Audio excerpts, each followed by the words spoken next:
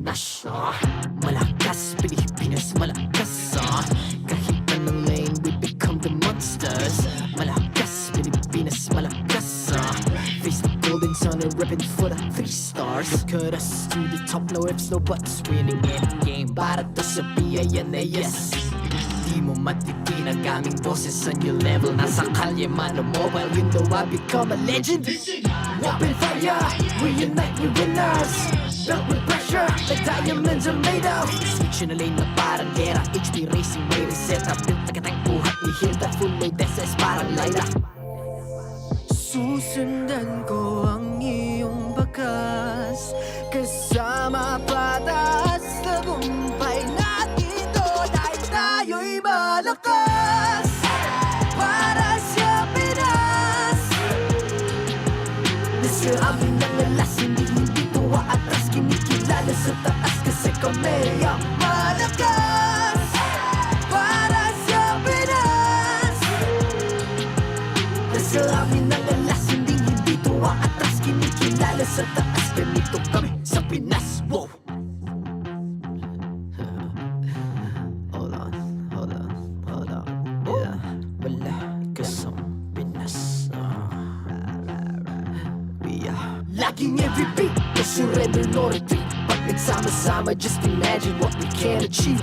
Laging every beat, no surrender, no retreat. Giving 100 all my all, cause we just cannot be defeated. We are unstoppable, immune and invulnerable. Ready ang equipment, lahat frozen, malang crowd control. Pakita ko na jab like pow, east to the southeast. So what I would proud and loud, cause every enemy we devour.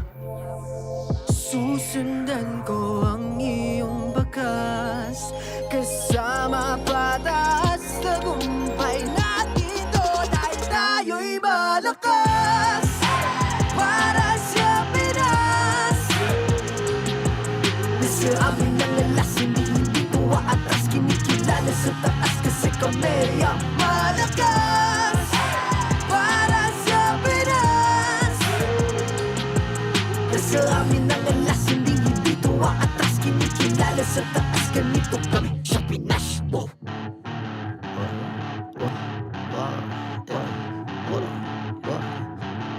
Malakas, Pilipinas, malakas, kahit anong lane, we become the monsters. Malakas, Pilipinas, malakas, face the golden sun and repping for the 3 stars.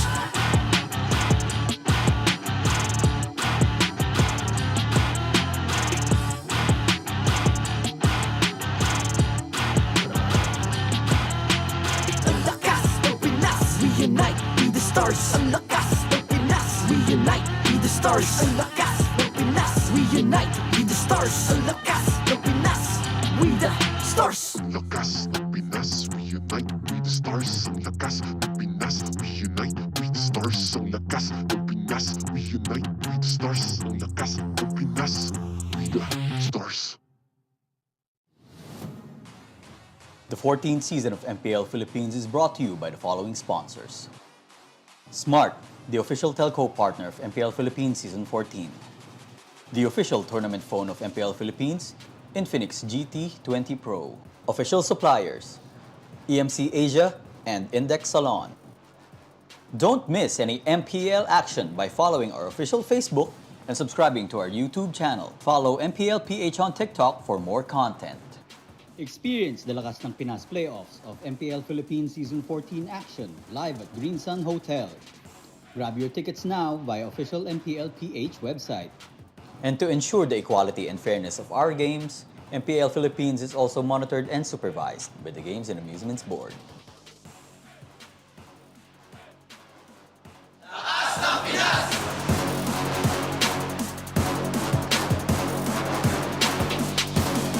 Lakas ng Pinas!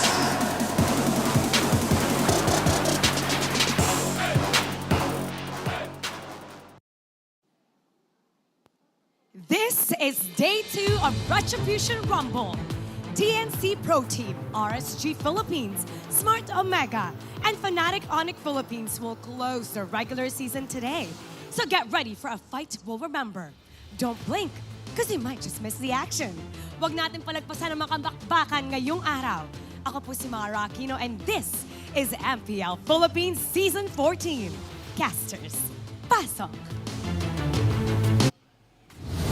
And welcome here to day number 2. It's week 8, last week of the regular season. And we're here to find out, again, still, we have 1 spot left for the playoffs. Teams fighting for that. I'm Naisu, joined here on the desk with Ingan to bring you our triple header today. Ingan, how are we feeling? I'm feeling great. Yesterday was a huge blow for FCAP because they got swept by Fnatic Onic in a dominating fashion. And we already know, Fnatic Onic, they're close to making even more history, basically, for the rest of the regular season. But also, before we talk about everything, what's happening today, we have to give a shout out to our sponsors, of course. You can level up your game anytime, anywhere with Smart's Power All 99. For just 99 pesos, you get 8 gigabytes for all your favorite apps, plus unleashed TikTok and unleashed text to all networks. You can stay connected, improve your MLBB skills, and keep the fun going with your friends no matter where you are. So load up now and enjoy our non-stop gaming with Smart.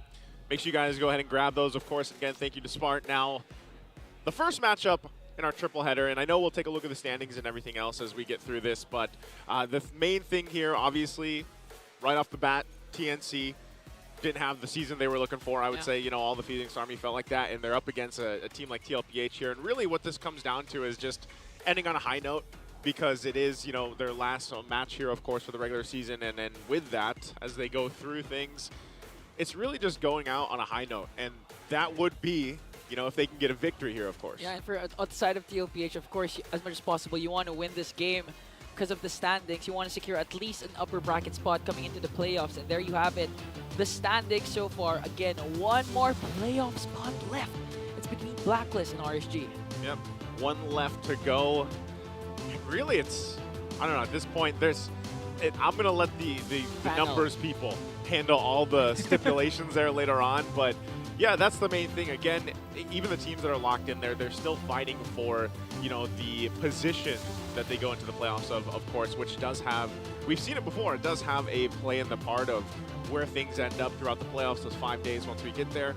But again, this is our lineup for today, TLPH versus TNC. To start us off, match 2, we have RSG Philippines and Aurora MLBB, and then our last match, it's Smart Omega versus FNOP. That's going to be great too, because again, we've seen some interesting things from just overall from Smart Omega, but also I think a lot of people now are at this point where they just want to see how far FNOP can continue to go. That's been the story the whole season. Yeah, Omega can actually be the streak breakers for today. Again, who could forget, they are the last on the poison of our tournament. And at the same time, they're coming off a huge win over RSG Philippines. And shout out also to Bornok, having his debut game alongside his brother Chaknu yesterday.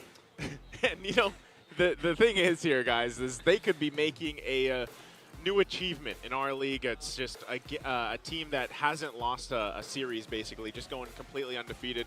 And that's a huge feat in itself. They've done amazing things so far, but we have to focus on our first matchup today, TLPH and TNC. And we're going to let the guys on the panel break this one down for you guys. Let's head over there.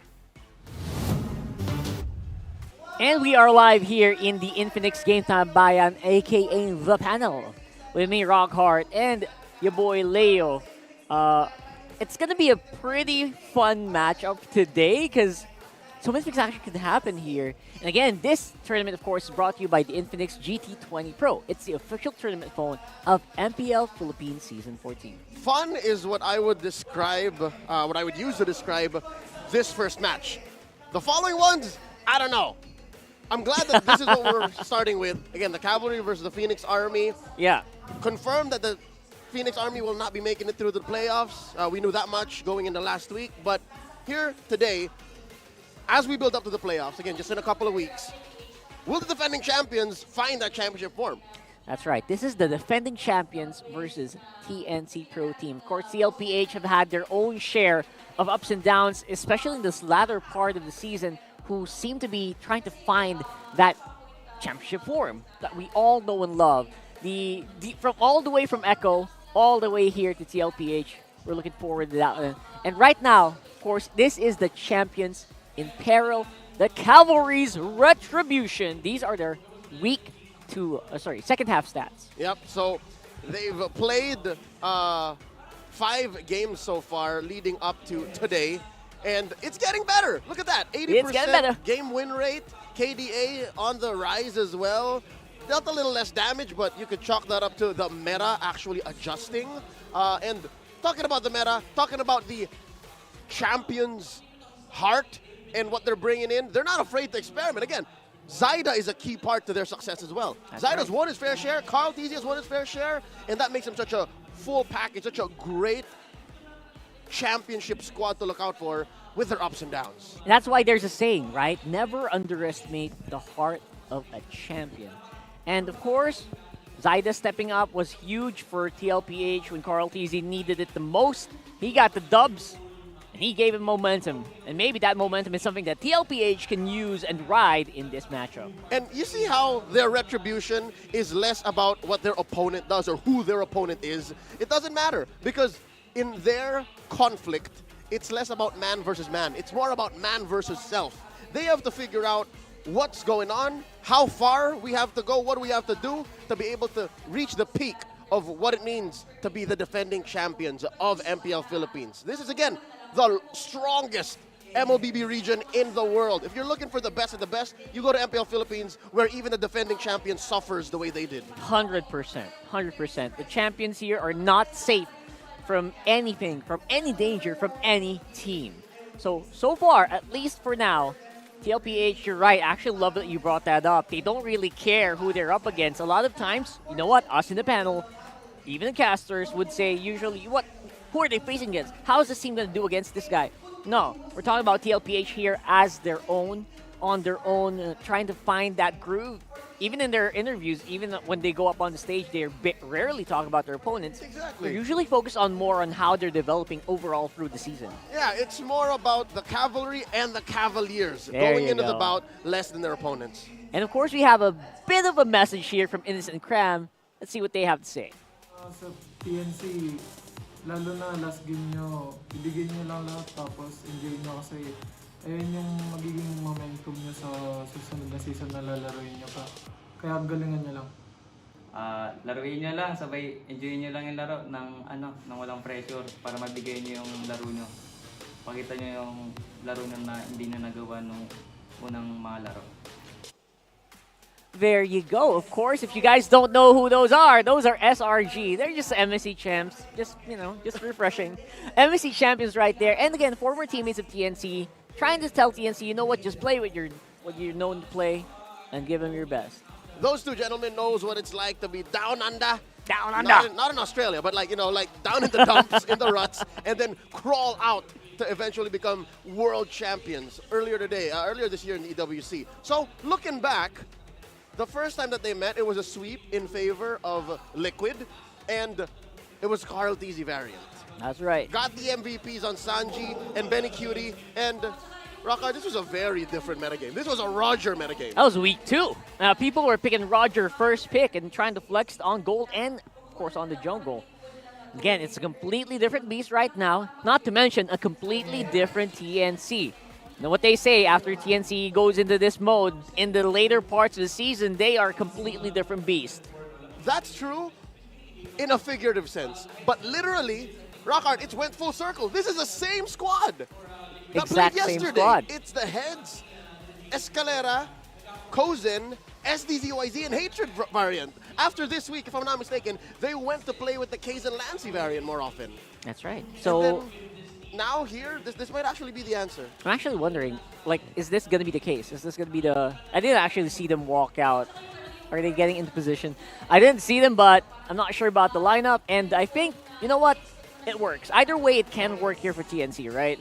And they've made it work several times, at least for, in the mid to early to mid. Work is a relative term. It's a relative term. They didn't get the dub. They got a few game wins. They got game wins, That's exactly. true, but a series win. This Yes. is their final match in Season 14. A win against the defending champions, a win against the M4 World Champions, a win against the Cavalry will go a long way towards TNC's rebuilding phase, Yeah. which already, by the way, has been a hot topic in the community for the past month. That's right. So I think in the earlier message as well, we're talking about, you know what?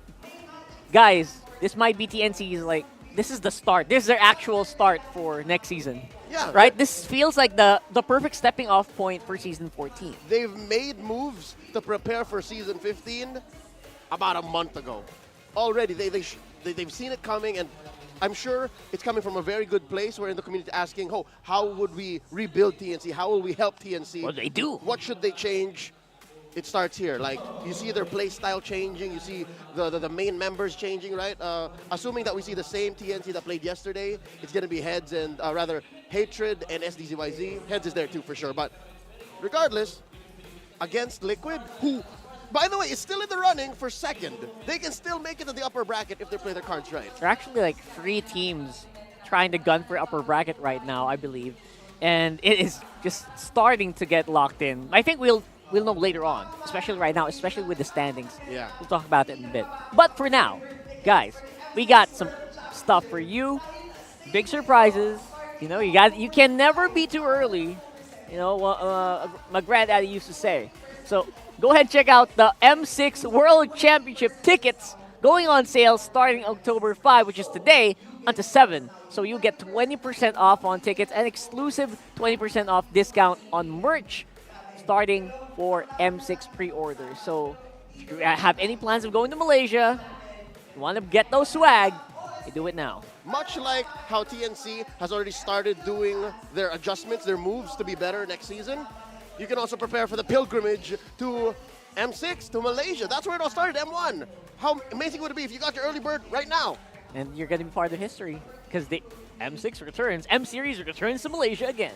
For the meantime, though, in this match, who do you think is coming out on top here? Are you a TLPH Fnatic? Okay. I said that in a weird way. Or are you a TNC Army? That's a different team. You're a TNC fan or a TNC Army? TLPH, let us know. We're going to predict, for this one, I'm going to predict TLPH. I said Liquid. You know what? I feel like a hypocrite saying, oh, TNC should do this, TNC should do this to rebuild, help, da da da da da. But in the forecast, I said Liquid. Yeah. It sucks that TNC did not, well, according to the predictions and according to the vibe check, couldn't win in Season 14, not a single series. But it's Liquid, brother. It's Liquid. It's a... That's the actual sound. I was actually the sound guy. Yeah. If you let it go home, if you let it go, he goes, he actually laughs. That's you. So the first part was me, second part was you. So, I don't know. Do you have the recall already? Please flex it right now. Are you flexing it? Do it. You're doing it? All right. Send it to me on TikTok. Send it to Leia on TikTok, and we'll do it too. What? We will? No, we won't. We're working here. Right now, obviously, we want to know what you guys' thoughts are. Why you think TLPH is going to win. Why you think TNC might go with a blaze of glory. They could, though. In this They series. really could. Suddenly, because okay, let me show you the other side of the coin. Liquid has their down days. Liquid has their down days. So TNC, the Phoenix Army, could put them to a boil. Fire. Fire. Fire, fire. It's time to fire up. And if it boils, it'll start to rain because the steam will rise up. It's time to win. It's time to win. It's time to fire up. It's time to fire it up. As whoever, a wise man once said, right? A wise man once said. So either way, we're going to see who's playing here today. And again, TLPH, Heart of the Champion, and of course, Path to Retribution here for TNC Pro Team. They're walking up on stage right now. Let's see.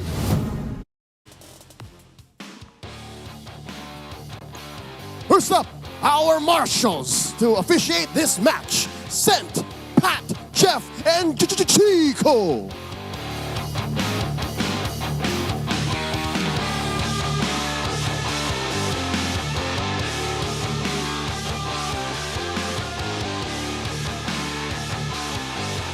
First up, the reigning champions of MPL Philippines are looking to secure their dubs in the remaining matches for the regular season. This is their debut in Retribution Rumble Weekend. It's Team Liquid Philippines.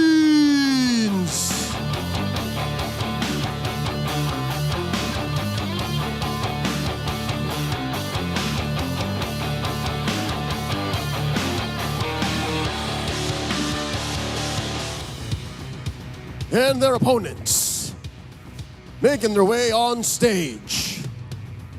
Rising up for their final match of Season 14. This is their moment to end the season in a fiery blaze of glory. Let's fire up for TNC Pro Team!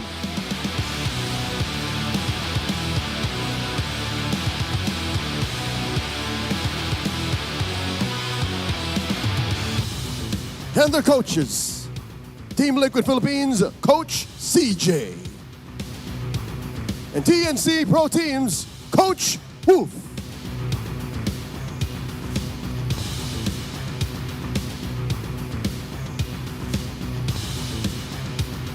It's time for the face-off. JP Escalera, step forward. Escalera, paano ka makakabawi kontra sa Team Liquid? Ano ang palag mo? Papakitaan namin kayo ng grabe. Ikaw naman, JP, paano mo masisiguro na hindi makakabawi ang katapat mo? Ano ang palag mo? Hindi sila makakaisa sa amin. Palag kung palag. Fist bump. It's the Phoenix versus the Cavalry. Will one ride their way to victory? Or will the other rise up? Break it down for us. Panel, pasok. A very confident sounding Escalera coming in on the stage. Against, of course, none other than JP himself. A very fiery looking Team Liquid PH. It's refreshing to hear Escalera, given, you know, what happened to them in Season 14, and every day, every match, he's able to step up and put his chin up and say, you know what, guys, we're going to give our best. We're going to do it. And to step up against JP. JP is a multi-time MPL champion, a world champion. Homie also won in the MDL. How do you do that? Right? you got to have some sort of fire underneath you to be able to do that. That's Escalera, Foria, hats off. The JP World Tour, by the way. And by the way, but on the other side, talking about fire, they know how to play with it. It's TNC Pro Team. And I'm thinking, you know what? All bets are off for TNC Pro Team right now.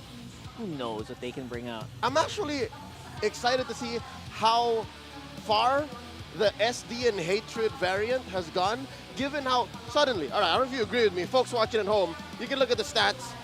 The aggression that TNC shows with the Kaizen and Lancy variant, it took a backseat to the more methodical jungling and rotations that the SD Hatred combo does, right? Look at this. Still their KP, close to it, but not to the level of Liquid, because Liquid is also pretty aggressive, right? Let's just not skirt around the fact.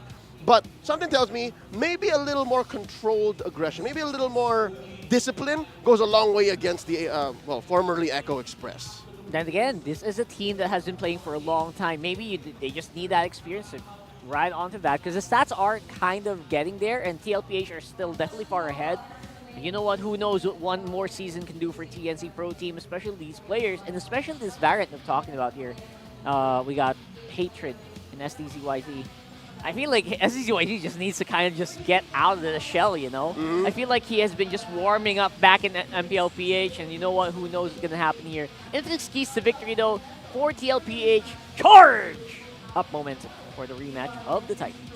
We're focused on talking about their matchup against TNC. That's what they're facing off against today. But tomorrow, it's the Grand Finals rematch from Season 13. So Liquid can definitely use this match to perfect and polish their style against their upcoming opponents. And for TNC, listen to Cram and Innocent. That's how it should be. They know what's up. They've been there. And lastly, these two teams, maybe they can leverage the metagame. That's right. SD, Carl, hey, you know what? I'll say it now. They're cut from the same cloth. They're very instinctual players. They're very high game IQ, very, let's be honest. Like, mechanically speaking, they've done great things. But we've seen crazier things from other athletes. That's right. But when you say innovation, when you say longevity, Carl, TZ, and SD, they're on the same path, in my eyes, in my opinion. Of course. And you would know for SD, you worked with the guy for a while. So I feel like SD, I've been waiting for him all season long to really tear it up, because it's his meta technically as well. Yeah, it's it's a controlled assassin meta. Sure, if you're ridiculous with your mechanics, with your Fanny, with your Haya, with your Ling, you could do great things. But if you know the game inside and out and you have an understanding alongside your teammates, you can really take it to the next level. That's what Kyle TZ brings to the table as well. And you know both these jungles have that in spades. Let's see if that's going to reflect here as we head into the draft for game number 1. All right. So yesterday we got some pretty spicy picks. Fanny first picks for days here. Oh, yeah. And, you know, FNOP tore that game up. Literally one-shot combo the Grok. That's King Kong for you. Even broke a record. Even made the fastest game even faster. 9:51. Yep. Woo.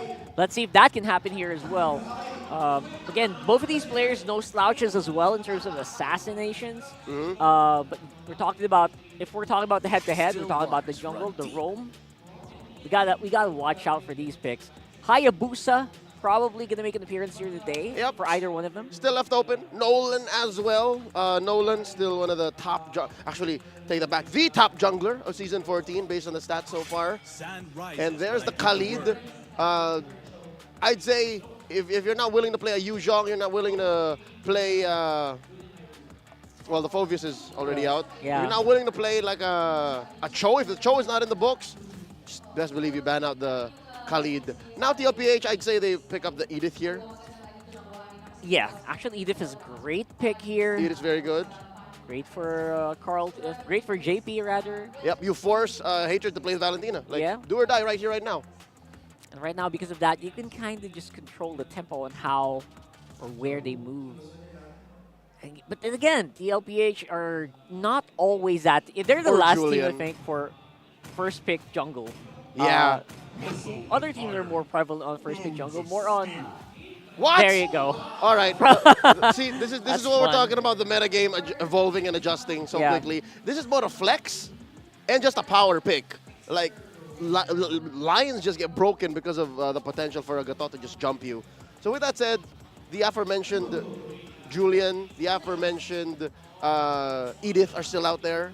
One or the other should show up here. There she is. There she is. Great for the great flex. XP and roam still super powerful, and I believe the win rate should be super stellar. Most likely 80 and 90% here. I don't have a laptop, so I can't check. But around thereabouts, 80% is more likely. And there's a Hayabusa. So this is a Carl TZ special. With a smile. Yeah. Good chunk of players will actually say, when I say Julian, who do you think? Carl TZ. Of course. A lot of folks will come to think of the GOAT here. One more pickup here, looking at the Zask, still open for Sanji, who celebrated his birthday yesterday. Oh, happy Instead, birthday. it's the Valentina, of course. Of course. There's an Edith, you take it, and then the Harith. It feels so. This feels so automatic, right? These are such instant responses to each other. And that's what's so amazing about this current metagame, Carl. The fact that it feels wide open. I'm going to use that word very specifically. It feels wide open with, what is that, a record 76 heroes used so far. 76 heroes used up until tonight, till today, with Sicilian being the last debut hero. It feels open. That's why, you know, these Harrods, these Julians, these Hayabusas come through. Sicilian was insane yesterday, by the way. The mid lane, I think, definitely wide open. You can't really ban out much, except for maybe the global presence of a Lo Yi. Right? Oh, yeah. So those are the things that you really want to ban out. Everyone else, open for the taking. Oh, yeah.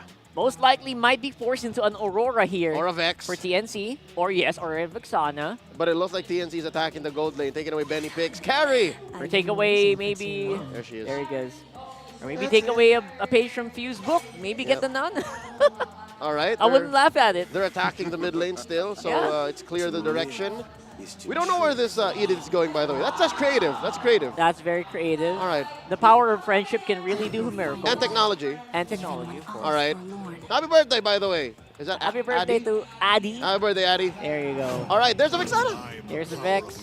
As mentioned. Is that Kaja? Whoa, all Wow, right. some old school pickups. Benny Cutie bringing back the 1-1. What is this, his third game? Yes, third game on the 1-1. All right, and of course, Pretty good Daddy win rate. JP's specialty 100%. Kaja. I'm liking it. There's a good amount of pickoff, a good amount of CC, AoE, and good damage profile for Liquid. And in a way to actually catch that pesky Hayabusa. And Aerith. It's a very old school answer, to be honest. That's what we used to do back in Season 2, Season 3. There's a Hayabusa, you tie that guy down. Kajo was around then? Maybe. These facts, they just It's not blur. Season 2 to 3, it's 4 to 5. They just blur. All right. Correct me if I'm wrong in the comments. He was there, but I was there too, but we wouldn't remember. We mix up a lot. All right. One more pickup here could be the EXP. Terizla's open. Oh, and it's the high loss. All right. How crazy is that, Rockhard? That at this point in the metagame, Hylos used to show up first, and then I was just like, yeah, whatever, let's close up the draft with it. Like, last pick, Hylos. Not even a thing, you know? Like, as you say, forget about it. Forget about it. At the very end.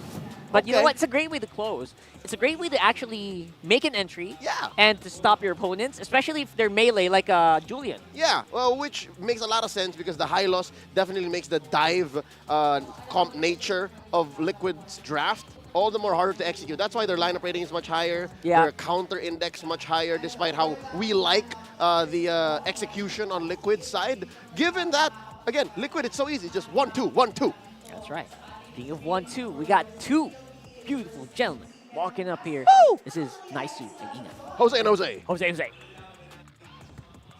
Two beautiful gentlemen indeed. It's Jose and Jose. It's nice suiting on here on the English desk. And we're here to bring you the action. It's game number one in the first series of our triple header. And you know what? What? I gotta agree, man. I gotta agree with our panel there. I love the way the meta has shifted. I would have never thought we'd be knee-deep into the season, nearly towards the end, and Ganacontra gets picked up. First pick, Hylos is last. Yeah, you know, just yesterday alone, we have recorded 76 unique heroes used.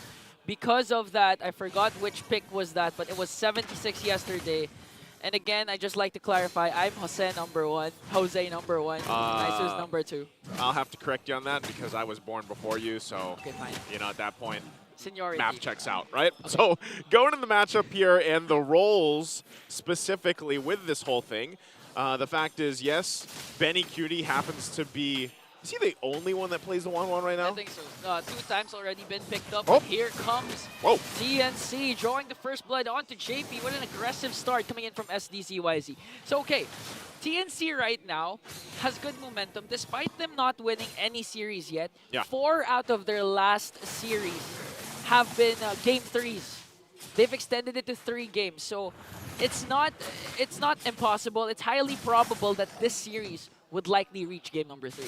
Well, hopefully it can, because again, what really needs to be looked at here is for TNC, you know, if they can get to a point where they get a victory against a team like TLPH, who, mind you, last season's champions. Yes, they've kind of had their own struggles this season alone, but TNC can go ahead and close out the season with their last games here, really just on a high note, hopefully, you know, and for TLPH, again, it's the same thing where you have these teams all fighting for those spots within the bracketing of the playoffs. Like, again, they're already secured for the playoffs, so it's all coming down to, those teams fighting for the best opportunity when it comes to the playoffs here. Right now, though, Turtle's going to be up first one of the game, and TLPH looks like they might just go for it.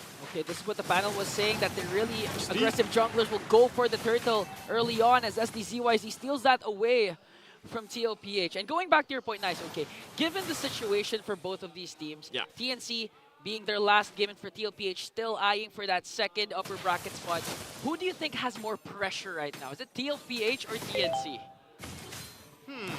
For me, it's TLPH. TLPH for sure. I mean, TNC can more so just be on the whims of, we don't have anything to lose. Let's just go ahead and play our best without any of that pressure, really. And I would almost think that even TLPH, SD.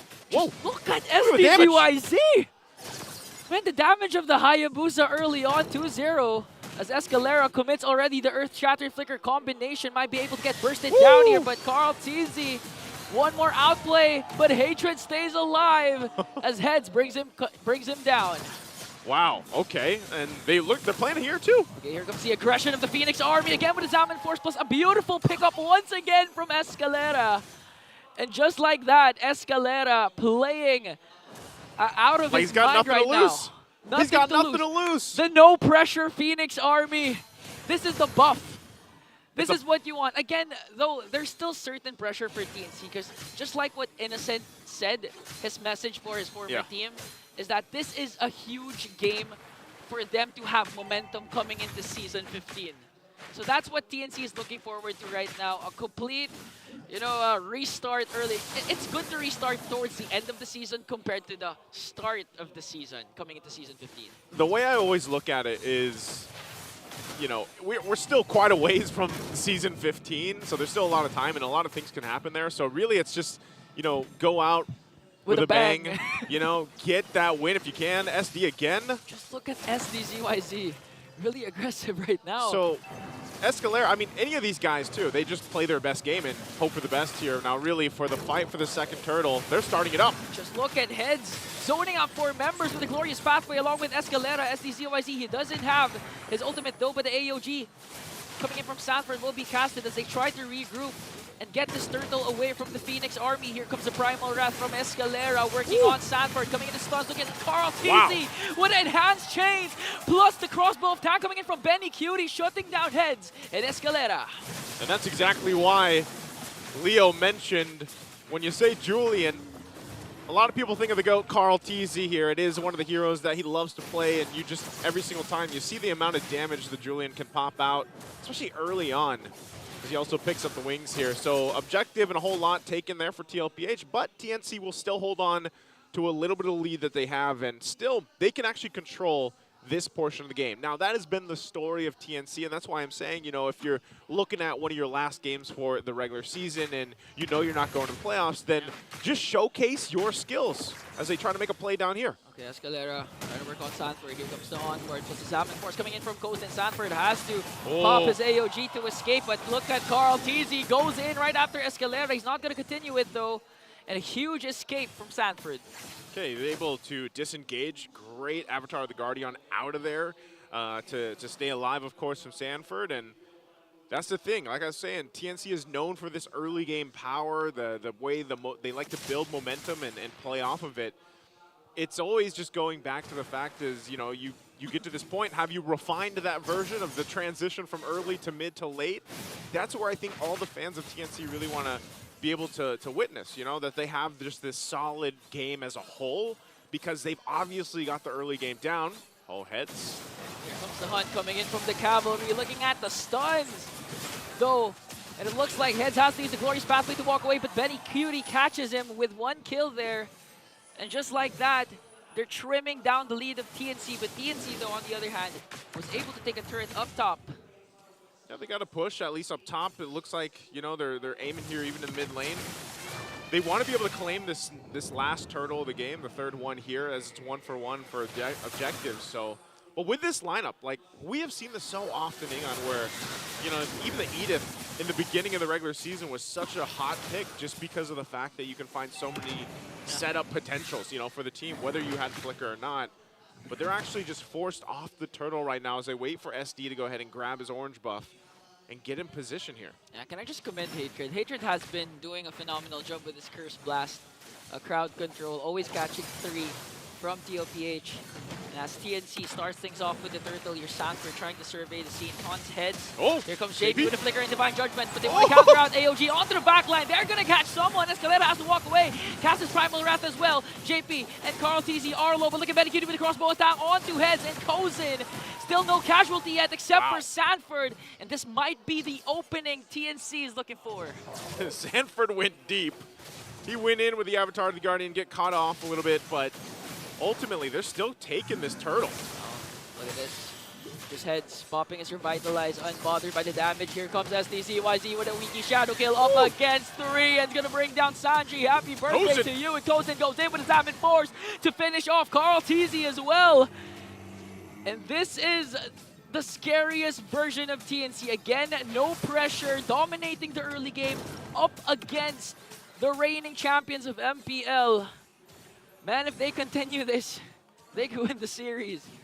Unfortunately, it's their last series. Yeah, the way you have to look at it, like I said, is just showcasing their skills at this point, even because we've seen so many versions of even TNC throughout the course of the season. And, they talked a little bit about the panel, how, you've seen a more aggressive TNC, you've seen a more calculated TNC, but nonetheless, I would say, and maybe you agree with this as well, is TNC in general, their playstyle has been pretty aggressive. Like, they are a team that likes to take those risks, and you know, sometimes more often than not, it ends up falling out of their hands towards the later portion of the game, and that's where we're getting. You know, we're getting to that point where the Lord's going to be up here in about a minute, and they have a healthy lead. They're getting these turrets down across the map. They've got now the 2 down.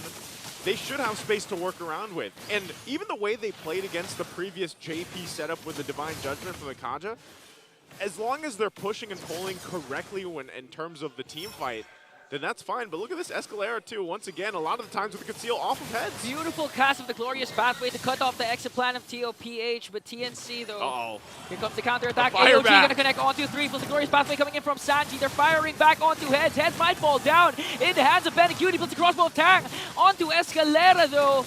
Look at Benecutie, 1v1 onto Kozin, but Kozin gets a final blow to bring down Benecutie, handing him his first death. Now SDZYZ isn't done with the young goat.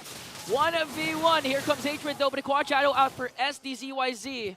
And TNC is going to pick up 3 kills. Good pickups there from TNC, and perfect timing in leading into the first Lord. So now once again, with a great lead that they have, they should be able to go ahead and convert some of this. Possibly the objective as well as they make their way after the reset. But TLPH will do what they can. You know, Sanji's nearly up as well. They might just try to delay this. JP doesn't have the Divine Judgment or the Flicker just yet, but they're trying to get a position. Okay, Heads goes in for the Glorious Pathway. Tries to zone. JP's going to get bursted down by SDZYZ. A 6-0 to KDA for this Hayabusa as they get an uncontested Lord. Yeah, SD at this point. I mean, how many times, man, have we seen a Hayabusa picked up and then just snowball out of control? A lot of times. Too many to count. Quite a few times, Escalera. Oh, Escalera again with the onboard. Sanford, though, is going to evade that as they try to work on the mid lane turret. And TNC just really establishing huge gold lead here, 5K. And looking at the items of SDZYZ, pure penetration. He has the Malefic Roar already. I believe he also has the Hunter Strike. Got to build up that Blade of Despair. And you're not going to wonder why the damage of SDZYZ is always enough. He might be even able to burst down JP here. He's not going to commit it, though. He's not going to risk it. Even with the lead that he has and the snowball that he has, man, he's like, you know what? Not worth it yet. We still have the Lord making its way up top. Teams following through. You can see, you know, like you mentioned, he's got Hunter Strike. He had the Sea Halberd as well. Malefic Roar, He's got Malefic Roar. And he's that seems to be plenty already. So even when he picks up the next items, he's going to do a lot more. Now, TLPH, if they're able to shut TNC down, even if it's just SD, then that's going to be a lot of gold in the right hands here. Okay, we might see another 1v1 jungle action down bottom as Carl TC tries to delay the minions onto the bottom lane. Okay, here comes SDZYZ. Okay, they're going to sandwich Carl TZ.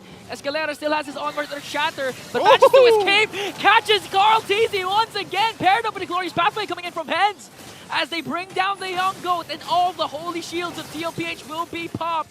Look at the Wiki Shadow Kill coming in from SDZYZ, forcing Sanji to use a Primal Wrath and the Revitalize from Sanford. And would you say that was a win for TNC with that push?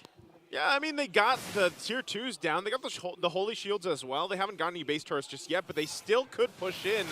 Escalera can seal again. No, at this point, even if JP manages to pull someone there, but a beautiful taunt coming in from Sanford. Here comes the counterattack once again, forcing out Heads with the Glorious Pathway. They tried to go for an inhibitor. Oh, wait, the counterattack of the Cavalry. Sets their eyes on Kozin, but flickers out as well. 2 flickers have been expended. That was an initiation wasted. Here comes the AOG counter, though, coming in from Sanford. Benecutie managing to free hit every single member of TNC as they shut down Kozin in exchange for Sanford. Benecutie casts the crossbow of Tang, but a Winter Crown play coming in from Hess plus the Revitalize. He still will fall down, though. A 3-4-2 trade, and as SDZYZ goes in with the Awigi Shadow Kill. Might be too deep, but Sanji still remains alive. I'm surprised Sanji was able to survive that. I was looking to see if he'd get taken off, and that's the thing. SD, like we said, he's got the items, he's got the damage, but given the whole fact that TLPH is actually down 6,000 gold, I'm surprised they had that good of a fight against TNC.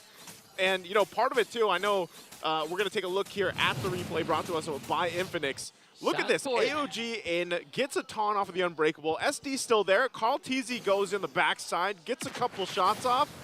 But the whole time, too, Sanji and Benny for the most part are fine.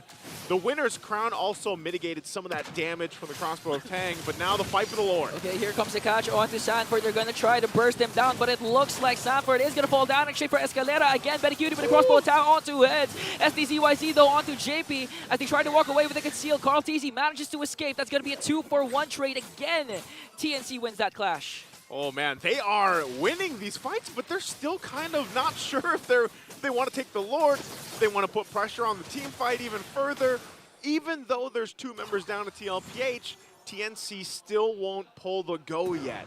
They still have to respect the fact that even with this lineup, TLPH could get a potential pickoff. And if Benny has a good crossbow of Tang that isn't stopped or, mitigated with a winner's crown or what have you, then a fight could turn, but they're going to go for this Lord here. Okay, 2 junglers are active here as Sanji also is going to enter the scene. It's going to be a 5-on-5 for the second Lord.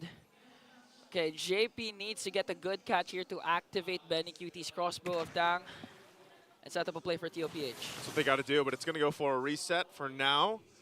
Like I said, TNC will go ahead and play this in a more passive way. Again, even if you have a lead, you still have to look at what's across from you, what defensives are there, what items do they have. We know some Winter Crowns and Immortalities were also picked up in exchange, and even more, some of the defensive items here. As hard as it's been to get to SDZYZ, if he just picks someone off, and he just picks up a Blade of Hepsies now too, so the pickoff potential and the damage that we've seen so far from this point is now even further towards that. Look at the damage dealt. Even looking at this before he had that Blade of Hepsies. Like, SD is that guy. He's the damage guy. So it's almost a double-edged sword, obviously, right? You don't want to get blasted either, because if SD's taken out of there, you'll lose a huge damage profile. Here's the conceal, though. Okay, here comes the charge and the catch onto the young goat. They're going to bring that call easy once again. Escalera pops his Primal Wrath, but Sanji has his own as well. Sanford goes in for the taunt onto Escalera. A counterattack might into here for TLPH as JP uses the conceal. They're going to try and get a pick off, but Hatred manages to stop that clash as Sanford goes in with the AOG onto the backline. Revitalize coming in from heads. Benny QT managing to have stacks onto heads, but still not popping the crossbow of Tang as they bring down Sanford. And this is finally the opening for TNC to get the Lord. Hey man, that's what we were talking about. Damage profile is insane if they get the catch. TNC does that, they get the objective off of that. And it looked like, there was a little bit of fight from TLPH, but unfortunately they didn't find those connections. I mean, even JP, when he flickered forward to get that pick off, who was he gonna grab? Escalera or heads? They were up on the front side. But then it forces an Avatar of the Guardian from Sanford, and then it kind of got to a point where Benny Cutie, TLPH's biggest damage at this point, couldn't pop off the way he wanted to with the crossbow of Tang. Yeah, again, I'd like to commend what Hatred did, foiling the plan once again of JP. I believe he used the cursed blast. I know, not the cursed blast, the Deathly Grasp to stop JP from using the Divine Judgment. It did connect to Escalera, but he wasn't able to dash out and serve it up to Benny QT because of that Deathly Grasp. So huge play from TNC. And I do love to commend the whole team of the Phoenix Army, because this time it looks like they're really decisive with how they play. Escalera again goes in with a conceal, plus heads coming in with a glorious pathway. The Lord marching in the middle lane as goes in, drops the inhibitor turret down bottom. It's going to be a huge defense needed coming in from TLPH. Okay, right now they're still going to deal with the Lord, holding it together. Sanji going to use that Primal Wrath that he took as well from Escalera. So right now they're just going to clear the waves, hold on to what they can. They're going to lose all base turrets though. So TNC now making the choice. Do they want to push this one in? Do they want to force a fight? Okay, they have minions coming, approaching onto the top lane. Sanji though, here comes heads with a glorious pathway as well as Escalera. SDCYZ goes in. Primal Wrath coming in from Escalera. They might be able to bring down Sanford, but Sanford remains alive. And TLPH, although they lost all their inhibitor turrets, the game's still not over. All 5 members are still alive. They're all still alive. TNC now. Hey, when I said it earlier in the game, man, I was like, TNC's known for having that early game. They're controlling there. They've done a pretty good job from the mid to late now. And they're in a position, almost at that 20-minute mark where it looks like they're going to wait for the next Lord to come up, right? Because I'm not sure if TLPH will even give them the opportunity to, get a pick off or something. Now, we might see TLPH take a Hail Mary play, And a Hail Mary play with this lineup is literally JP. Like, it's all on JP. Or Sanford. Literally a Hail Mary throw with AOG. You know, Sanford could be the one, but it's so much better if you use the Avatar of the Guardian after the fact that there's already chaos breaking out. Because, I mean, we've all been there. You see a Gatot flying in, you're dodging out of it, yeah. you know? It's easy to dodge. I do agree. It's easy to dodge out the AOG compared to a Flicker Divine Judgment that you could literally serve up to Benny to activate the crossbow of Tang. But again, the Winter Crowns will play a huge effect here for TNC. If ever it locks onto someone who has that Winter Crown, the damage output of TLPH will already be mitigated. But again, you still can't discredit the heart of a champion. I mean, this team swept Falcons AP Brand in the Grand Finals last season. If someone can come back from this deficit, it could be TLPH. Even down this much gold at this point. We already saw the preview of the items. Everybody pretty much locked in. A couple item swaps happening, but Immortality's on both sides. Wind of Nature's too, so this still can play out into a full team fight.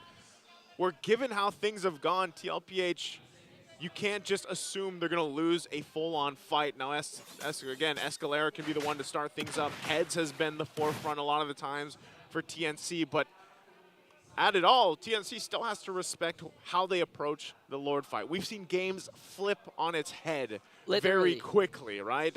Just even at this point, when you get to these later Lords, and even though you have your base turrets down, that's part of the fact where, yeah, we just got to manage these waves, make sure we're not getting pushed in too much. And hey, we've seen it from TLPH before, but there's the conceal.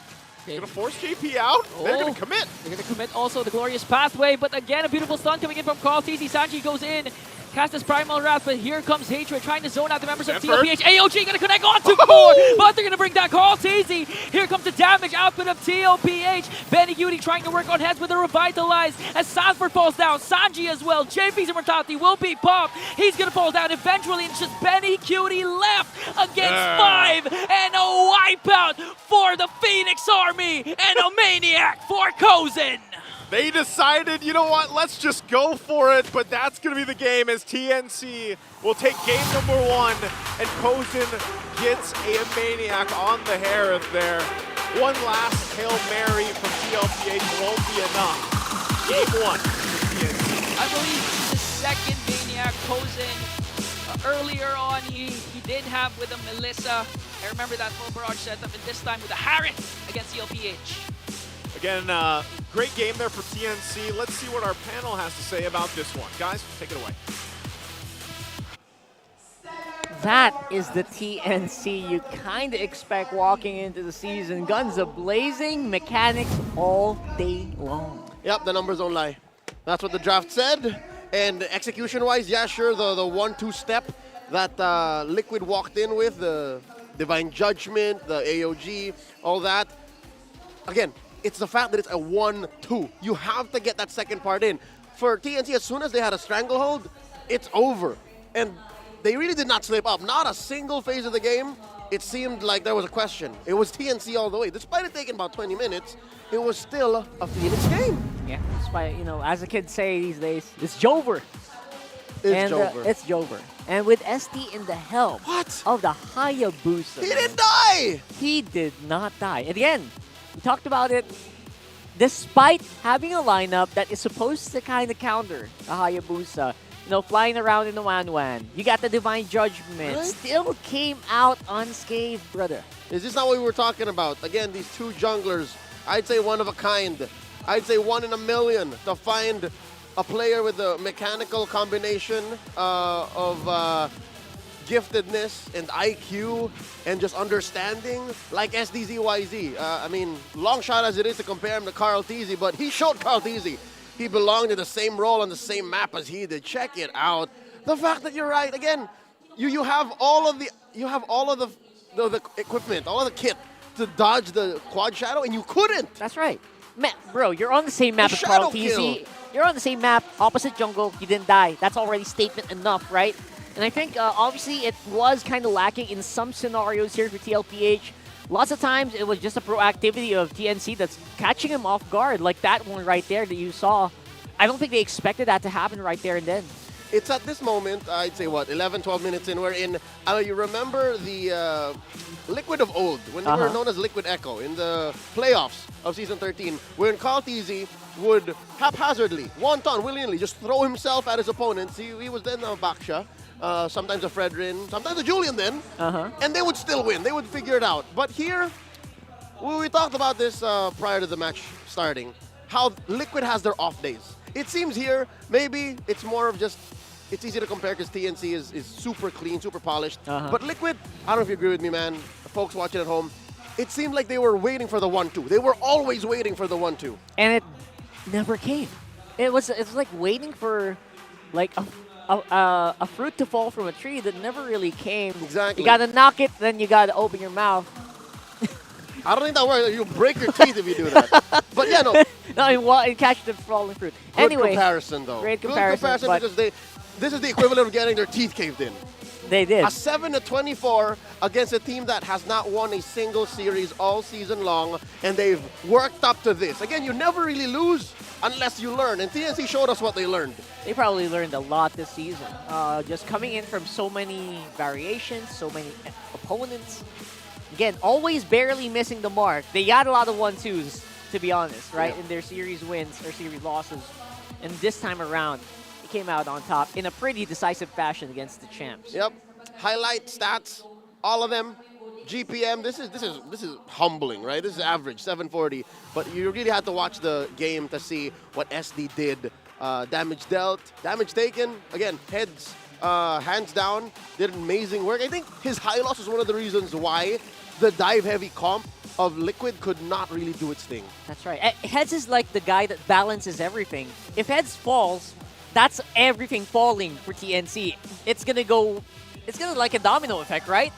But Heads didn't fall. There were so many times that he almost did, but he held on. That's how the rest of TNC, like, players like SDCYZ, players like Kozin, could do their jobs.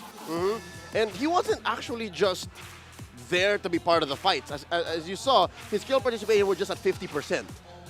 As a linchpin, as an anchor XP lane player, you expect it to be much higher. Stats-wise, if you look at all of Season 14, it has to be higher. But the way Heads plays, again, even from week 1, they don't have any XP subs, so he's been there since the dawn of Season 14. Yeah. His playstyle is so versatile. Look at this. His damage taken. You're right, Rockhart. Even when he just almost dies, or even when he actually just exits the fight, he's already done his job. That's right.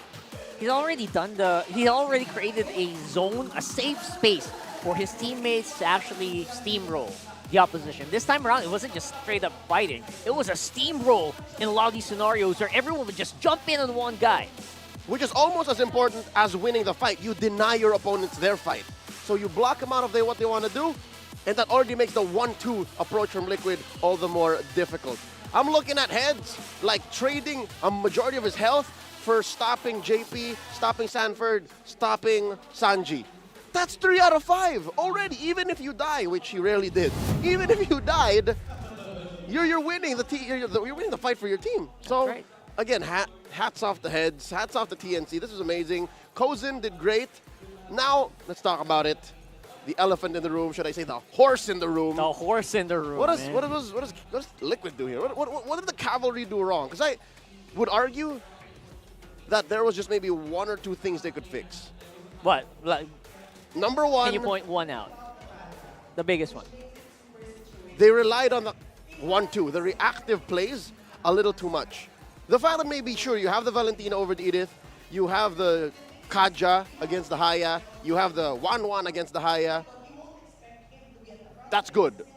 But those half wins did not lead up to the big picture. So I'm guessing, step on the clutch. I don't know if it takes Coach CJ or Coach Cyrus' directive to do that. Be more proactive. Don't think about how you can stop your opponent or how you can counter your opponent. Like, draft-wise, start off, pedal to the metal. Straight up do your thing. I think that's exactly what it is. The one-man dud did seem a bit reactive, and it's a great pick against really strong pick-off assassins like the Hayabusa. But then again, you kind of have to wonder, how's the team fight going to look like? The biggest thing that I noticed there was TNC was grouping up a lot. Year one was single target. Yep. She couldn't hit multiple things. The biggest AoE they have, Gatotkacha, AOG, Sanji, and the Julian bomb. And Sanji and Carl have to put themselves in danger. They're so close up, and Yep. they're walking on like the glorious pathway. The glorious pathway. It's such a bad scenario for them, to be honest. The floor is lava. Floor is literally lava because So- it's red on in their side. With that said, I think the idea is to draft in a way or to enter game 2 in a way wherein you don't have to think of the 1-2. There is no prerequisite. There's no what if. So find a way to draft your way into a Claude. Honestly, Find your way. that's what's been working for them. Yeah, a Claude, Right. the The carry carry got banned got out. banned out, yeah. A Beatrix, find a way to get that in. The Kaja is good. It's good. I like the Kaja. Yeah. Maybe not Kaja with 1-1. There you go. Kaja with a different guy. Gal. The Natan maybe could have worked better. People, that's pretty AoE, so something like that. Anyway, either way, TNC doing a marvelous job. You know what? They're always on point on the draft. This time around, their execution was pretty flawless, and they knew their opponents well. I think in this one, the experience that we're talking about earlier for SDZYZ, that's almost at par with Carl TZ. We saw that. And actually, SDZYZ one-upped that one. Yeah, just to Today. clear things, we're not saying SDZYZ equals Carl TZ. Yeah. Fundamentally, on paper, in case you don't know the history of these two, SD was responsible for shaping Carl TZ's M2 World Championship run. It was then World Challenger, eventually Workoster Force, that scrimmed with the M2 Bren lineup that kept them on their toes well enough to take down the likes of Alter Ego and Burmese Ghouls at M2 in Singapore. So these two have a working relationship. That's right. So, here, you know what? Carl TZ came into MPL first, but SD was already playing with him way back then. For the meantime, before we go into any game talk, let's look at the MPL arena and look for the freshest look for Index Salon here. I like her coat. Look at that. That is a... That's fur. Hey, gentlemen. Hey, sir. brother. Sir. Yo. Sir, you're on. You are on camera. There you go. He realized it. Okay. Looking really, really good, people. He's got a cool jersey. Is that... But and I this think- is very accurate. I think she outrises him. Ah, there you go. 100%. Well deserved. 100%. Oh, she got the hair whip Hats too. off. There you go. That's all you need. Her nails are also on fleek. You see this rock art? Probably by Index as well. Look at that. It's probably by Did Index. security get her checked on the way? She's looking like Lady Deathstrike. Those are extremely long nails. Those though. nails That's- look like they're made of adamantium. Those are nails that can literally rip you to shreds. Anyway, this one though, really good, really fire. Again, most likely with the help of Index Salon right there. Thank you so much. Thank you so much, Index Salon, for always keeping us looking pretty sharp for the most part. Oh wait, no, I don't have. You can't see it. There's Except for this one. Yeah. Yours has a bit of a camo. No, yeah, it's kind of covered up. They comb it out like. Yeah. TNC is on blue side right now. All the more difficult for Liquid. Yeah. I don't know. Wait. Here's my theory. All right. Yeah. Liquid on. Bring out the book. With Liquid on red. Liquid on red. Okay. If Liquid's on red, I think they can get. I don't know why they didn't pick the Zask game one. That's true though. Well, there was the Edith, so que sera. But here's the thing. Maybe they can go for a Edith Zask on the swing back. They can draft in a way wherein they open up the Haya, they open up the Nolan, they even open up the... yeah, there's only Nolan's pretty good. There's only so few heroes you can bait out to make Coach Wolf think, yeah, they're not going for the Edith Zask. That's, I think, step one. That's probably... Try to go for the Edith Zask, and then we're talking. There you go. So many good combinations. Once more, Edith still pretty much high priority on the first rotation. No doubt about it. But then again, we are in a season where really unpredictable stuff are happening. That Gatotkacha first pick earlier, by the way, I don't really think blew my mind. It wasn't bad. It wasn't bad, but you know, it's really kind of unexpected. It's one of those curveballs that these teams throw. We saw it happen yesterday. Yeah. So maybe that's the direction that the new meta's going. All right, Harith and Khalid banned out. by TNC. Liquid taking out the Matilda and Womp Womp chip. Of course. So again, you can still go off of that whole trade, the Edith and Zask, for whatever you want. No jungle. I don't think any junglers are getting banned out except for the Fanny. Probably. And I think in this scenario, you don't even 100% need the Fanny. I don't think they bothered with it earlier. There's a dig. So, Okay, Carl Teasy doesn't really play the Fanny as often, so maybe they don't care. Yeah, probably. Both of these teams are pretty... They're Fanny agnostic. Yes, Fanny agnostic. That's the best way to put it right now. More classic junglers are probably going to be in the play here. Hayabusa getting banned out means Nolan's pretty good. Nolan Julian. Nolan pick Julian it up, Ling. man. Nolan Julian Ling. There's the Julian. Okay, so They the pick it up. Edith, one of them's the Edith. Edith Val? Are Edith you that Valentina. bold? Are you that bold? It's actually pretty safe to go for Edith Valentina here. Those are not even doubting that right now. Hylos and... Oh, they didn't battle Loyi. All right. I'm assuming the lack of repositioning and the high loss from Heads last game was such a huge factor that it became the game plan. Liquid just wrapped their whole strat around It's like the counter pick, to be honest. Yeah. In the most aggressive way. They made Carl TZ's life hard with that Hylos. They made jungling with the Julian so difficult. That's why, you know what, TLPH picking it up right away. It became personal, Carl. Yeah. They made it personal. They took it personal. Okay, so what's left here for TNC is, maybe they could go Edith Val? Is that worth it? That sounds pretty okay for me. I don't feel like it's a good answer to the Logi, though. Yeah, they don't want to do that. Yeah. Just a Val, though. But it closes up the Edith. It does. They don't care. No, they don't care. There it goes. They don't care. There it goes. Carl TZ on the Ling. Always a treat to watch here. But then again, we've seen games where the Ling just has a hard time against Cho. Any lineup that has a Cho just saves the way of the dragon for when the Ling goes in. Rockart, both teams don't have a gold laner yet. That's right. So they're going to start taking out carries. Yeah. They're going to start taking out Claudes or take out... I don't know, is this Beatrix? I'm hoping for Beatrix, to be honest. Maybe she's the only one going to get left out. Natan is still open, but teams are starting to be a little bit more or less inclined to pick it up. There's a 1-1. Yeah, they're forcing this. Okay, They're respect. forcing the Beatrix. They're forcing maybe the other gold laners here to happen. Alice is not sure if they're happy to play Alice. I know BenQT has a long history with Alice. Like way back here. Those are things I'm hoping I can see here with all these gold lane bans. I think we're gonna get it, Leo. I mean, I don't... Here's the thing. Kozin, has he played a Beatrix all season long? I don't think so. Right? So if it doesn't get picked here fourth for Liquid, then he'd be stealing that. And now you wonder what's left for Benny. Do they ban the carry That's here? a carry ban, right? It has to right, be. Wolf? Right, Wolf? Come on. Just do it. Do it, Kaisam. Just do it. Do it, Patrick. It's gonna force a lot of really crazy. Oh, you forgot the Lunox, of course. Okay. Carry? Yep. That's a Ruby Gold. Is that Ruby Gold though? It could be because it's Could a Ling. be. So you can afford to do that. And Okay. now they're questioning. All right, you didn't expect that, did you, fellas?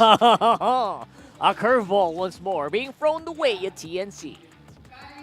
They can carry still. Yeah, carry sounds like the plan. They If can not carry. Beatrix. And they're still looking for XP or... XP. Wait, Edith's still open. Alice is pretty good. Edith's still open. Either for XP then or Rome.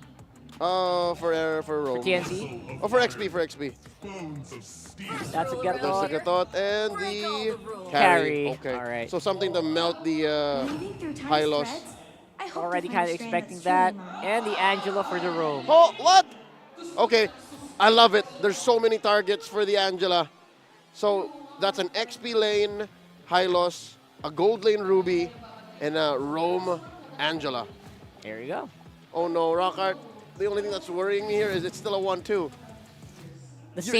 Kind of the same scenario, right? It's still, all right, set up for something and then go for the inevitable. But what if the something doesn't come up? Look at the 0 counter index for both teams. Because they don't really interact. They don't really care that much. But here's the thing. TNC, they're only really waiting for what Hatred gets. But that aside, it's so much easier for them to get a pick off, and you're testing JP's reflexes. How fast can you hard guard Daddy JP? How fast? Honestly, a big test for either one of these players, right? So we're going to have to throw it over to casters to give us a game for game number 2.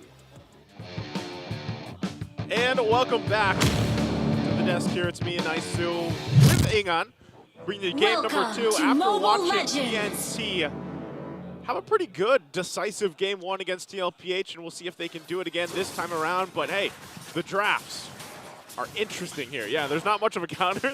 Maybe they don't interact too much, but what are we looking at here, Ingon? Literally, I'm not used to JP rocking something as passive as defensive as an Angela. We've seen JP always, most of the time, rock the Tigreals with his amazing implosion plays. But right now, well, what are we going to say with JP? Goes in with a hard guard. JP goes in with a hard guard. He's got a focus mark, you know? Yeah. Boom, extra damage, like at that point. But so then again, you're kind of, when you look at TLPH's lineup, you know, it's not so much of what JP is necessarily doing. Hold on, Escalera. Want to get an early pick off here for Carl TZ. Onto Escalera, dodges it with a flicker. Walk to the right, flicker to the left. Escalera stays alive. So he stays alive, but yeah, going back to it, you know, JP, it's going to be like, where does he go with the heart guard? But also, that's what Sanford, and, you know, we've seen this time and time again with, whoa, that damage! Damage, popping their vitalized Sanford, manages to stay alive. And you can hear the crowd really screaming, because that was a good play from Sanford, though. And now TNC trying to match the aggression Carl TZ was showing down bottom as JP reinforces Sanford here with the love waves. And okay, so right now, JP gonna be defensive as possible, gonna be the second life of his frontliners. And the beauty of this lineup of TLPH, Sanford can just soak up the damage and actually expect Benny QT to go for those crowd controls, to go for those I'm offended plays out of nowhere. So first, so Sanford and Benny QT can just interchange with what role they want to play. Yeah, whoa, again. Beautiful thought onto Sanford once again. Sanford, one more hit. Hatred flickers in to deliver the final blow, and Carl TZ says, I'm out. He was there. Yeah. He had a pinch poise. He was there. He went out, and now Escalera tries to go for the purple buff invade of Carl TZ. He's trying to zone him out as SDCYC works on the turtle, forcing out the Tempest of Blades even. Goes in with the 4 blades, but heads, though, as tanky as possible with the Revitalize. Yep, too tanky for that. SD has the information, too, on what just happened with Carl TZ, so he's going to just make a straight line for the orange buff. Carl TZ is going to fight that one. Okay, so right now SDCYC also depriving Carl TZ of his orange buff. But might be able to escape here as Escalera goes in once again. He also uses the kick, the Way of the Dragon, as JP uses the hard guard onto Carl TZ. And just look at the aggression of TNC, trying to match what they did during game number 1, already establishing a 1.1k gold lead early on. Just imagine if Escalera got picked off by Carl TZ during the 1 minute mark. Yeah. This would be a different story for game number 2. It would be, and that's why every single time TNC, they do a relatively good job in the early game, and they're doing the same thing here. This is why, again, the Julian is such a great pick for a lot of these teams that like to play aggressive and early on. And, you know, typically when you see a Cho here, like, you're going to be like, all right, Escalera's going to do his thing. He's going to get pick-off potential and everything like that. But so far, everybody from TNC has really been playing the part in the early game. Even with Hatred, for example, depending on what ultimate he takes. Yeah. They're trying to make a play here again on Sanford. Again on Sanford, using the Glorious Pathway, but here comes 3 reinforcements coming in from TLPH. Even Sanji enters the frame as they try to work on heads, but the Revitalize, though, coming in from TNC. Out-sustaining the damage, might be able to bring down Sanford, but Sanford brings down SDZYZ first as he manages to escape with the assistance of the love waves from Daddy JP. Hey, that's as clutch as it gets when you play an Angela, man. You might not be making huge sets, but I'll tell you what, you get clutch love waves. Clutch love waves is what Sanford needed to deliver that outplay, and heads-up play as well for Carl TZ along with JP to reinforce Sanford there down to the bottom lane. That was a good initiation from TNC. But again, the panel mentioned this, even you. How fast can JP react with a hero as passive as an Angela? And so far, he's making it work. Again, clutch love waves to save Sanford. Yeah, so with this objectives up, they're going to drop down the pathway to cut him off. Oh, 2 pathways have been placed down here. Crossroads. Crossroads and Carl TZ. Look at JP just really waiting for the perfect Diversion. opportunity to cast the Heart Guard, and he did cast it. The diversion onto the backline. Manages to find Kozin. Kozin has to walk away though, and here comes the clash. Tempest of Blades coming in from Carl TZ as he brings down heads. And a counterattack for TLPH as they try to work on the turtle. Escalera still in the picture. And TLPH looks like this will be a clean turtle take. Whoa! Pump it on a string, putting Escalera in between the 5 members of TLPH. He's gonna fall down. Wow. So just in that little instance, TLPH gets quite a bit through that. They also get the turtle, they get the objective secured, and this is where you kind of see them playing around the fact that you have Sanford here on this Hylos. The power of the Revitalize being used too. Look at this. And they're just throwing that down. Whoa, that actually gonna set them. I thought it was a fake diversion, but they really want to go right after Kozin. But manages to trade for JP as well. A 1-for-1. Here comes Tempest of Blades coming in from Carl TZ as he picks off Escalera once again. Benny Cutie managing to find SDZYZ. SDZYZ comes in with a stun, and the clash will stop. But that was a decisive diversion play from the whole squad of TLPH. Guys, please do not try that in your ranked games. It's probably not going to work. It's going to take a certain amount of coordination to drop that down. But what a play from TLPH, utilizing exactly that kind of surprise factor with the lineup that they get here. And, mind you, too, that's part of the fact why, Benny Cutie picking up the Ruby here plays a part in all this, because sometimes you don't have to worry too much if you're Benny Cutie. You just go and try to get a pull in and let the rest of the team cap off on that pull. Yeah. And right now, all that's happened in the past couple minutes, TNC has lost that lead they built up. Yeah. Again, Carl TZ rocking a Ling with a Warcry, and Sanji as well with lethal ignition. So in terms of damage, they're not gonna lag, but here comes again the aggression of the cavalry, bringing down Kozin in heads. Wants to work on Escalera here as Hatred tries to survey the scene. Again, TLPH only losing Sanford in exchange for an XP laner, and the gold laner as SDZYZ will try and trade for a bottom lane turret. All right, SD gets the turret. Right now, TLPH is just like, you can't stop them where they decide to go with a diversion. That's always the upper hand that Aloy brings to the table.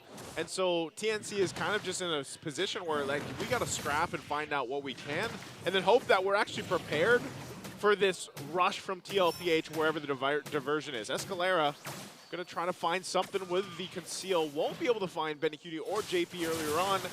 Turtle's still up, though, and also Carl TZ still going to make his way once he gets this purple buff locked down. So right now, the stare-off, the standoff for the last turtle of the game. I like what Sanji did, just sending Carl TZ to the bottom lane, ensuring that he's going to clear the minions and again get his purple.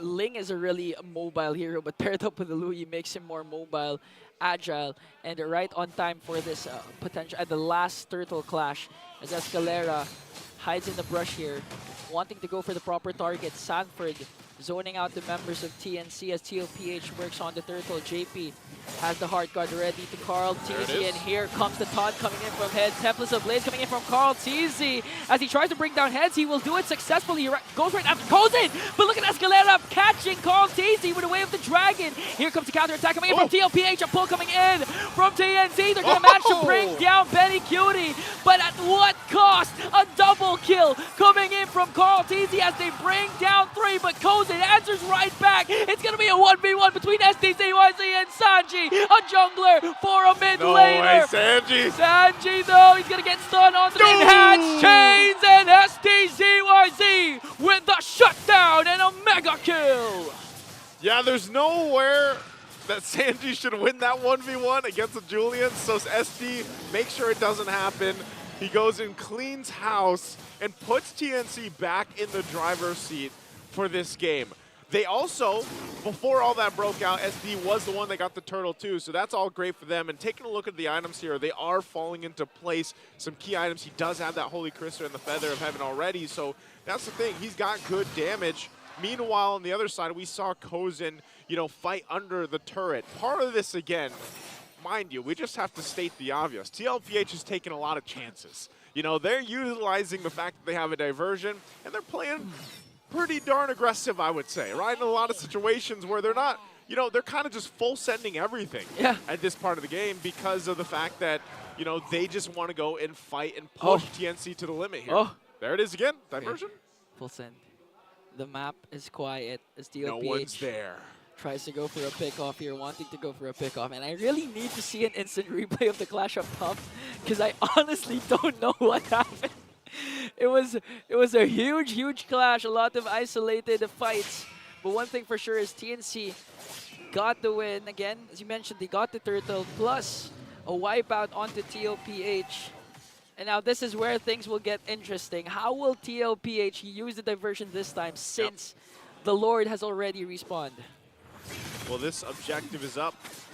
TLPH and TNC both going to get in position for it, and really it's just the biggest thing for TNC is just playing around the diversion, making sure that they don't get caught out from wherever TLPH decides to go, and that's why it's also so important for Escalera and even Heads to an extent of scouting out the area, right? Scouting things out, because meanwhile, this whole thing too, Carl Teasy's not really going to show up to this fight right away.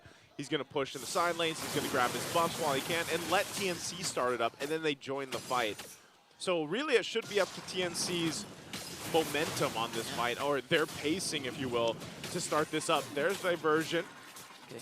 He's going to go for a reset here. Oh, it's going to miss though. Time offended flicker play plus the glorious pathway. This might be the crucial opening that TNC is waiting for as TLPH tries to maneuver out and make something out of that mishap.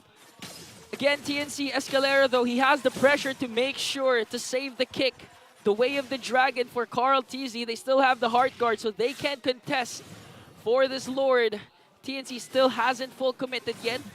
Benny QT, those I'm offended play has a fast cooldown, so it's now active. A reset, though. Okay, now hard reset for both of these teams, and again, a diversion play. Yep, goes for the reset.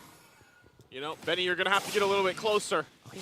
You know, right now, they're going to start it up, hold it up here. TNC still on the play, though, too. They can still respond to this. Again, one of the minor advantages are that they also hold on to that tier 1 turret in the mid lane, so they have a little more space to work with against TLPH since that one is down. But it's nonetheless, it's all just, again, this diversion. Whenever Sanji has it available, TNC keeps her head on a swivel. Escalera will use the conceal, spot things out, scout things out. They might want to just make this play here, but right now, neither team committing a good wave, pushing up top.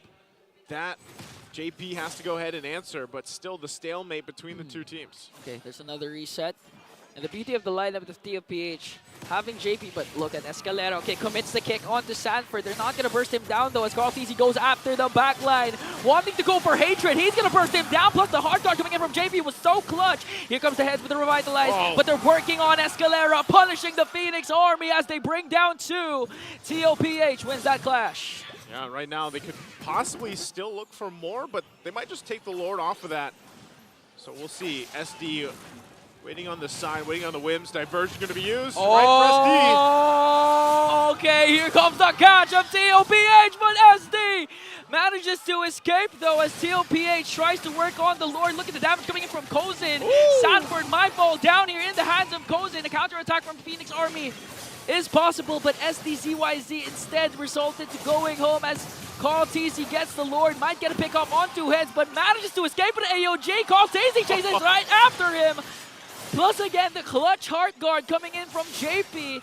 Benny QT with a catch onto Escalera. And TLPH got the kill and the Lord.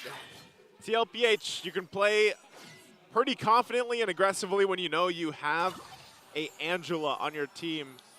Especially like we're seeing here from Carl TZ. Really locked in on trying to find some of these pickoffs if he can. They got the Lord, so they're going to be pushing with this. Diversion again, SD. Oh, round 2, but SDZYZ knows that there's a catch. But the stun coming in from Sanford is enough to burst him down. And here comes the TPs from the Cavalry. They still have the Lord up top, so TNC needs to defend this push. They're going to have to defend it. Down SD. Still have to deal with the Lord as well. And right now, they're just trying to get a window to work around. They're going to have to do their best to hold on to even the base turrets at this point. They still have Escalera. They still have Heads, possibly to find a pickoff for something. But right now, it's just a full force. And a very tanky front line even from TLPH as the top turret finally goes down. TLPH stampedes through the top lane base turret as they try to work on the middle lane turret as well here. TNC gonna manage to burst down the Lord. And again, it's going to be a waiting game for game number 2. TLPH might just wait for the next Lord, or if they do pull off a pickoff, especially with Sanji's diversion, they can end this even before getting the Lord. Well, with a nice lead, TLPH still waves pushing in too. I wouldn't be surprised if they at least try to get the rest of the turrets down, even without waiting for the Lord here. They still have a minute away. Wave still pushing in, but right now TNC, even on the defense, if you look at the lineup that they have, and also depending on what Hadrid takes for the ultimate, which right now he's holding on to Benny Cuties, I'm offended, they can actually have a good defense. They can turn this around. It's not too out of hands for TNC, and it looks like they'll still hold on to 2 turrets. You can already see too, the way that they're farming up. Kozin eventually is going to be part of that plan for TNC. We saw the amount of damage you could do, obviously, to Sanford, but part of the hard part about it is the positioning. Yeah. You know, and that's because when you're playing against an Angeline combo, you just know that they're going to go for it. They're just going to go for it. They're going to jump to the backside and force you to basically retreat. And on top of it, you're slowed down by a glorious pathway, or being grabbed or cut off with even of a diversion. So there's so many boxes that TNC has to worry about when it comes to actually counter fighting into what TLPH throws at them. Yeah, can I just commend JP? Yes, you can. With how his playing has been playing this Angela. Look at the death of Carl TZ. Just one, despite a very long game, despite 9 kills coming in from TNC, making sure that his jungler, main source of damage, will in fact stay alive all throughout, even the extended clashes. So a good play here coming in from JP. And again, the luxury of having an Angela is it can split push and be on the clash at the same time. You're like a support Mozkov. Yeah. We see Mozkov so much just staying in the sideline, but here it is, diversion. Okay, diversion onto the backline. It's going to be Benny and Sanji. They're going to catch SD once again! And all of a sudden, it took them 1 second to bring down the jungler of the Phoenix Army. Here comes the attack coming in from Carl TZ, but the discipline of the champions will ensue here. He got it that time. Benny goes in, gets the pull right on the target they're looking for. It's SD, which just, as soon as he's gone, that's an automatic Lord.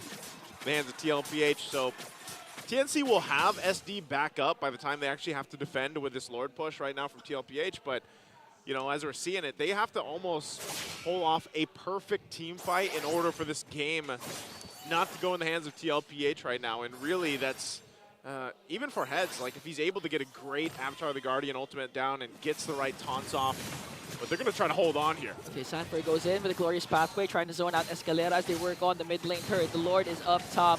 They're going to look for initiation coming in from Benecuti as JP tries to reserve the hard guard from Carl TZ.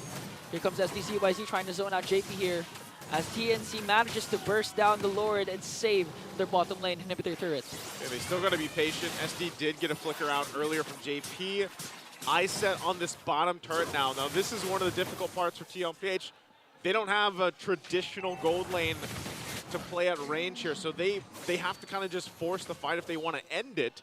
And TNC knows this, so I'm keeping my eye also on Escalera, where he's able to find a possible kick. Diversion going to be used under the turret again. Benny. Oh, okay. I'm offended. Play is going to miss there, but here comes the counter attack. AOG going to manage to catch Benny Cutie. But look at Carl TZ onto the backline, plus the hard guard. Benny's going to fall down, but Carl TZ is going to work on SDZYZ. They still have Minion trying to work on the bottom lane turret. Carl TZ and JP is still alive, but on the other hand, at the bottom lane, there is a clash here between the two members. Heads going in right after Sanford. He still has his immortality though, as Sanford picks up a kill onto Hatred. Here comes JP as well. Sanford's immortality will be popped. They're trying to work for Escalera. Glorious pathway. Gonna try and catch Escalera. Sanji this time goes for the diversion onto the back line. It's just SDZYZ left, and JP goes in with the heart guard. Game number 3 for TLPH. Team Liquid Philippines could have done it a little sooner, but they go the extended route, the long version, and they go and take us to a game 3 here. What a lineup they brought to game 2. We saw it, the diversion, time and time again, whether it was Sanji or whether they were sending the whole squad or Benny to try to get a pull. TLPH did it in a very fun way, I would say. So we're going to a game 3, but first we're going to throw it over to the panel to break down this great game 2. If there ever was a game or a word to describe that one, it's fun. Oh my goodness, Sanji went crazy in that one. I will not be surprised if he's MVP here. The first time or the second time? All of them. All of the time. All the times, man. Oh my goodness, that was no other way around it. They controlled the map from minute 1. Oh, there he is. And there you go, the guy who loves to have fun. That's Sanji. He always catches the perfect time to do it, and yes, it was his birthday. That's right. Just on the nut. 100% kill participation. Woo! Every single kill Liquid got in game 2, he was part of. And I think him being the MVP is the perfect jumping off point to explain exactly what happened here in game 2, where Liquid forced the series into game 3. All right, number 1, they pick up the high loss, which is great, which allows for them to counteract what the Gatot, what the Cho, and what the Julian want to do for TNC, right? We already saw that in game 1. Of course. Number 2 is Sanji, given that already winning position that the Hylos gets for you, allows for the rest of Liquid to reposition much like that and so catch good. TNC off angle when they're already dealing with a very dangerous angle that's already honest with the Glorious Pathway. Yeah. And lastly, we've seen it, twice or thrice? Wherein during Lord takes or when it's lull moments, Sanji can send Benny Cutie out and try to go for a Hail Mary, I'm offended. Sometimes it would fail, but again, that's how far ahead Liquid is in theory and in practice, that they can fail and botch the approach and then do it again. Yeah, they can afford to just keep sending the guy over because, to be honest, so hard to take out of the gold lane Ruby, one of the reasons why you pick it up anyway. And look at this, Sanji going for the play, the ballsy play with the tower in He hand. sent himself to finish the job. So good. Most sane Luis wouldn't do that. Yeah. Especially underneath third, but this is Sanji we're talking about, all right? This is the lone stallion. Only he alone can do this. And here's what it led to. 21 kills. He's seen all of them. Yes, and that's saying something. That's a very hard-working mid laner you got there. And he's in each and every fight. And to be honest, the fights would really, really be bad if the Loyi was not present. To be honest, that Loyi was their major source of damage, aside from Carl Teasy. Can't really expect too much out of the Ruby except for the set and for the tank. Which is another impressive thing, is if TNC found Sanji more often than they did, it would have been over for Liquid. It would have been so difficult for them to recover.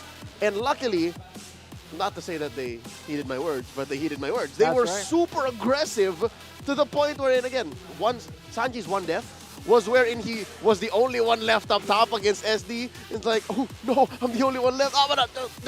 So the fact that it came to that means all in Liquid, all 5 of them, plus Zaida in the back, plus their coaches, they were like, just give them hell. And I think that's where Liquid performed best. Yes. Where, sure, you can get cerebral, sure, you can be methodical, but at the end of the day, you have to be aggressive. Go for the Liquid Stampede. That's right. And Liquid literally charged into this one. Yep. Not just saying that because there's a high loss. They really charged in, all in. Everyone, no skills, normal attacks. Yep. Throw it all there. And they came out on top. And they flew in with Carl. I think Carl TZ definitely amended for what happened in game 1. It's difficult to play a Julian against a Hylos, so that's given. But here, he didn't let what happened in game 1 carry into game 2. Like, he was super bold, very... Again, I guess that's what you feel like with an Angela. Yeah, that's true. It's, you can get more confidence because of the heart guard. I mean, you're already confident. You're Carl Teasy. And add a heart guard to that one. Add an extra layer of protection. In those moments, especially in those moments where the Cho would find different targets. Like, for example, the high loss earlier. Escalera went for the flicker into the high loss, went away a dragon. Carl found an opening, no answer. That's right. JP didn't really have the answer to what TNC was doing because it rarely was a thing. Sure, there can be some burst for Kozin, but it's not a instant burst. That's right. It's over the span slow burn. it's DOT, even if the T is literally like 2.5 seconds, 2 seconds, blink and you miss it. But there is time for JP to respond. So that really wasn't much of a factor of, oh no, they died before I could Hearthguard. Yeah. Which is usually the pitfall of many Angela lineups. Not for JP, not for Liquid, not here in Game 2. So with that said, rack up a win for Liquid with this kind of lineup, an Angeling lineup, Lu Yi. Tried and tested. Ruby-centric lineup. Where do we go from here? Because now TNC figured it out. Like, we could say, whichever team has Hylos might win. Actually, we should have a rule that whoever picks a Julian should ban out the Hylos, probably. Yeah. Is it the same relationship, Rockhart, as Edith Valentina, or it's not as clean? Not as clean. There's definitely ways to play around it, but it's already evidence in 2 games that Julian just can't work. It doesn't work with the Hylos, man. It is difficult on so many levels. It's basically wearing skinny jeans as a bigger guy. That's right. It's like climbing a treadmill, a vertical treadmill. That sounds impossible. Well, for some scenarios, this Julian just can't walk out. If he's in the glorious pathway, it's like. True. Yeah, your only real out would be the dash. The dash, That's which you sometimes you need to use that for offense. You need to use that to damage your opponents. So if you use it to walk out, what did you do? What did you actually contribute to the fight? Yeah. So maybe something to think about. And yeah, the Lu Yi was just the creme de la creme in that one. That was beautiful, Sanji. Keep playing those Lu Yis. It pushed over the top what was already pretty good. Yes, exactly. Again, I was advocating for the Zask.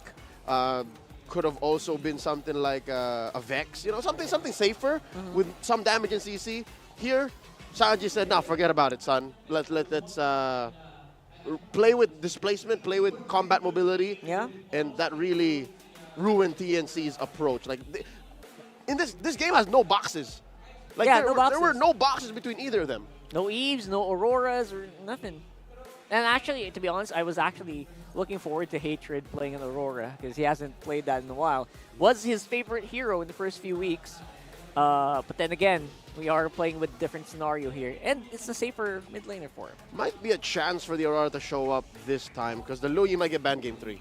There's a good chance. Lu Yi and Hylos might get banned Game 3. There's a good chance. So maybe we go back to the whole Valentina-Edith relationship, and then because of this focus on the Lu Yi, Zask might be a thing again. Hopefully. I don't foresee Zushin, though. Zushin is slow. It's weird. You got buffed already, but you're still not getting picked that much, especially after the combo fell through, especially after the survivability of some heroes got improved. Yeah. So for sure, Hylos. Hylos going to get banned here. 100%, right, guys? Lu Yi has to get banned here.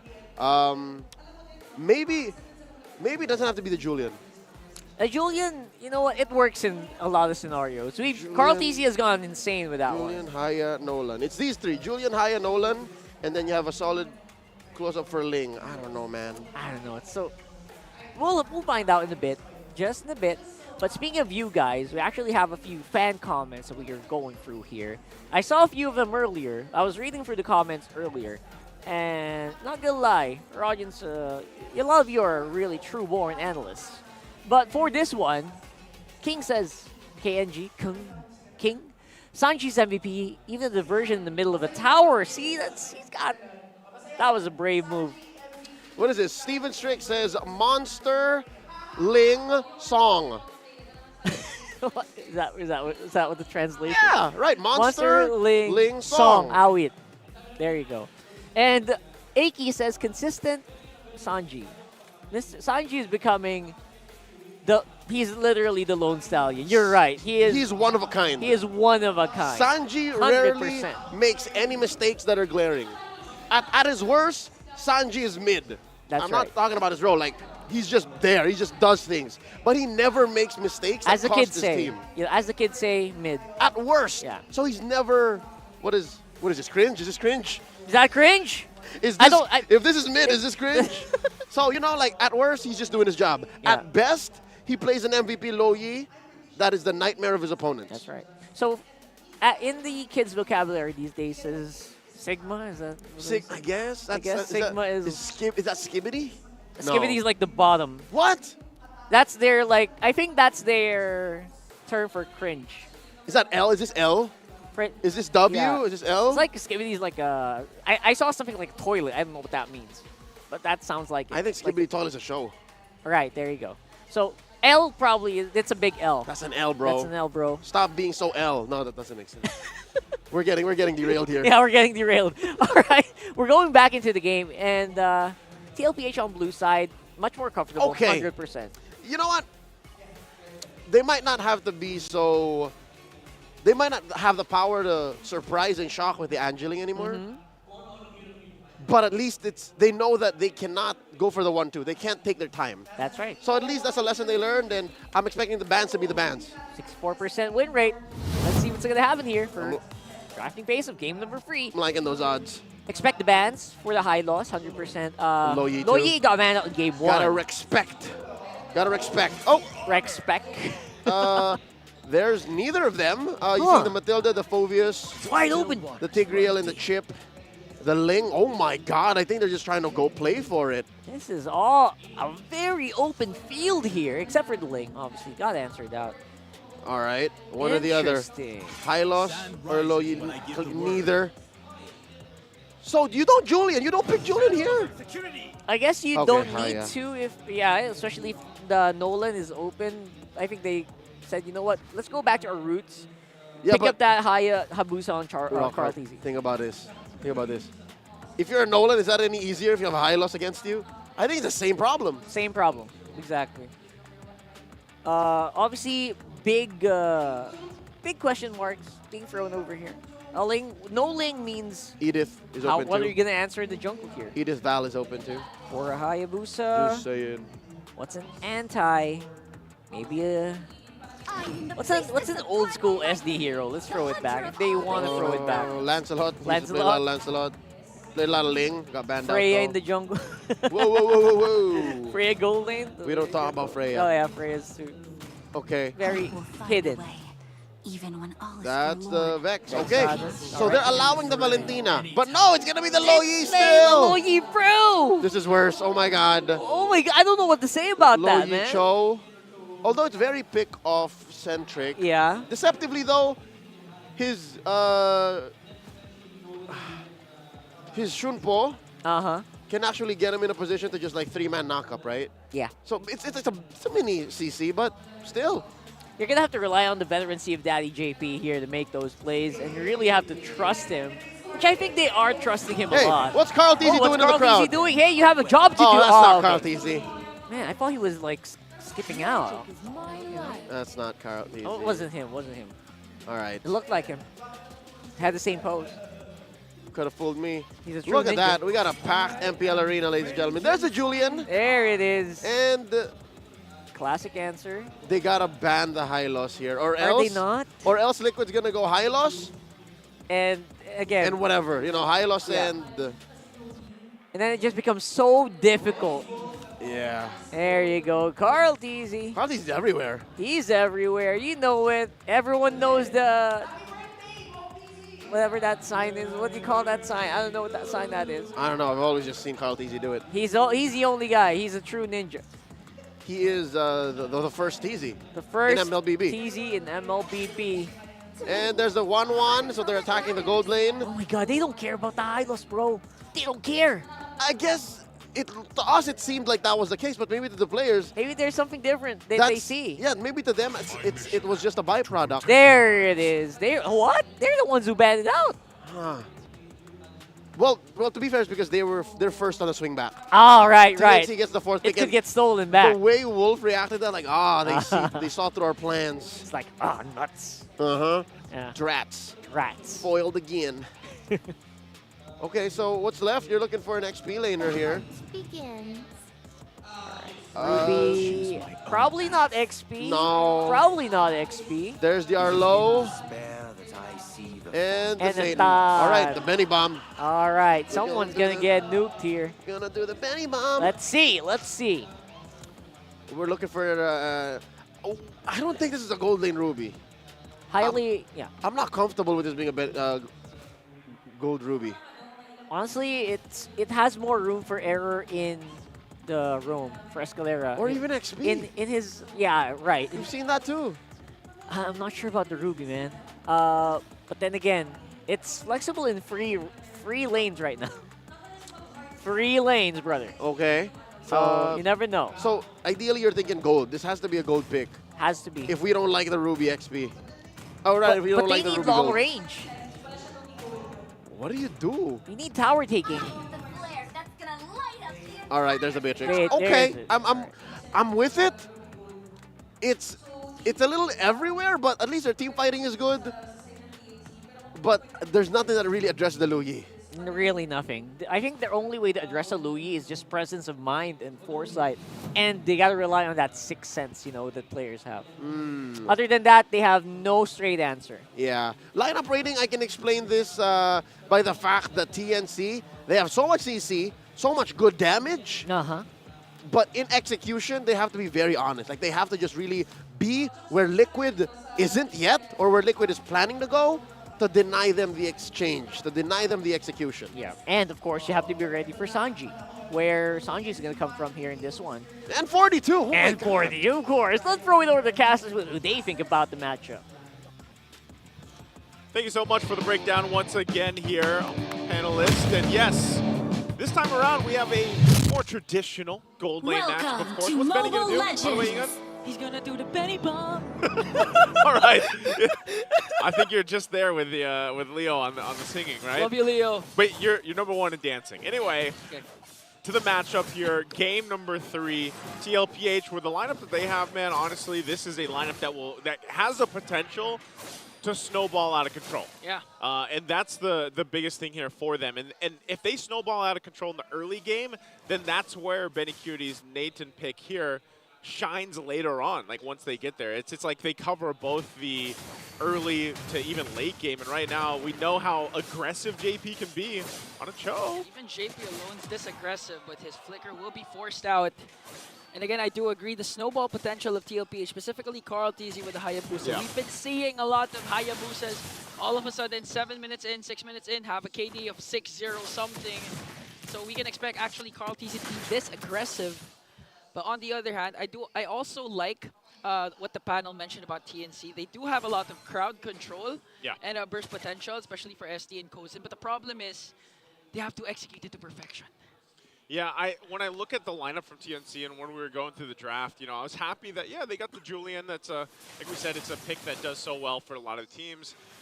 And then you also had Ruby pop up. You know, I like the fact that it didn't go in the gold lane this time around. Not to say Benny Cutie didn't do a good job in the previous game, but, you know, with Escalera being on it, like this is, I feel like it's easier for Escalera specifically to get the setups that he needs. You know, it was very difficult seeing what he was trying to do in game number 2. He couldn't really find those pickoffs that he was looking for. But with the Ruby, it's a little more covered. But that's the thing.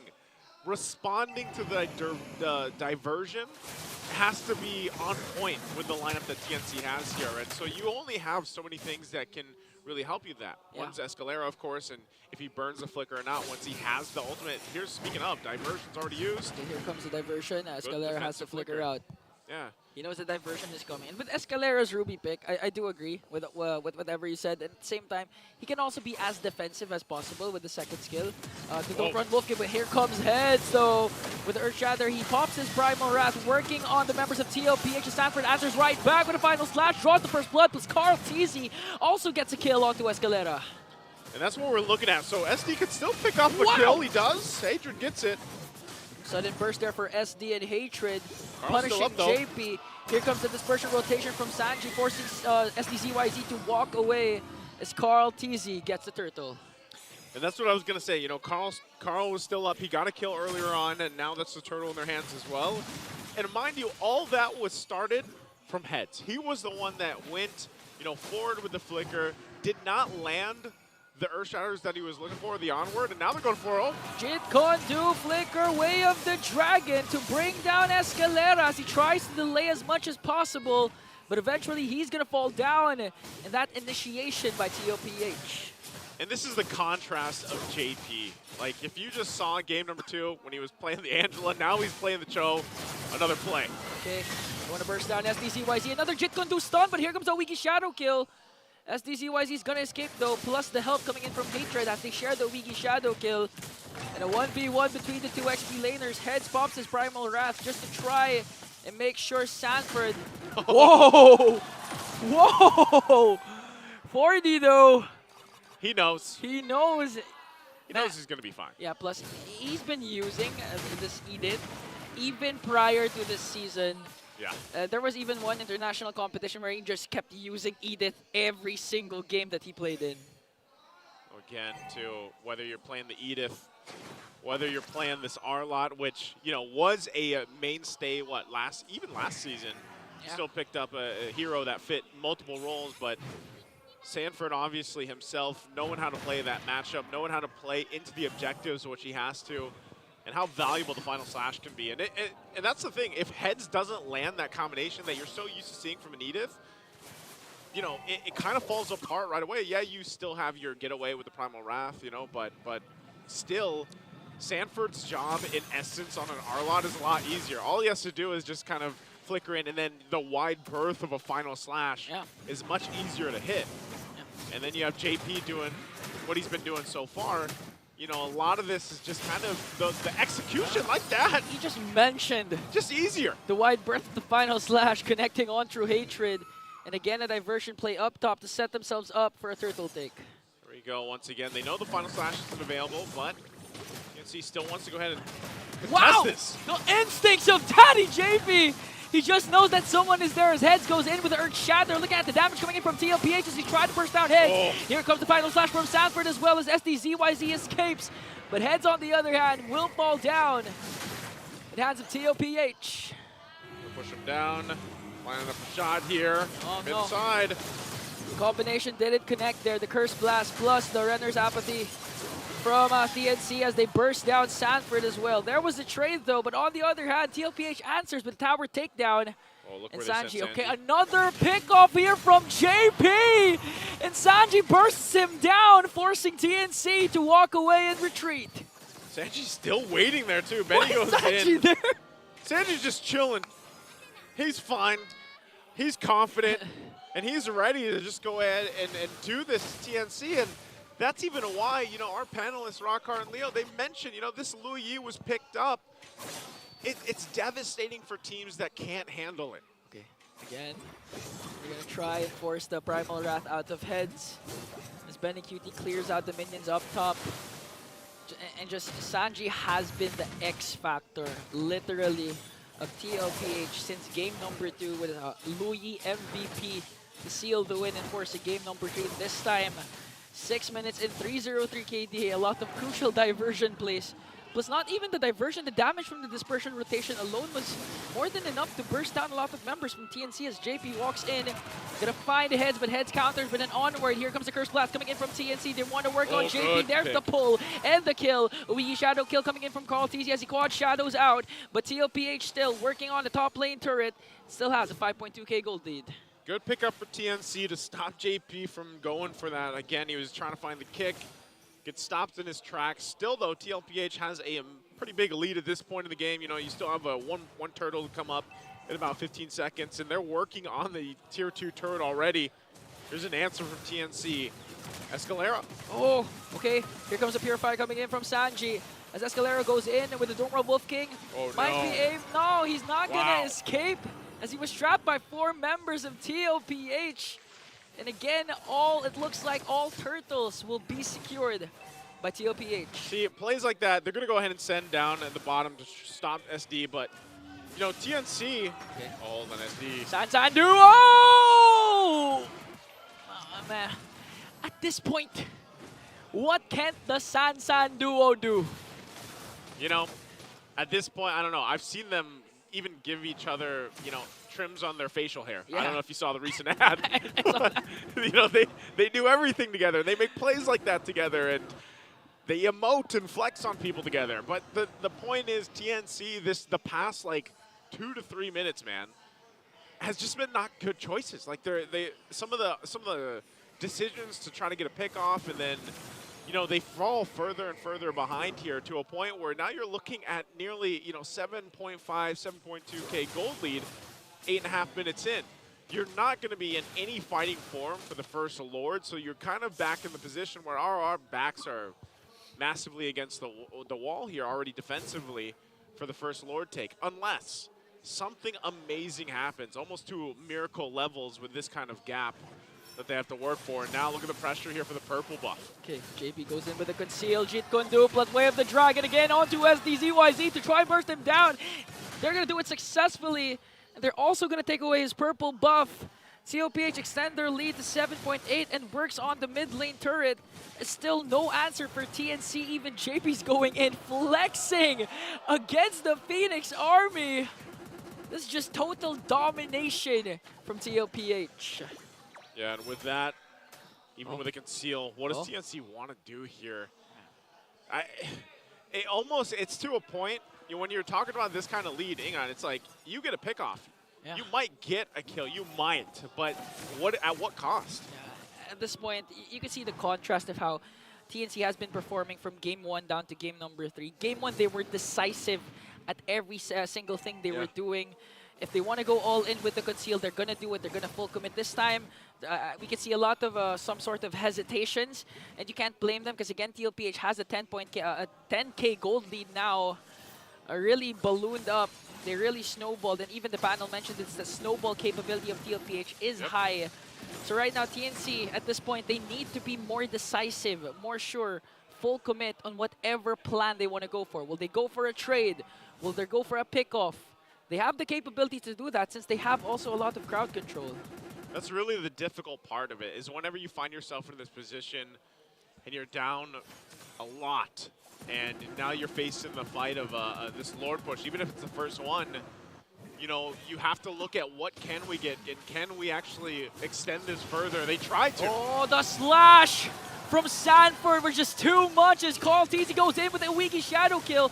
SDCYZ gonna fall down on, and look at JP once again finding a catch onto heads. He's gonna fall down in the hands of Sanji as he picks up a double kill. And now the base is exposed for TNC. They only lost JP as they work on the top lane turret. Sanford's got a final slash. He doesn't have a flicker. They're gonna get 2 base turrets, and there's Escalera with a conceal. Not sure if he's going to actually try to force something here. They're going to try to hold on to what they can. The last turret's going to be worked on here. And again, diversion on out. Wow. As that's all TLPH will take, again, with a massive lead here, 13,000 gold. That's how you diversion. Spamming your TPs. There's Sanji. Goodbye. There's Sanji rocking a KD of 703. Again, total domination. Looking at the items, even just down to the gold lead. Self-explanatory, total domination. 3K, but here comes Escalera with I'm Offended play, though. That was the catch that they were looking for, but TLPH ready for that. Even Benny Cutie answers with the entropy. So TNC, in terms of setups, crowd control, they're not lacking, but is the damage going to be enough, though, to burst down whoever Escalera catches? It's tough. Again, it's a diversion play. And just diverted into the middle of the picture as TNC tries to answer right back. Another Sanford final slash plus the Winter Crown combination. He's going to fall down, but exchange of SDZYZ. They have minions. JP has to TP out, though, as Carl TC works on the base. He just gets one hit. He's like, yeah, I'm just going to hit it once and I'm out. Just try. Just try. And again, TLPH really knows the capabilities of their lineup. They're willing to trade a body for a body, but in this case, it was for SDZYZ. And for TLPH, that was more than worth it, because I was a jungler of TNC. Again, mind you, that whole interaction up top of the diversion play, Benny Cutie was just doing his own thing. You know, and for the most part, for TLPH, they were still able to get what they wanted, and ultimately it was them seeing if they could actually just end the game before this next Lord take. TNC luckily holds on. But when you're looking at this, you know, Kozin, he hasn't gone down. He's been able to farm up relatively well on this Beatrix. But the difficult part is really accepting the fact we got to just give up the Lord. We got to defend in our base, make things work. Here's a diversion. They don't send anybody. So a little just feint play there as they'll get this Lord. But this is really where, when you look at the lineup that TNC has, do they have the option to defend successfully and then have another shot to you know, buy some minutes to farm up here? Look at this. If they continue to just try to get a pick off, make a play, get the numbers advantage, that might possibly be the first step in a lot of steps that they need to turn the game in their favor. Okay, even if they execute their skills to perfection, their crowd controls, their chain CCs, again, the economy is going to play a huge part. Is the damage going to be enough though? Because looking at TLPH, even JP has an immortality already. I'm pretty sure they also have their Wind of Natures and Winter Crown. So with this Lord push, it's going to take a huge miracle for TNC, the Phoenix Army, to defend this. See if they're able to do it. Diversion going to be used again. They're going to send Sanford. Okay, final slash going to get cancelled, but the Winter Crown is there to save himself as the Lord marches into the middle lane. TLP still has 5 members. Carl TZ goes in with a quad shadow. There's the final slash we've all been waiting for. Carl TZ goes in with a weaky shadow kill down to the base of TNC. A killing spree coming in from Benny Cutie. Here comes the Benny Bomb as JP kicks one down, and TLPH will take this series. And on the Benny Bomb, the triple, they go in. TLPH get their victory, the 2-1, the reverse sweep here against TNC. And again, it was a good effort from TNC throughout the series, but unfortunately, they ran out of steam, they ran out of fire here in game number 3. Compared to the first week performance, first half of performance of TNC, second week was way better because now out of the 5 games that they played, the last 5 games that they played, they all extended it to 3 games. Still there is progress, a lot of things to be worked out for this team, but you can see the potential. There's still a potential for TNC. Definitely for TNC, you know, heading into the future and everything else that they have here. It's a season definitely of learning experiences.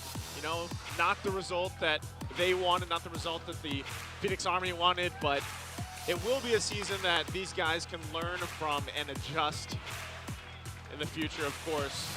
Phoenix Army still behind them, rooting for them as well.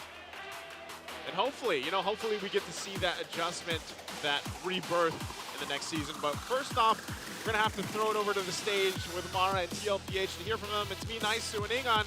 Let's head on over to the stage. All right, everybody, put your hands together for TLPH.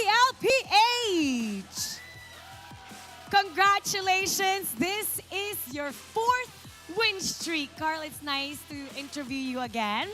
So, ang TLPH, you guys had to overcome a lot of things. You were on a roller coaster ride, up, down, up, down. Now, 4th win streak nyo. How did you guys come together para naman ma-overcome nyo yung mga past challenges nyo, para masigurado na magkaroon kayo ng win streak tulad nito at tuloy-tuloy na sa playoffs? Mas nagpo-focus lang po kami sa scrim ngayon, tapos parang mas nagtitiwala po kami sa isa't isa at sa playstyle namin. And now it's showing. Hold on, let's just give this here. At ito naman, alam mo may narinig ako, Sanford. Ay, wait, anong meaning ng star? Tingnan natin. Ayan.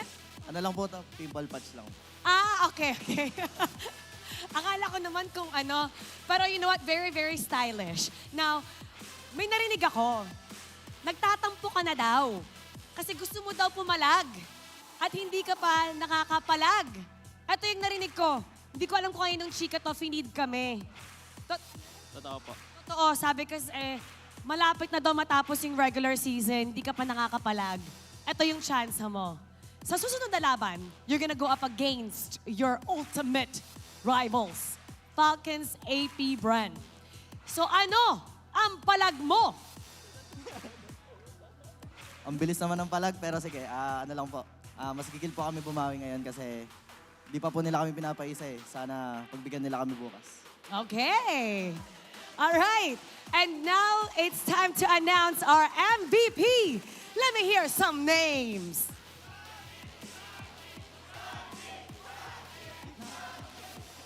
Let's take a look at the screen. And it's a unanimous decision, Sanji! Sanji!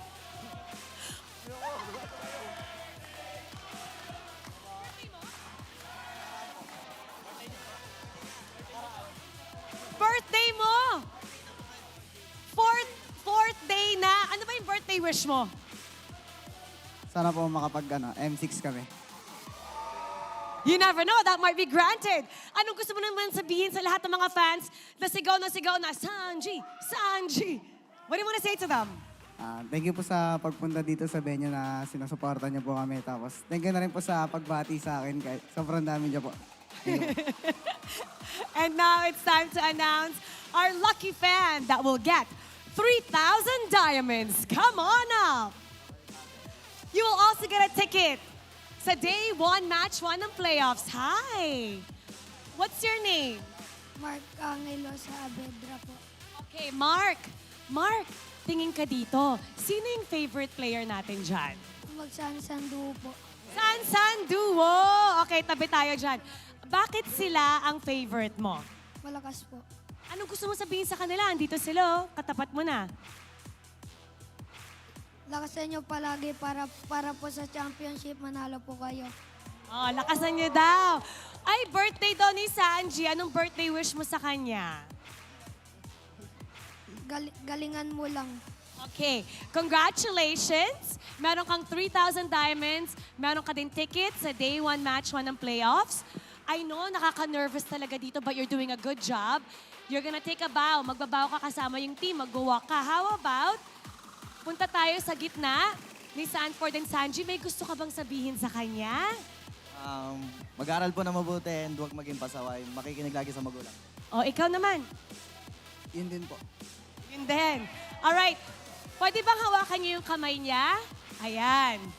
Alright, TLPH, you may now take your bow and take your walk of victory. Team Liquid Philippines, 4th straight win in a row. Congratulations then sa ating lucky fan. And now we're gonna break that game down for you, so we're gonna go back to our panel. Pasok. And there you go, win number 4 in a row here for Team Liquid, right there. That's right. And again, big salute and big props to TNC Pro Team. That's it for them for the season. It is Daddy JP for that game MVP. Beautiful, beautiful pick on the show. It was mentioned by Jose and Jose that his infinite diversity and experience and, of course, unexpected mechanical prowess seems to wow endlessly. Who would believe that this man is a father, a husband, a multi-time MPL champion, and he started playing Season 2? That's right. Season 3? Well, I lost track. That's right. But if you watch this game, you would also find it hard to believe when I tell you, Game 2 he played an Angela. Game 1 he played a Kaja. What can he not do? Flexibility. Maybe just a Akai, man. I mean, I know Renmar is looking for that. Maybe he can play in the Kai Realm tomorrow. Or playoffs. Or the playoffs, rather. Maybe.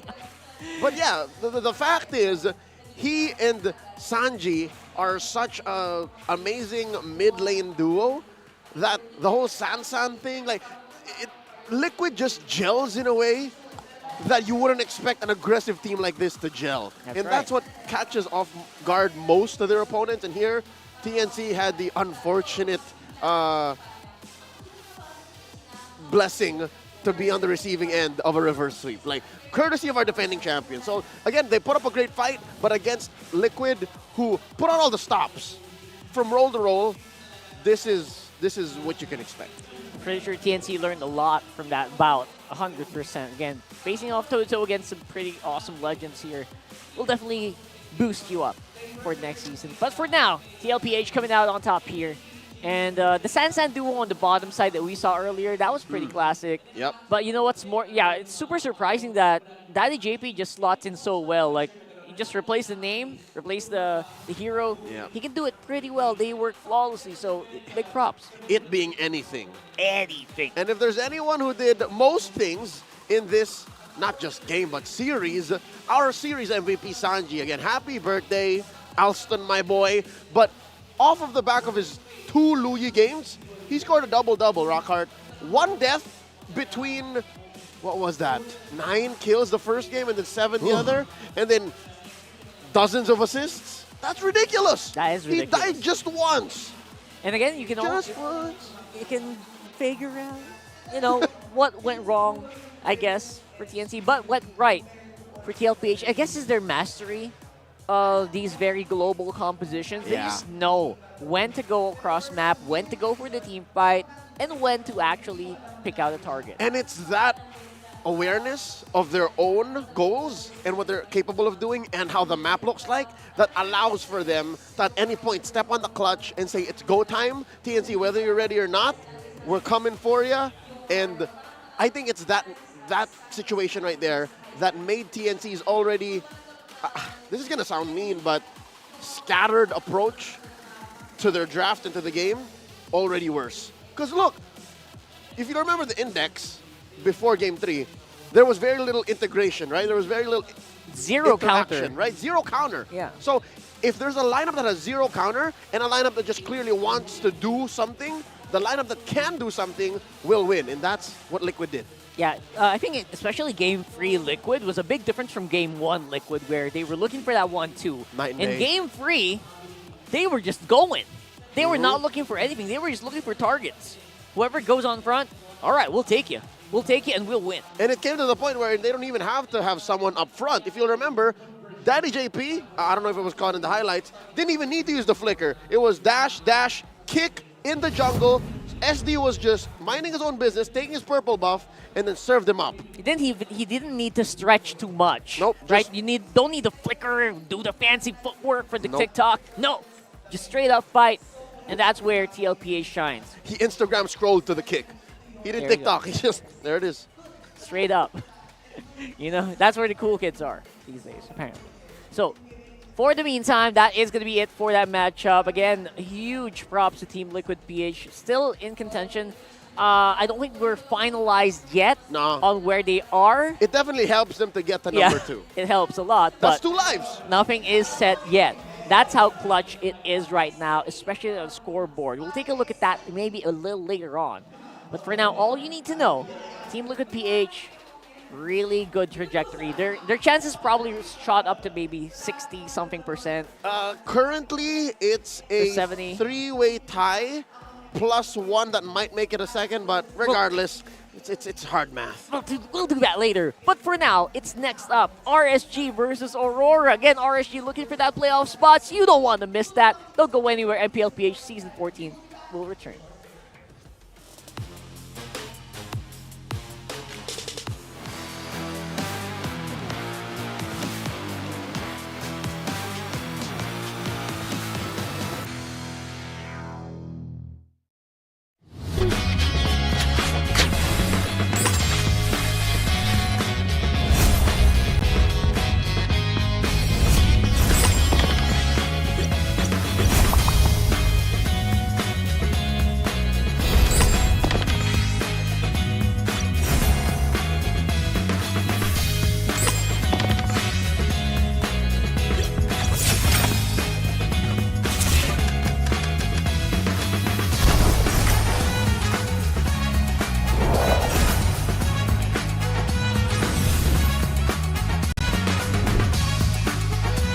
Welcome to the land of God!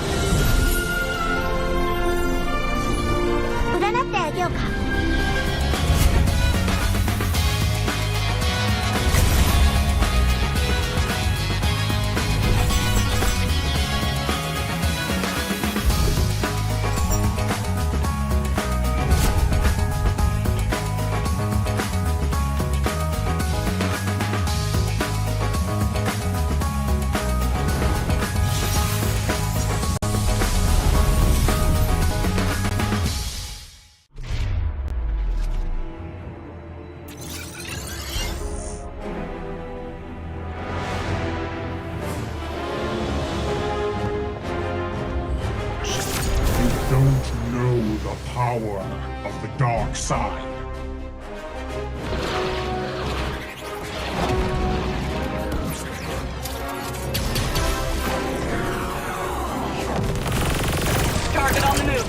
to engage.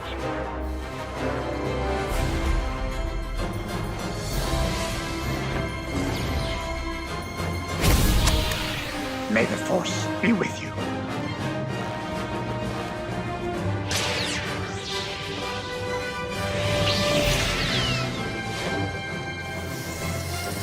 I will do what I must.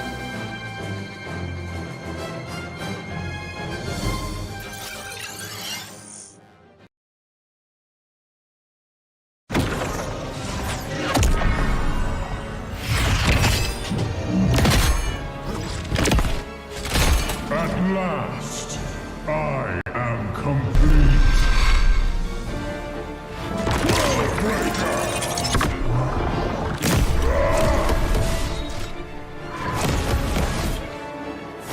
Come in fairness.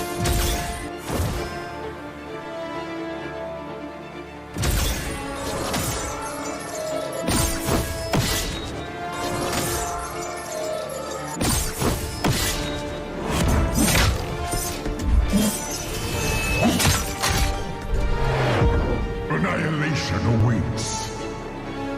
Boundless is my hunger.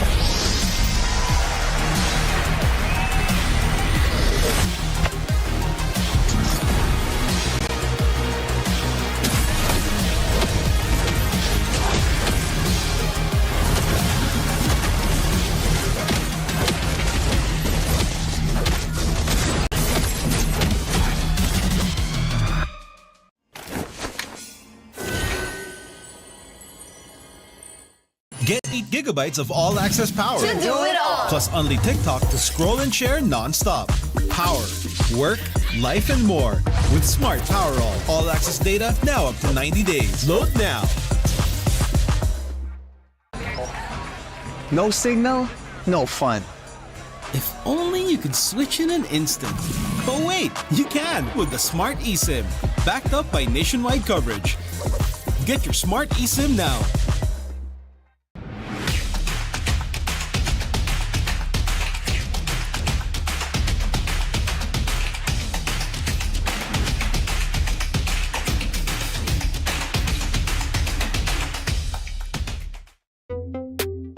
Tuloy-tuloy live selling, tuloy-tuloy content, tuloy-tuloy gaming. With new Smart All Access 99. May 9 gig ka, now for 15 days. Load now, live more today, and tomorrow, and after, and the day after.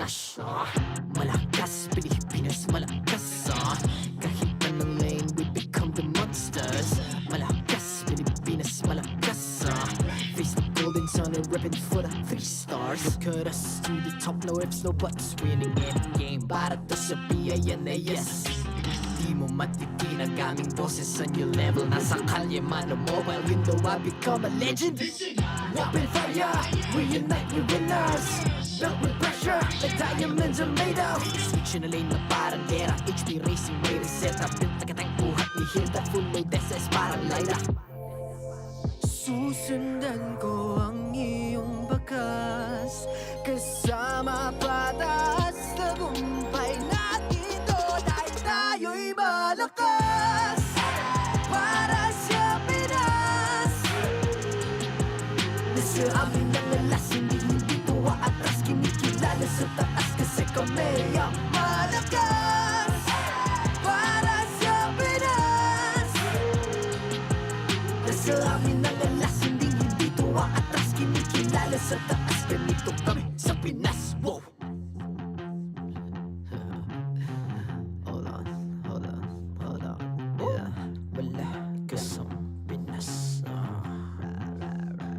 We are laging MVP No surrender, no retreat Pag nagsama-sama Just imagine what we can achieve Laging MVP No surrender, no retreat Giving 100 all my all Cause we just cannot be defeated We are unstoppable Immune and invulnerable Ready ang equipment Lahat frozen, malang crowd control Pakita ko na jab like Beast of the southeast Taas sa watawat proud and loud Cause every enemy we devour Susundan ko ang iyong bakas Kasama patas Tagumpay natin doon ay tayo'y malakas Para sa Pinas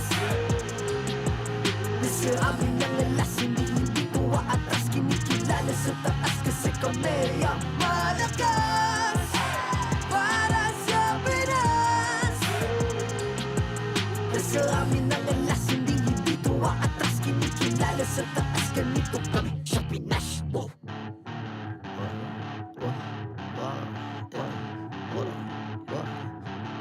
Malakas, Pilipinas malakas Kahit anong lane, we become the monsters Malakas, Pilipinas malakas Face the golden sun and weapon for the 3 stars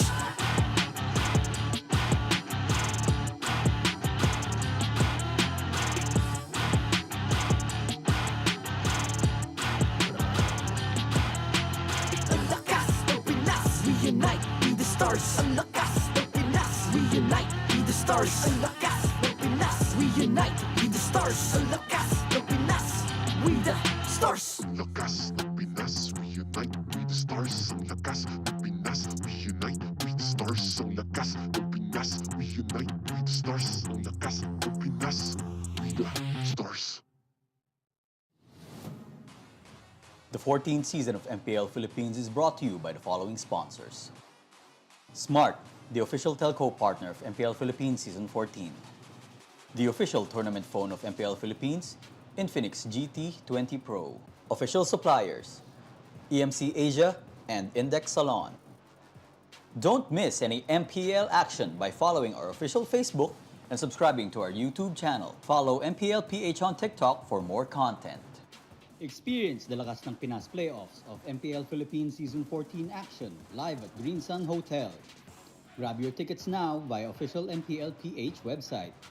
And to ensure the equality and fairness of our games, MPL Philippines is also monitored and supervised by the Games and Amusements Board.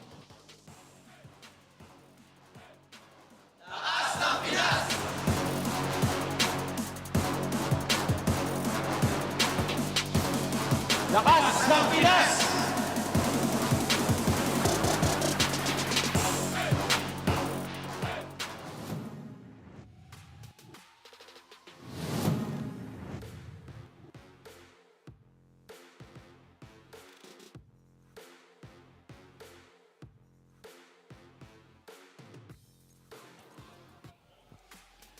And we are back for day number 2 of the final week of MPLPH S14, wherein we're seeing the potential playoffs picture as we approach towards the end of week number 8. And nice we've seen so far the previously TLPH going up against TNC. TNC, though, bringing that series down to a game number 3. They got us to a game at 3, and you know, some people would have liked to see TNC end their last match, of course, with a victory, but it was unfortunate they couldn't get there. But TLPH, like you mentioned, they got that victory, they get that point, of course, and we know that teams are still obviously fighting for the upper slots here for playoffs, but of course, the main thing is really there's still one spot left for playoffs here, Ingan. Yeah, speaking of one spot, will that spot belong to Blacklist International or RSG Philippines, who in fact will be playing for the next series against Aurora, RSG Philippines. So basically, Aurora will be battling Blacklist tomorrow and RSG today. Yeah. So it's in their hands who's going to enter the final playoff spot. But later on, the panel will explain, of course, the stipulations of how these two teams will actually enter the final slot of the playoffs. But for right now, apart from the final slot, you could also see a race towards the upper bracket slot between Falcons AP Brand, TLPH, who in fact will also fight tomorrow, the very last match of our week number 8. Yeah, it's going to be interesting because based off, if I remember correctly, based off what happens today and then even up to tomorrow, we could find ourselves with potentially a lot of stipulations and things happening here, you know, numbers falling into place. But this matchup alone that's ahead of us, and like you mentioned, our panel will talk more about this, but RSG Philippines, like, they need to win this, right? They need to win this against Aurora MLBB, and they've been struggling throughout the season. They've had some really good moments, but really for RSG ahead of them, they have to win against this. Yeah, speaking of good moments though, Akai's 8th anniversary exclusive skin, the Marvelous Maestro, Spawn Effect, Killing Notification, Avatar Border, Battle Emote, and many more epic skins are waiting for you. There's also Kagura's brand new epic skin, which will also be available for free starting on October 18th. You heard that correctly. It's going to be free, so don't miss out October 18th. Make sure you go grab that. And there's a ton of stuff for the 8th anniversary. 8 years already. 8 years old for MLBB. Happy anniversary. And going back to this matchup, it's RSG versus Aurora. Aurora having Demon Kite. Demon Kite might actually bring down his former team and prevent them from entering the playoffs. That one's, you know, the way you put that puts me in a very peculiar position. Yeah, too, because you're a Raider. I've always been, I'll just throw it out there. I was always a Raiders fan because I started off as a Demon Kite fan when he was an amateur player. And then when he came into RSG Philippines, that was where, you know, so now I don't know where, like, I've grown to love RSG Philippines, but also I'm just like, man, Demon Kite's over here on Aurora. Nice, who's torn. I'm torn. You're torn between, of course. I mean, I can't blame you again. It's nice to root for RSG. RSG's been performing very well, especially the previous seasons, always present in the top 4. And for Demon Kite, a very decorated jungler, now going up against Irad, the mechanic. So we can expect a lot of anime fights, a lot of jungler versus jungler 1v1, especially later on. And I'm hoping the series will go down to a game number 3. This is definitely going to be a matchup. I feel like when we look at this and the game breaks out between the junglers, for instance, a lot of people are going to have their eyes on them. And so far, too, we've seen a lot of great things, a lot of great pickups, like in terms of the hero picks for the jungle. And we know that teams like to build up around that. So, you know, when you have these two junglers for both these teams, you can kind of assume that the game plan here for both of these will kind of fall into that place here. And you know who else who likes this upcoming series? Of course, Rockhard and Leo ready to serve you up the next series, so take it away. Serve it up. And I don't have a plate. I wish I had a plate so I could serve it, but I don't. We don't. We don't. So right now, we are going to try to give you the action right here on site here in the MPL Arena for RSG versus Aurora. I'm Rockhard, and this is Leo, and he's at your service, as usual. We are going to witness a very crucial matchup. No, actually the casters already brought it up. Demon Kite, formerly RSG, might just be the guy who knocks RSG out of playoffs. He's won multiple championships with the Raiders, and he's risen and slain for as long as we remember. made the debut, actually won Rookie of the Season in Season 8 when he first made his way into the MPL under said banner. But now, things have changed. With Irad at the helm, can RSG pull the comeback of all comebacks, make their way into the playoffs? There's a lot of ways, actually, that RSG can make it in, but given their loss yesterday, and this being their final match in Season 14, the regular season, this is it's literally just 2 scenarios left. Right there. So number 1, RSG wins a 2-0. And they also need Blacklist to lose to Aurora. So that's one way for RSG to get in. Scenario B, you just have to win a 2-1 against Aurora. And Blacklist, they have to lose Aurora 0-2. That's... Yeah. So, scenario 1 is bad. Scenario B is worse. It is. All right. Scenario A, it's difficult to take down Aurora, especially knowing what RSG was like in Season 14. Scenario B is if you take it all the way to 3, then you have to hope that Aurora wipes Blacklist tomorrow. So half of it is not in your hands, basically. And for the upper bracket race here, again, we mentioned earlier, 3 teams currently vying for that upper bracket slots for 2nd seed.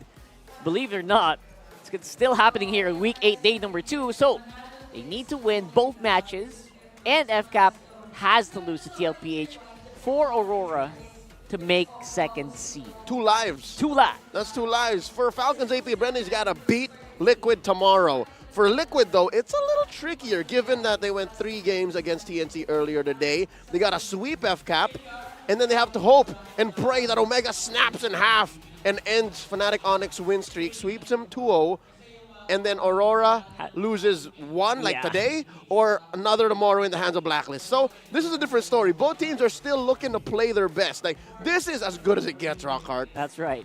Honestly, it's as good as it gets, especially for considering Aurora is like a really, really new team. Old players, new team.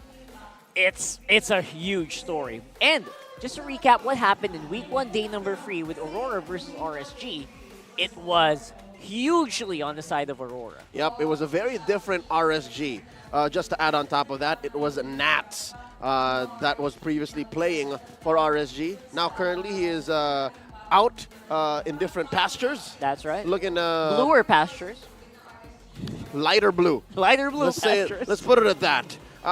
But that being said, it seems to be like a new era for RSG. So it's a new climb for them, given that they're playing with Nibor and Irad now for a majority of Season 14. For Aurora, it's the same 5 dudes. Same 5 dudes who has been tearing it up. And again, once more, exceeding expectations for this season, considering they really treat themselves as a rookie team, like they mentioned in multiple interviews. And I think that's the best way to approach anything, is to come in humbled, but with the experience and the wisdom that you have and the skills to prove yourself more than the position that you started with. And that's why they're here fighting for that upper bracket slot. 2 lives. That shuts down all the haters. You cannot be said to be a first-round exit team, and that makes you so much closer to, if I'm not mistaken, if you're in the upper bracket, you're 2 BO5 wins away from M6. That's right. Basically. 2 BO5 wins to M6, 2 BO5 and 1 BO7 to a season championship. So, in short, upper bracket means you just have more free time. You have more time to study your opponents. You have more time to relax and watch the games. More absorb chances more energy. To walk away with more. There you go. I mean, it's just there's just no downside. Essentially, there's no downside for Aurora to take down RSG, and for RSG, it's do or die. It's literally just put it this, all right? Don't think about the scenarios. If RSG loses, that's it. That's it. No, nothing. Lose today, done. All right. So at least now we have that in the bag. And again, that's historic. That's historic. RSG has never missed a playoffs in MPL Philippines franchise history, and as well, they've never gotten any lower than 4th, save for their debut season. But again, it feels like a completely different RSG, and I hope these days, it's been enough of a bounce back for these guys. Who do you think is winning in this one? Is it going to be an RSG journey step 3.5, or do you think Aurora is going to be on the road to securing upper bracket. Hugely Aurora for this one. As much as I love RSG, man, I love Coach Panda. This guy is my idol. Okay, I am on the other hand. So for some reason, in the forecast, I said RSG. Yeah. I said it would be good for storytelling. It'll keep everyone glued to their screens, to their phones. Keep the people going. Up until the last day, because then Aurora would have to really give it the black. Yeah. So I said RSG. I don't know what came over me, because the stats will say otherwise. Yeah. But if you want the easy answer, maybe Aurora. But if something inside you says, maybe the Raiders can do this, maybe they can be Kingslayers once more, RSG. Maybe we can get that glimpse of the old days, right? The old days of the of RSG where they just feel like they can do anything. But right now, RSG is the vote here for Leo. I'm going Aurora. Let's see what's going to happen. And I hope you guys also can represent your teams using the recalls. For this one, is like, it feels like I'm going to the Northern Lights. It's like swirly all over. That's not how it looks like. Don't worry, guys. But yeah, I don't know what your favorite is. I know Team Liquid is really stonks. I think by a long shot, Team Liquid is very popular. They're stonks, yeah. Lightning is very close. It's Good very spammable. Strong second. For the legacy of it, I think AP Bren is also very good. Yes. Smart Omega looks clean. RSG as well. Are we missing anything? RSG's Aura. TNC. I'm still wondering who that is. You ever figure that out? Who's? He's red-haired. I don't know. Who is that? Was there an SDZYZ red hair moment? I don't think SD's hair was ever that orange. Right, a little bit. There you go. That's his face. And for our fans, they have a bit of a spicy take here. If the RSG loses, is it ending the season 14? Yes. Wow, they're very good. Very good. DJG. We yes, just mentioned Daniel that. James Gabon. Gabon. RSG's journey is over. Basically, this is their last match. And there's no other permutation of them making it to the playoffs if they don't win. It's win or go home here. If anything, it's sweep. And you still have to hope. You have to hope, There's still something else that entirely has to happen that's out of your control. Even if RSG wins here, they have to wait for their fate. As, they're going to have to see if another team can basically wipe them out, namely Blacklist. Which is a weird situation because today, RSG, their worst enemy is Aurora because they stand in their way. Yeah. But tomorrow, they're like, Aurora, go! So they have to beat them and then cheer them on. Yeah, you can do it! All right, that's, again, tough times here if you're a Raider, but that's the beauty of the tournament, right?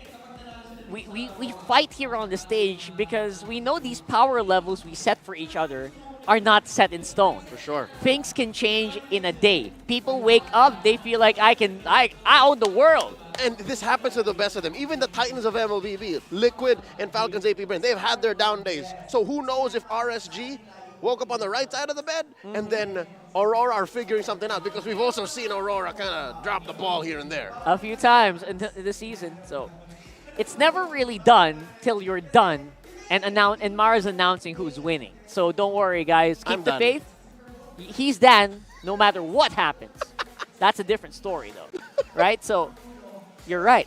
But yeah, for now, we are going to see the players walk in the stage. Oh, yeah. We're going to see them recall. We're going to see them flex. We're going to hear the fans scream. Woo! As it will be Aurora MLBB and RSG Philippines walking in to the MPL arena.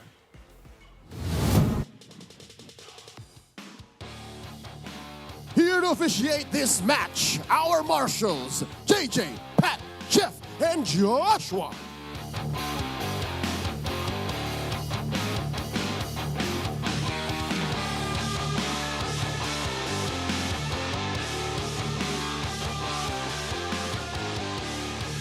First up, it's make or break for the Raiders. Every moment and every decision in this match counts towards their playoffs dream.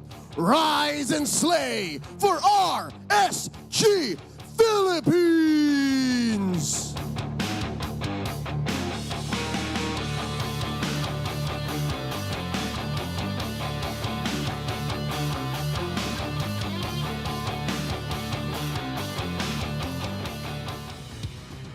And their opponents, making their way on stage, the fate of two teams are resting on their shoulders. All eyes on the Northern Lights. Welcome to the MPL Arena, Aurora MLBB.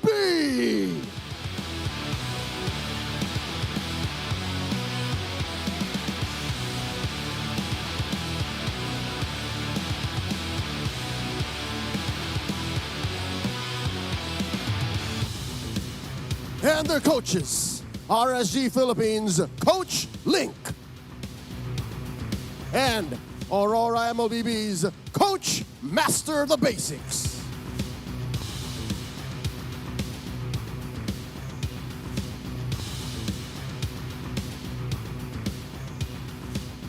It's time for the face-off.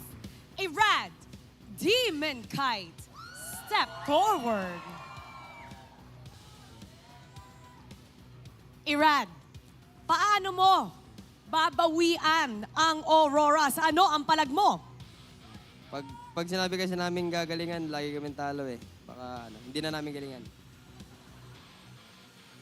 Demon Kite, paano mo masisiguro na hindi makakabawi ang Raiders? Ano ang palag mo? Gagalingan ko lang, trabaho lang, walang personalan. Palag kung palag, fist bump. Do or die, make or break. We need to watch this match very closely. We're gonna head on over to our panel. Pasok. As they say, you know, for the words of Demon Kite, work only, no personality. No, I'm just kidding. It's all a part of the job, man. Nothing personal. And they have all the incentive to kick RSG's butts. Oh, yeah. No offense. But if there's any team I know who will not take offense in what's about to go down, it's RSG Philippines. Very professional, all the way up from their management, down to their coaches, down to their players.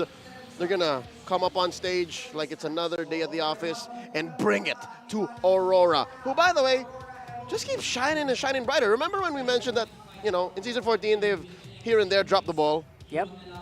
I think they learn from those so quickly. I think they pick up so well, and then they show us a new trick here and there to make up for that and more. I guess that's just the result when you get really veteran players in one team and add in like really good coaching staff here, and not to mention the influence of the Queen himself. Of course. Who we haven't really seen in the MPL arena quite a while. Maybe in the playoffs, confirmed they are going to be there. If they're second seed or less, we don't know. But yeah. Looking at the stats right here, you see that there's some things RSG do a little better. Yes, Better right. at turtle control and better at kill participation. RSG, looking at their stats overall, that might not be reflected here in the head-to-head. They are currently number one in average kill participation, so it doesn't get higher than this. They fight.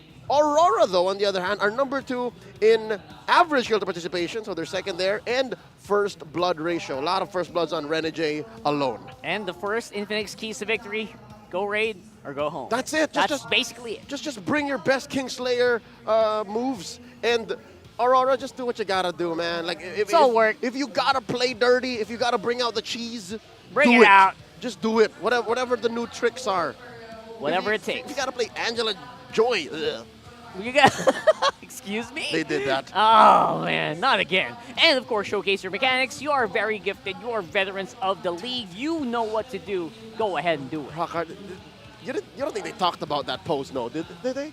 Probably. They were doing the same Probably pose. they were. And they I don't know what that means though, but you have to do it too.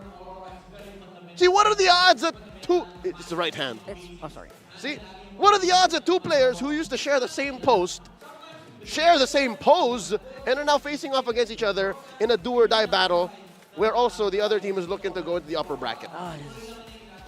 This is really giving a lot of our hearts a run for its money. I feel like we're all going to be a little bit heartbroken no matter what happens later on. One team's going to the playoffs, one team's probably upper bracketing, or one team is going to go home. Imagine how crazy that climb would be for RSG, who, by the way, picks blue side here, them being home. Imagine how crazy that climb would be if they somehow do make it into the playoffs. Do the impossible. Because of them sweeping or beating Aurora today, and then tomorrow Aurora beating down on Black. Like, how crazy would that be? What universe can that, what multiverse can that happen, man? That is a behind-the-back half-court shot. That's That stuff, again, reserved most likely for tomorrow. For now, we're going to have to keep it one game at a time. You know the favorite saying of these players. Of course. Just like they always say, and go into the draft for game 1. Only second to let's give it our best and give the fans a good match. show. Like that's the third thing they say is one game at a time. Free things that pro players love to say. All right, the Matilda and the Loyi banned out by RSG. Aurora taking out the Chip and the Fanny. Still out there, your regular suspects, the Phobius, the Hylos, usually gets banned out as well. The Edith. Oh, you got to take out the Edith. Of course. Unless Aurora's willing to let Nibor have it. In the Khalid. And Nibor did have a few standout games, especially on the, it's a bit make or break in the R-Lot. So, oh yeah, those are things that used to get banned out, but now it feels like, you know what, go ahead, take it. Something tells me, personally, as a fan of RSG, and just of watching so many of these games, I don't want it to come down to one final slash. Oh, no. Like, if it has to come down to that, is it really worth it? Maybe just draft better or play in a different way that doesn't have to come down to that. There's the Harith ban. I get so it, still though. left open the Hayabusa, the Ling, the Nolan, the Julian, the Edith. Edith is great. The Garot Kacha. First pick Garot again. I don't think my heart can take a first pick Garot Kacha again. Please, Here, don't do it a rock hard. Don't do it a rock hard. Come on, man. Don't do it. Or, you know what? If I was RSG, I'd be thinking along the lines of what do we need to do that the enemy will never expect. That's what I'm thinking. Maybe they're running through it. Rome Hilker. Rome. Never see that coming.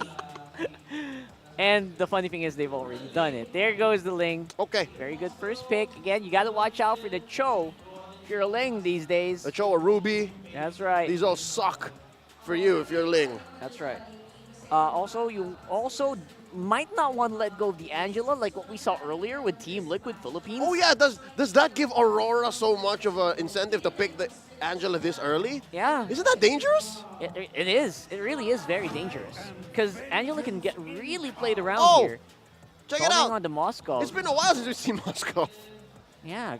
Welcome back, man. Yeah, these two teams share the Moscow in their top I think picks. the last time we saw Moscow, it actually lost.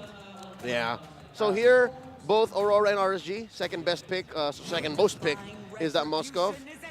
And they go ahead and pick up the Valentina. So I guess they're just closing up the Edith. Yue is a Valentina specialist. So they're saying, hey, make my day. Coach Link. It's Coach a dare. Make my day. It's a challenge. Do it. Let's see. And again, if you are challenging any specific guy, I mean, like Light can play the Edith very well. Despite getting copied with the Primal Wrath, he's probably still going to pick it up. And that's a mid lane situation. That's a mid lane trio configuration you're thinking about. What does Kuseido play? What does the Kamai King play? I mean, he used to really love to play the Moskov. Now he's going to have to play against it. Does he play a Claude? He can play a Claude because you can just be a secondary hitter. Because the Ling is their primary attacker if you're... Yeah. If you're RSG. And I think this is the perfect time to do that because Claude isn't super late game reliant anymore. Oh, I love that. Oh my goodness, I can't. I love the Cho pick. Yep. 100% deny pick there. Renegade would love to play that. Take it away. Yeah. Great pick for RSG. Like casters, just take it away. That's right. Each and every time, bro. Each and every time. The Gatot has just become ever present, man. Like first rotation. First by the phase, way. Exactly. First phase. If he's open, you pick him. He just does so much. And usually it's really easy to punish a Gatot. Well, at least it was before, but now it feels like you can't go wrong with it. There's like no specific comps that you can go wrong with the Gatot Kacha. Even with so many failed AOGs, somehow the follow-up fight still goes in your favor. Again, the AOG goes without saying. If it hits, it's good. If it doesn't, it's okay. And here's a hero that we usually see banned out in the first phase, the Tigreal. Especially against Aurora. Oh my god, the Hitman. Oh boy. Best believe he's gonna do some work.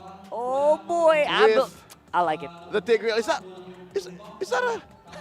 I don't know. Is that a... I think it is. It's a cosplay, you know? It's a cosplay of... From Demon Slayer. Some Demon Slayer thing. I'm not sure. That's a Hashira, no? Who it is. I don't know who it is. I do not watch Demon Slayer. Are those people in a meeting? Are they in a class? I think they're in MPL? It's either a class or everyone's like listening in on MPL. So it's like a watch party on ground. Yes, it feels like a voice call watch party.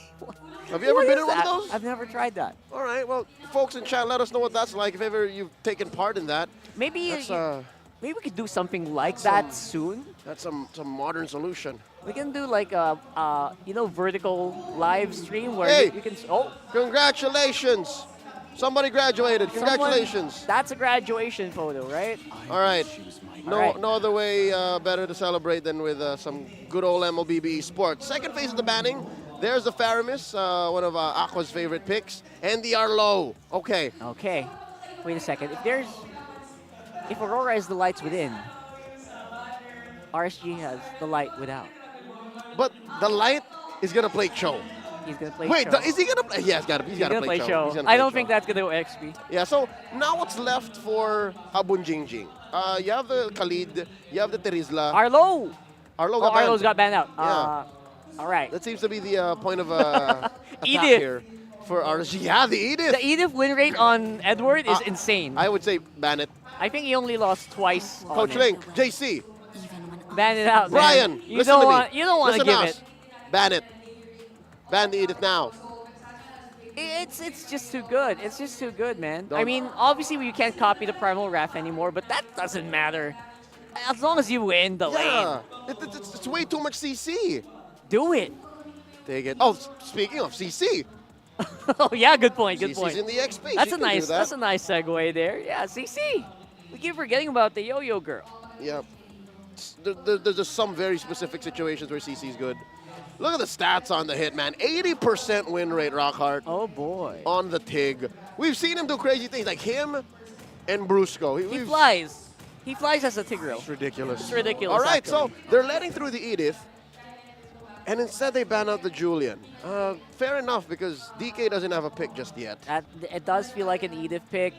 In the terms of jungle, what's a DK pick? Joy? Nolan's still out. Yeah, Nolan. Haya. Nolan is the safe one. Haya's Oh wait, still out. Hayabusa's still out? Yep, check it out. Hasn't been banned. No way it did Yeah. get banned out. Look at this. Despite RSG struggling this season, Light's able to maintain a somewhat positive win rate on his choke. It's Khalid. There is the Khalid. Why are we even surprised? Love that you're doing the correct pronunciation, by the way. I'm pretty sure it's somewhat correct, I guess. Almost. I'm Yeah. trying to study the real pronunciation. Honestly, I'm halfway through. I've been playing a lot of Khalid, and Gatot's a good matchup. There you go. Cho, not so much. Cho just cancels your quick sand guard, and you getting kicked into a turret doesn't help you many. All right, there's the carry, and we're looking for one more. What's Aqua to play? Aqua to play. Maybe the Loyi's banned out. Lilia? Vex? Oh, no, Aurora. Aurora, there you go. Okay. So is there a world that this Cho can still go XP? Yeah. Yeah? Can. But have we seen Nibor do that? Let me bring up the Nah, stats. I don't I don't think so. so. I don't yeah. think so, bro. There's just like a handful of XP laners that actually played Cho XP. Really big hitters. Like the Arlot, big setters, probably going to get thought. But there's a Roger for the jungle here. Uh-oh. That's a deep cut. It's very, he dug deep for that. Yeah, no. Nibor has never played XP Cho. Yeah, and Light is going to play it. We're going to have to take into consideration mastery of the hero as well. Mhm. They don't want to try something they haven't played before. Again, we don't know, but probably, right? So, index rating looking really good here for RSG, not going to lie. Negative counter here for Aurora means, you know what, they just want to play their game. Yep. I think a good chunk of that is on the very easy to execute CC. There's 4 very good sources of CC from RSG that if they get their way, Renegade will have to really catch all of them off guard. There it is. Locked in. Who do you think is coming out on top here, ladies and gentlemen? Let's throw it over to Naisu and Ingan to give us the game on this one. Last chance for the Raiders to save their playoff spot coming into this season. To Mobile Legends. Up against Aurora, coming from their momentum. Welcome to the English Desk. My name is Ingan. Together with me is Naisu. And Naisu, looking at the jungle matchup specifically, Irad with the Ling and Demon Kite, bringing back a hero we haven't seen for quite some time now. Yeah, it's weird. I mean, for a while, you know, Roger was the flavor of I was going to say the month, but it was like more than a month. Like it was like the first half of the regular season even, and even the previous tournaments, but kind of fell off. Back in a position now, though, in the hands of Demon Kite, and it can still work. It's one of those picks that obviously you build your lineup around it, and you know that's what Aurora went with this time. But you're wondering, is this lineup going to work for Aurora for game number 1 against what RSG brought to us? Yeah, and at the same time, we can see RSG again rocking the Tigreal. We've been seeing RSG have some... Is that 80% win rate on the Tigreal? I believe 80%. RSG has been versatile all throughout the season. He even went out with a game using a Diggy. Matilda, of course. So this time, it's going to be the Hitman RSG up against the Raiders. So far, looking at the early game, it was quite a relatively fast game during Series 1. But this time, Aurora has the luxury to be as aggressive as they can. Because again, the power spike of a Khalid is in the first 5 minutes. And when you pick up a Khalid, you know your agenda is to invade the opposing team's junglers. But on the other hand, here comes a potential invade coming in from Aurora. Yeah, they want to put pressure where they can. Again, we're still a little ways, of course, from that turtle take. But, you know, part of this, too, you're kind of, when you have to look at things on the lineup that they have, how they go through this, the fact that you have RSG, for example, on the Tigreal really helps set things up. And it's great that there's an Aurora because you can kind of stop that implosion setup that we see. It's going to take a couple shots from Irad. Demon Kite will get the turtle. The fight already going to break out too. Glacial drop down. Still fight going to ensue. Edward trying to get out. Won't be able to. Heals up though. There's the implosion we were talking about. And Edward does stay alive with that heal. And the setup coming out from the implosion from RSG. Quick sand guard, making quick work off of Irad as he also picks up the kill. The moment that you think Edward, Legend Zero, was going to fall down, just a quick sand guard cast, and at the same time, a kill onto Irad was more than enough for Aurora to establish a good lead. They also got the first turtle, and props to RSG as well, all throughout that clash, sticking to Irad. Even if this is a Ling, forcing the retribution onto the purple buff. That's why Aurora has no trade. So right now, for the Raiders, in order to stay alive for this game, they really have to bank and hope that Kosei will be activated later on with this carry. Because with this carry, you can easily burst down the tanky hero side of Aurora, like RSG and Edward. Yeah. But in order to do that, they have to avoid or stop the aggression of Aurora. I feel like we're in a place now, at least as the shifting sands of the meta happen here, or literally with Khalid popping up more, or you know, now even the gold lane has changed quite a bit where you do have some of these more mages popping up in the gold lane, or even, for example, like the Ruby we saw. When you have this more traditional carry versus Moskov matchup that we saw so much of, it does play a part in it where, yeah, you do have to worry about Domang later on. And, you know, of course, that farming timing. Hold on, there was a kit there, too. Raging Sandstorms goes in. They're going to fight this. RSG went down earlier towards that purple buff, so they don't find Nabor in that, but RSG gets taken out. A lot of pressure on that purple buff. Yeah, Aurora was a bit in too deep towards that purple buff. And again, you get the concept because you have a Khalid that can easily invade, but in that case, it was Yue and RSG trying to at least force out the purple buff before the turtle spawns. And they just gave up a kill onto Irad, but that was a trade Aurora, I believe, was willing to take.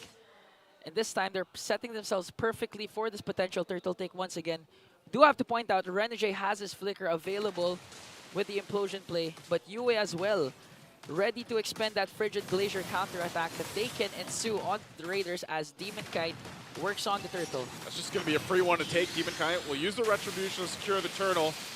Irad wasn't in the area to actually contest that. So now that's 2 turtles here for Aurora. Very clean takes on them, and that's the thing. You know, you mentioned this earlier on. Part of what RORA is doing, part of what RSG is doing is just, you know, they're comfortable taking some of the risk of, let's put RSG here behind enemy lines and make them work for, you know, even something as simple as a buff. Yeah, and that's a good sign that you're actually a roamer. Because there's a difference between a good roamer and just merely a setter. And RSG is doing more than just setting. He's zoning, giving Irad an uncomfortable time in his own jungle, providing a lot of vision for Aurora to counter out the rotation that the Raiders are doing right now. Again, RSG has his flicker. Wow. Whoa, light. He wanted to go in there to go for a pickoff. He ends up getting taken out. That was a quick one for Aurora as they tried to work on the middle lane as well. Again, here comes the contest trying to steal the purple buff of Irad. This is not a good sign. If you're a Ling, at this point, 5 minutes in, you're already out of your purple buff. Yeah, the way this whole like 30 seconds win, I mean, RORA AOG? did so much to just stop and slow things down. Edward, once again, this is the thing about Khalid, just heals up with the Sand Guard, and now the focus here looks to be on top. RORA wants to get the tier 1 top side. They're going to put the pressure here. Light to answer, multiple members there, but they know Renegades here as well, so they can't fully commit. Yeah, that's the threat of having a Renegade with the Tigreal, but look at this 1v1 between Edward and Irad. And even if, in terms of damage, Irad has more, Edward is going to continue spamming the quick Sand Guard just to regenerate his health. I didn't even see him recall even once so far this game. He's pretty much got, I mean, he's got Thunderbelt. He's got some steel pants, you know, at Steel this pants. point. You're not really going to be able to kill him unless, yeah, maybe your Kosei pops the damage, has that penetration through. Light, there's the Sandstorm we were talking about too to keep him alive. So Edward will just sit there, gets a ton of attention, and all this is worth it for Aurora because now they're 3 for 3 for the Turtles. This is where you see Aurora really shines. Even if the game's sort of like stalemate wherein there's not much action, they know how to extend the lead. As the Spear of Destruction will connect! Gets the Purify out. There's the Flicker, the Implosion too. The toss-up under the turret. Kosei goes down, and now Yue looking to pick up a kill on Light. One hit, has a little bit of shield, so he'll be fine. Still surviving it all. Once again, sights here on the purple buff, putting the pressure on Irad. He will get it with Retribution. But RORA's done enough damage already. It's these small wins and victories just stacking up now at this point. At this point, I don't think that was a small hit for Doming. I mean, from the top lane, connecting the Spear of Destruction onto the bottom lane to bring down Kosei, plus the assistance of Renegade with the Implosion. Even if Kosei had the Purify, they were able to still shut him down and let this lead balloon up to 4.1k.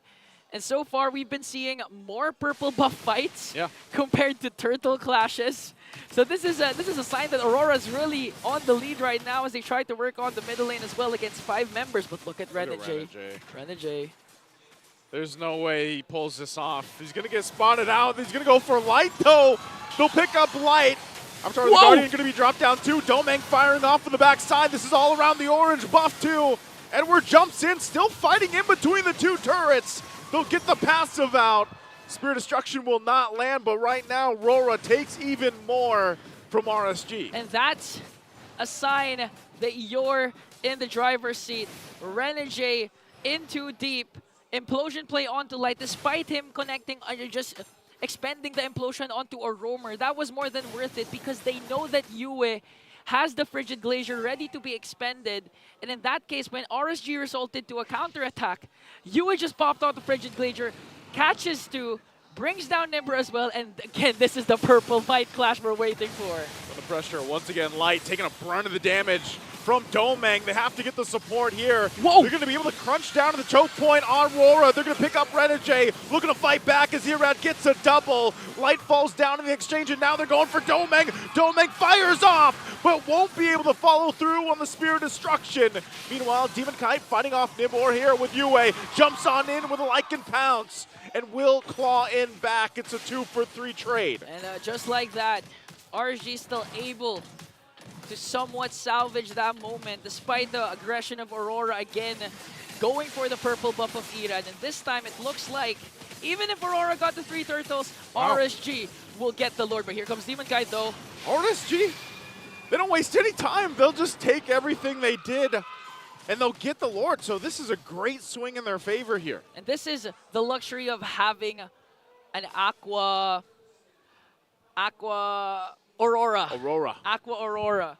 Again, you see the aggression of Aurora. They started things off, but with Aqua's Frigid Glacier connecting to at least 3 members, it was easy for Irad to dish out the Defiant Sword to the members of Aurora to bring down 2 at least. Although Demon Kai was able to answer back with 1 kill, RSG got more kills. That's why they were able to get this first Lord. And just like that, from a 5k gold lead, they were able to trim it down to half. And if you're RSG, you really want to utilize as much as possible this first Lord.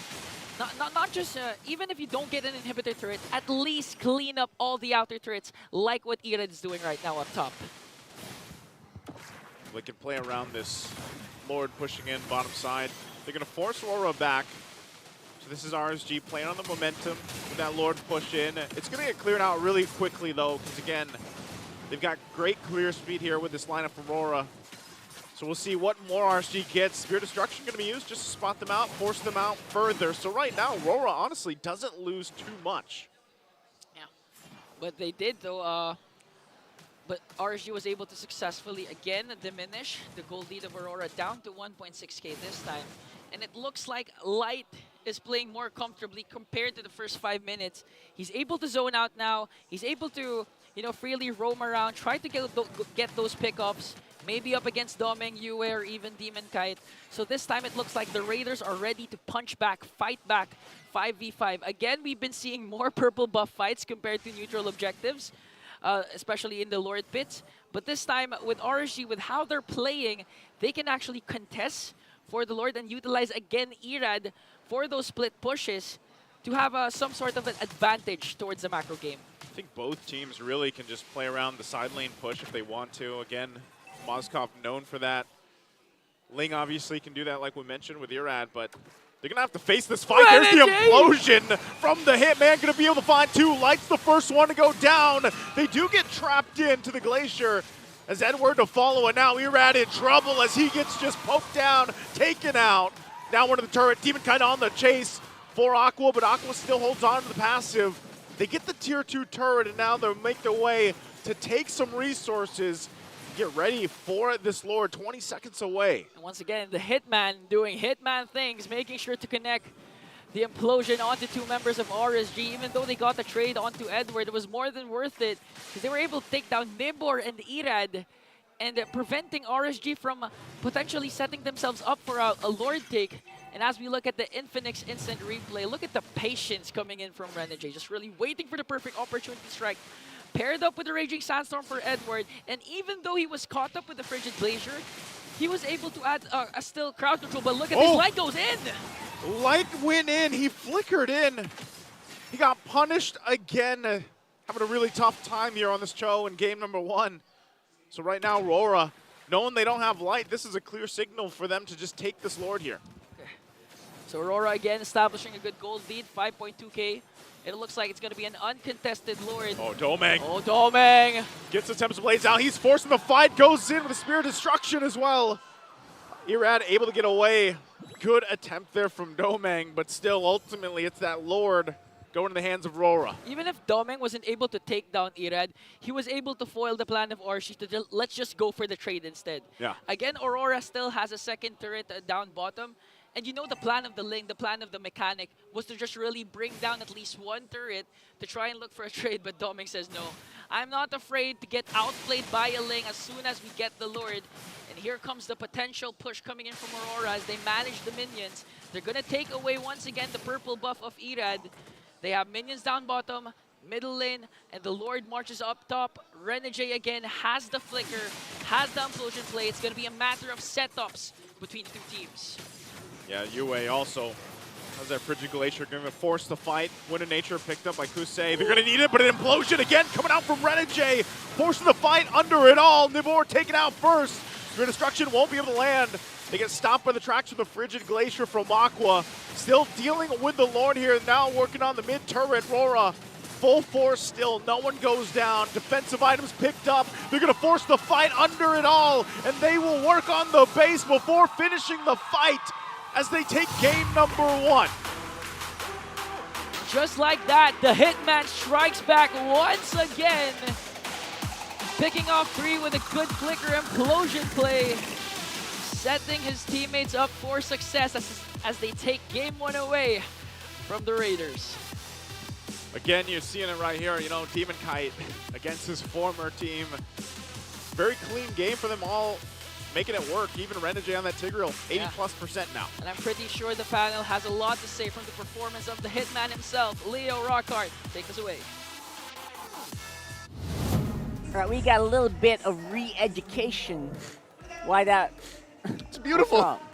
Love's that beautiful. Tigreal was beautiful. I mean, it was too good to be true, to be honest. And one of the reasons why it does get banned out a lot against certain teams, you know? More so in the hands of Renegade.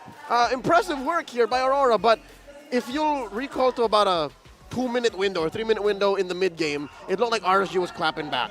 But as soon as Edward and Renegade decided, yeah, no, we're just going to keep pushing our advantage here. This can't happen. It stopped right then and there. So that's what allowed Renegade, the Hitman, to bag this game's MVP.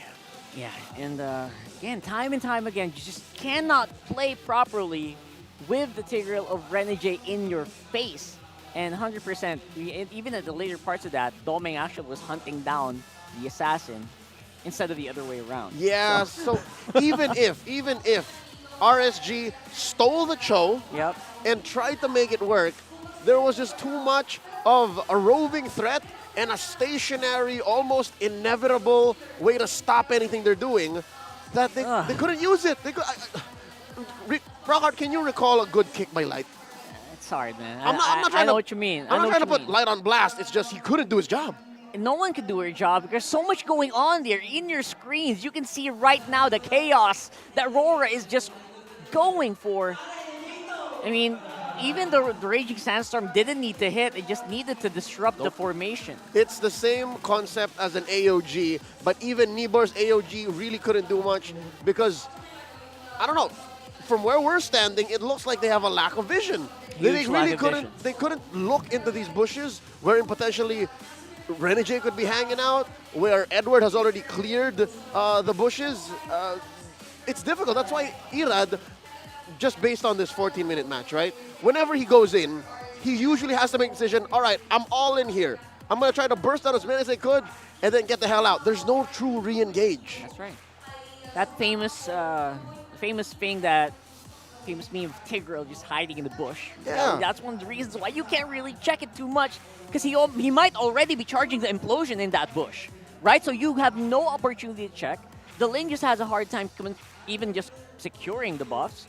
And as much as Aqua is great on the Aurora, I mean, after that, after they dodged the Frigid Glacier, the sustained DPS of Aurora actually wins out.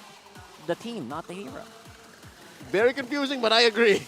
And what this allows for Aurora is their cores. Doming and Demon Kite to just go ham, go crazy. Look at this, 806 GPM on a Roger. It's been a hot minute since we actually saw Roger in the jungle. DK played it very well. Yue dealt a lot of free damage, again, just because of the free CC you get from just mostly Renegade, or the threat of activation from Edward's Khalid.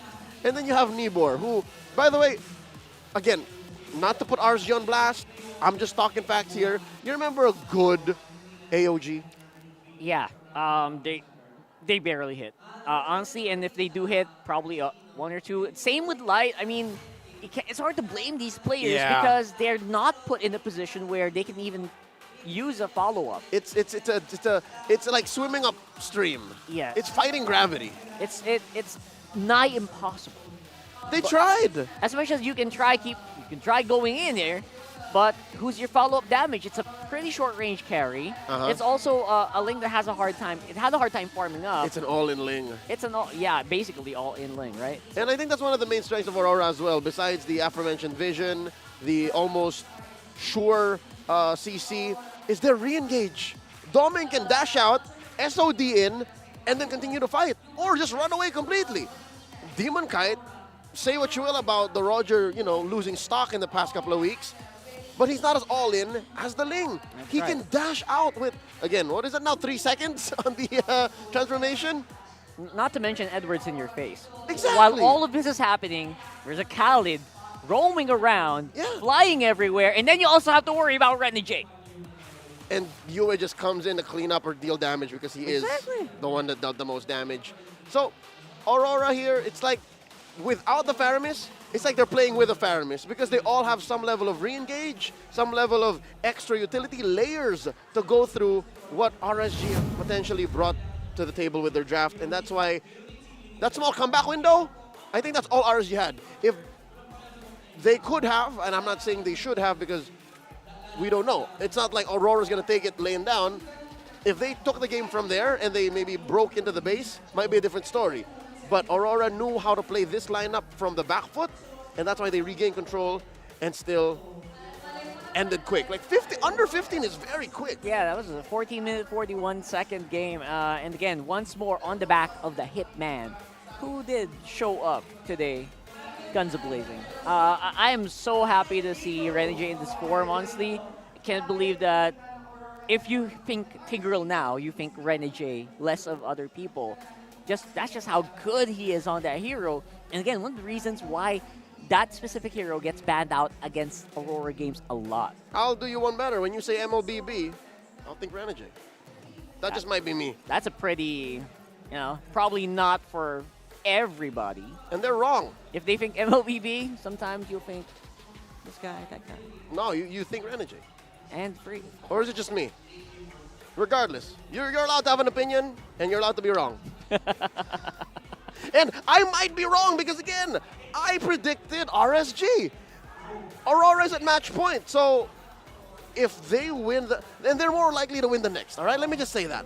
Seeing what RSG did here in Game 1, what fight they showed, my hopes aren't so high. Honestly, they're eking worse and worse into that scenario B, closer and closer. Guys, keep your head high. For now, we have Mara on Battle Trips right now, one of your favorite segments, throwing in right now.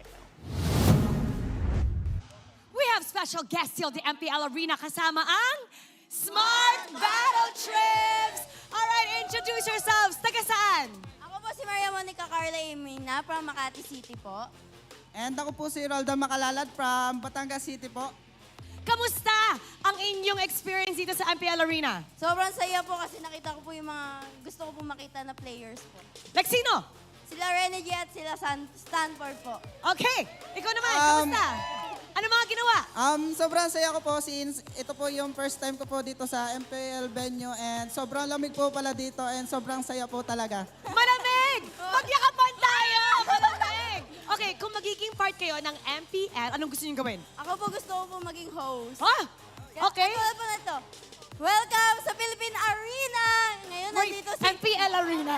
MPL Arena. Iba yung Philippine Sorry Arena. po. Okay, again, take two. 1, 2, 3, go! Welcome po sa MPL Arena. Andito po si Ma'am Monica Carla Emina, nag-host. Okay, ikaw, ano gusto mo maging? Ako naman po is being pro player po and ako po ay naglalaro ng Mobile Legends. Magaling ka? Sakto lang. Oh, anong rank? Anong rank? Ang highest rank po ay 130 star. Wow! Hey! Okay, paano ba sumali sa Battle Drops para yung lahat ng ating mga manonood pwedeng sumali katulad nyo? Paano sumali? Host! I-host mo kung paano sumali. Ganito po, i-follow nyo po ang aming page at magiging updated po kayo sa lahat ng event po namin. Anong page? MPL, nakalimutan ko. Ano? Call a friend! Call a friend! Anong page? I-follow nyo po ang official Facebook page ng MPL Philippines and also Munton Student Leaders PH and CH po, Community Heroes and wag nyo na po palagpasin na sumali po dito sa Battle Trips and talaga po mag-enjoy po kayo dito. Invite them para manood dito. Invite! Ay, mga friends, i-follow and i-like nyo na po ang aming page. Alright. And i-share nyo na po. Alright, that's Smart Battle Trips. Sabay-sabay natin sabihin pasok, alright? In 3, 2, 1, panel, pasok! There you go. That is Smart Battle Trips where people get a chance to basically go on a field trip in MPL Arena. Is it just me or how do you fit that many people in a bot? Like, does it me or does it look like there's like 6 dozen people in there? It felt like 2 busloads of people, honestly. So, yeah, a big shout out to everyone who joins and everyone on Community Heroes also who just love and bleed MLBB. Always a fun time whenever you guys are around. And now, we're going back into it. MPL Arena is still buzzing, and this time around, it's with Smart Gameplay Pose. All you gotta do is use hashtag the power of smart, and you just gotta copy the player pose. Who is it? Now, is there any doubt? Is there any doubt who it's gonna be? Come on, brother, come it's on. One of these. Do it! Do it, do him right. Oh, yeah. I like that one. Oh! All right. More fierceness in your Yeah. face.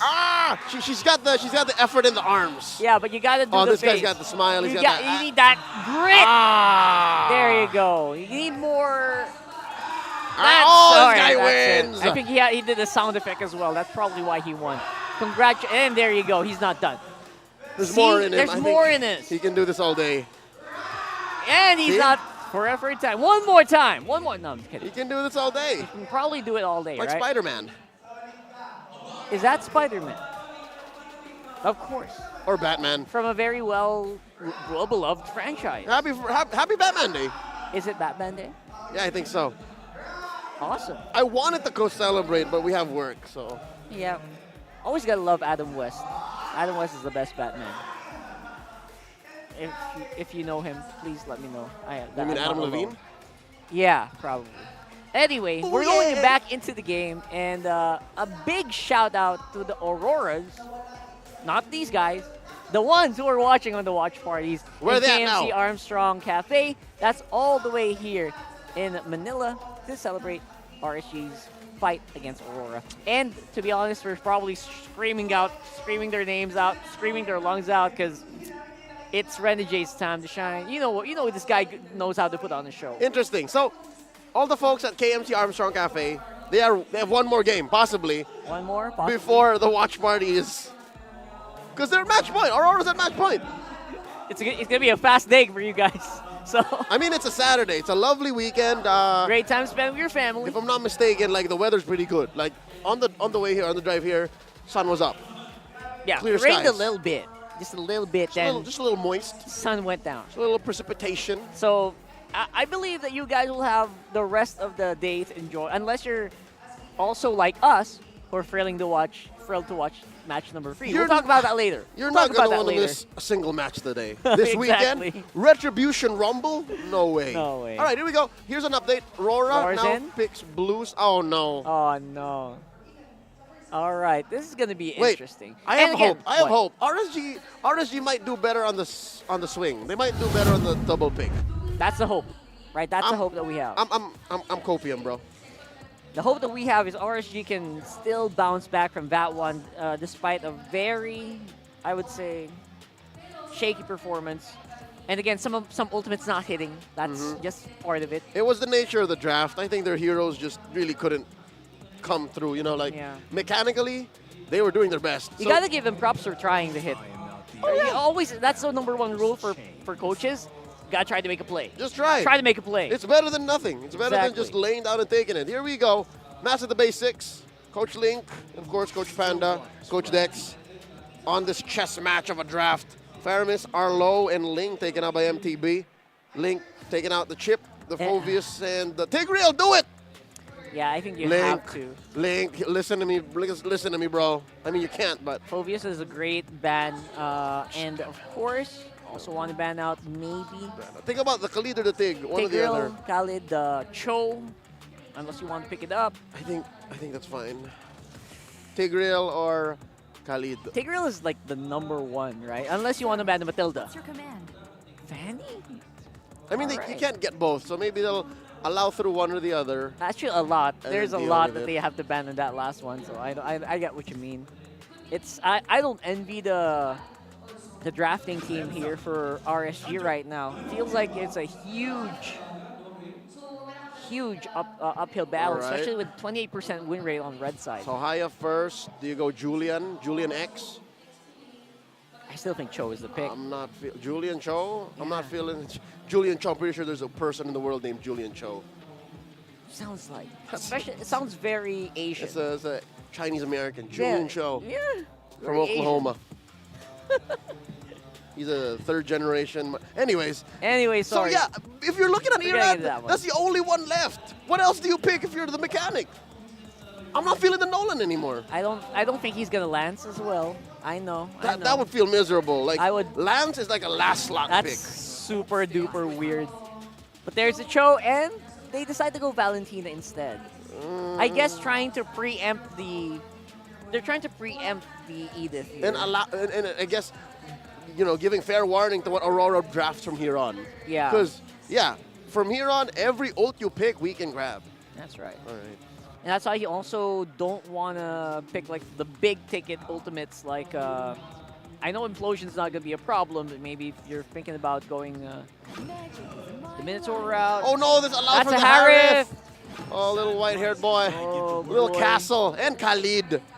Oh no. Yeah, and Aurora doesn't want to pick the Raging Sandstorm, right? I feel like it's Nah. going to put you in harm's way too Nah, much. son. These three are all already pretty bad. Like all of these old Khalid's okay, mid. Getting Raging Sandstorm is pretty mid. Yeah. I wouldn't say it's bad, but it's mid.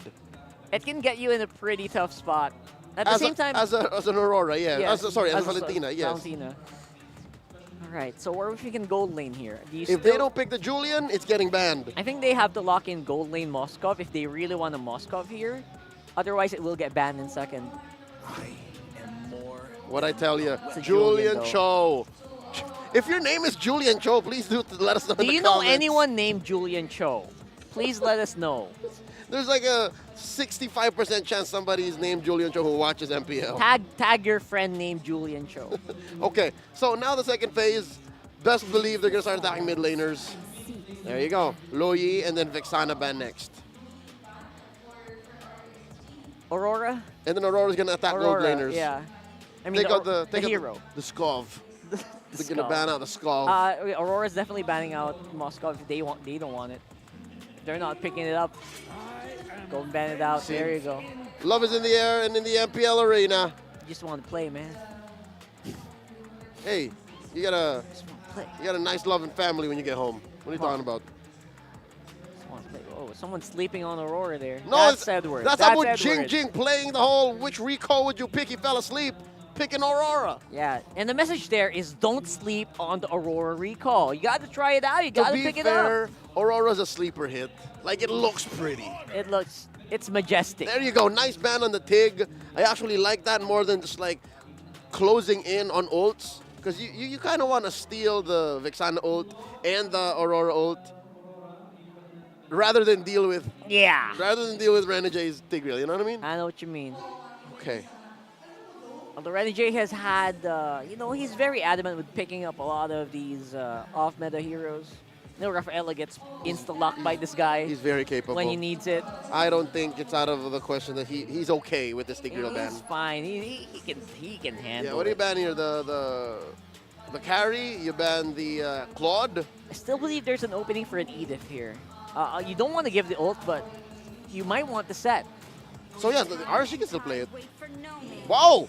Beatrix, With the man. carry and the Claude out, you ban the Beatrix. Wow. All right. So one or the other for the gold lane here, unless they...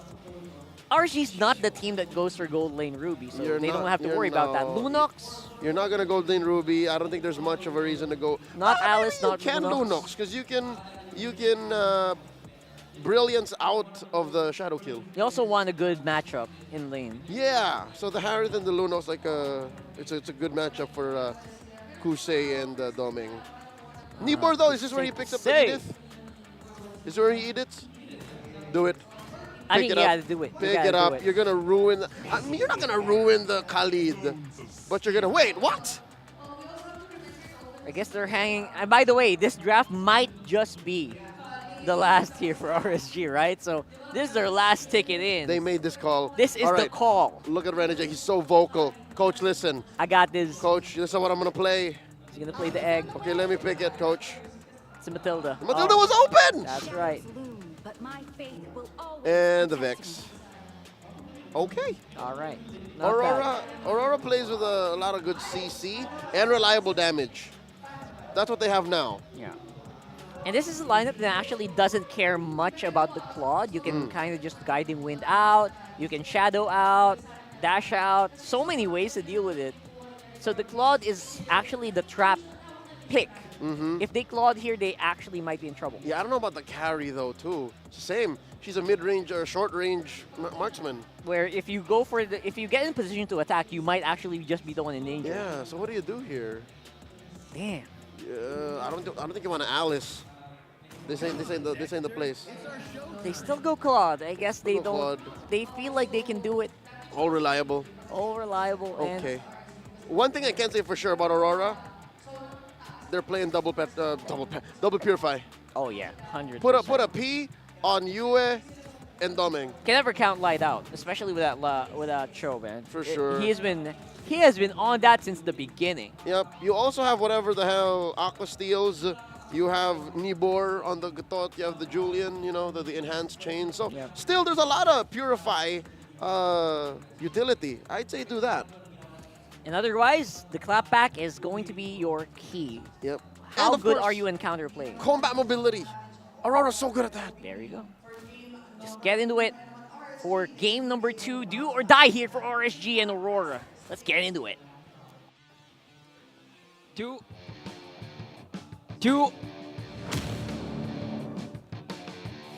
or die match indeed for the Raiders. Potentially their last match for this season. A must-win for Irad and the rest of the squad. Welcome to the English Desk. My name is Ingan. Together with me is Daddy Bear, Naisu. Yep. And Naisu, you know, the thing that concerns me for the Raiders is that the snowball potential of Aurora its potential is just too much. Again, we might see Demon Kite snowball with the Hayabusa. They have a early game gold laner compared to the Moscow, which is the Harren. And apart from that, they can be as aggressive as possible because of the presence of the Renege's Matilda. The wingman The for this wingman. game at this point. But yeah, that's always the case here. Anytime the Hayabusa is in play, you know, the snowball potential is always is one of the biggest plus sides to it, like this already. Okay. Okay, he's fine. So Demon Kite doesn't, you know, because he doesn't have level 4, not able to take out his former teammate Light there. But the same can be said for a Julian that gets these early kills, gets the maybe even the objectives to a point. Irad can snowball himself, and we've seen how devastating the damage can be on a Julian. That's all part of it. And look how aggressive Rora's just being in general here. Again, this is an Edward Khalid. First 5 minutes, you expect it to be as aggressive as possible, especially once it's picked up the Thunder Belt. So Edward, just like game number 1, he's just gonna do the same thing.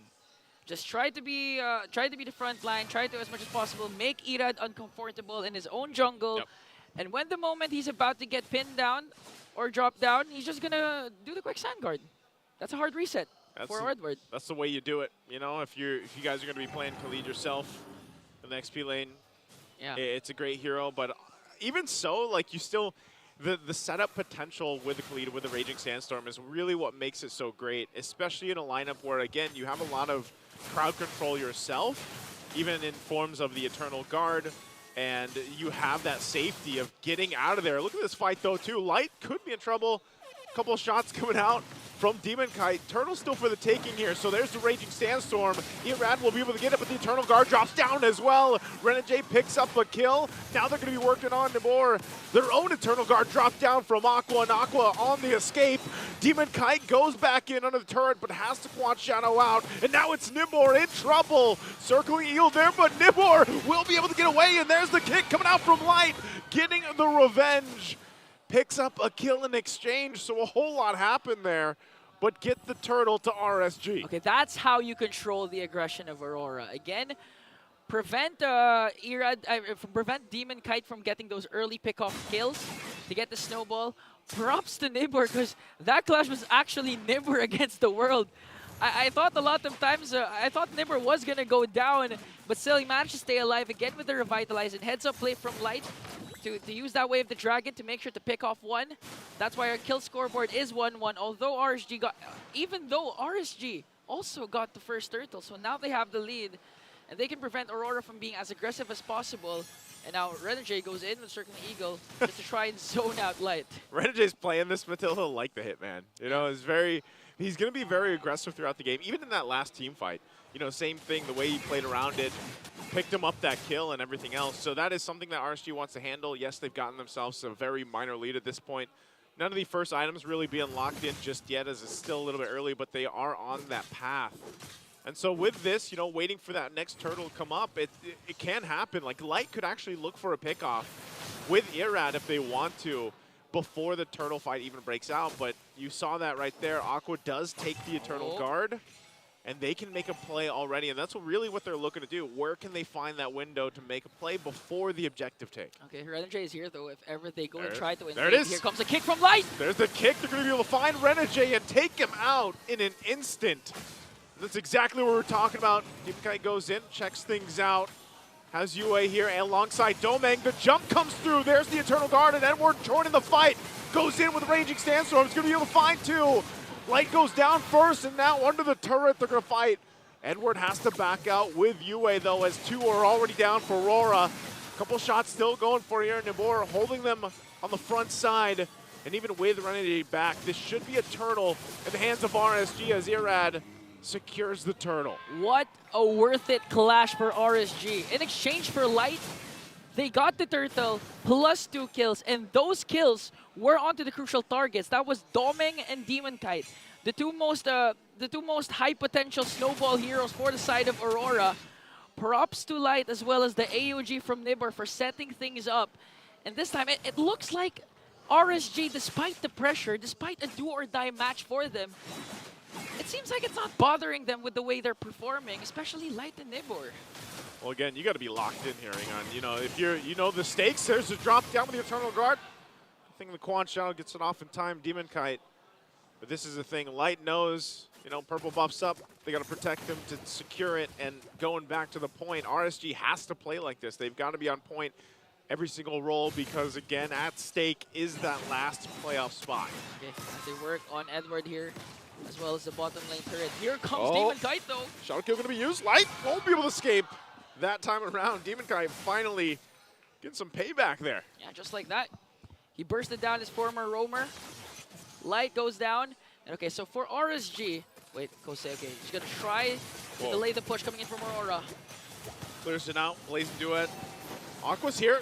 There's the jump in as well from Nibor. They're going to force the fight a little bit further, but Nibor now half health. He's tanky enough, and they just forced him off. So they hold on to that tier 1. So RSG using a lot there to really keep it together. Edward using that Sandstorm, but to no avail. Won't be able to find anything. Still, a lot of RSG holding this top side. Light there as well. Does have a flicker available. Circling Eagle now from Renegade, and they just back off. So a whole lot of tension top side. Okay, that's the thing when you have a Mathilda. Even though Light has a flicker way of the dragon, he's not going to commit it because honestly, just one guiding wind could save whoever Light potentially kicks. But here comes the clash. Gonna go down. Eternal Guard drop down. Nibor in front of it.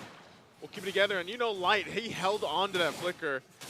Did manage to get the Purify out, of course, so this should be 3 for 3 in terms of the turtles for RSG. Okay. So right now, the good news for RSG is that they prevented the snowball from Aurora. They're playing at their own pace. They have the gold lead. And at the same time, Renegade, although he has a Mathilda that's aggressive with the Circling Eagle, it's not the same as the Tergil with the Implosion, wherein he can turn things around with one set. Yeah. So right now, who are you going to rely to when it comes to the crowd control from Aurora? Of course, there's Edward with the Khalid Raging Sandstorm, but is it going to be enough, though, looking at how mobile and versatile the lineup of RSG is? I think this is where you almost have to just say, you know, you gotta get a glimpse of it, like mid to late game or late game even, because part of that too is just doming on the Harith here. Once again, they're just trying to keep this pressure alleviated. There's the Circling Eagle into the Raging Sandstorm as they'll be able to find Nibor this time.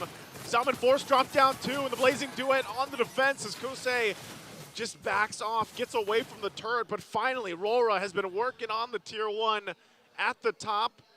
Will they be able to finally get it as that turret finally goes down? So finally RORA, step after step, gets it. Light, there's the kick, away the dragon, they're gonna force the fight again. Edward could be in trouble, heals back up, Salmon Force again, and there's the shadow kill as they go under the turret as Demon Kite puts the pressure on RSG. Just like that, Aurora once again with the lead.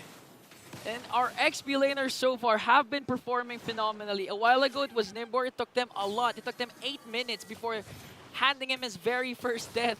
And now this time, Edward soaking up not just the Way of the Dragon, but the initial burst coming in from Irad as well as Aqua. And with just one quick Sand Guard, he was able to reset once again, go for the counterattack. And this time, they were able to pick off 2 for creating a lead once again for Aurora. So right now, if you're RSG, Light really needs to step up, make sure to get the proper targets. It's going to be Doming and Demon Kite, like what he's been doing a while ago during the first 8 minutes, just There it like is. this. He's going to go for the step up, gets the kickoff. No kill though just yet. Eternal Guard dropped down and Light gets taken out of the exchange. Renegade still up. There's the jump, but Demon Kite goes in the backside, goes for Aqua. He's still going to survive, but it's Nibor that goes down.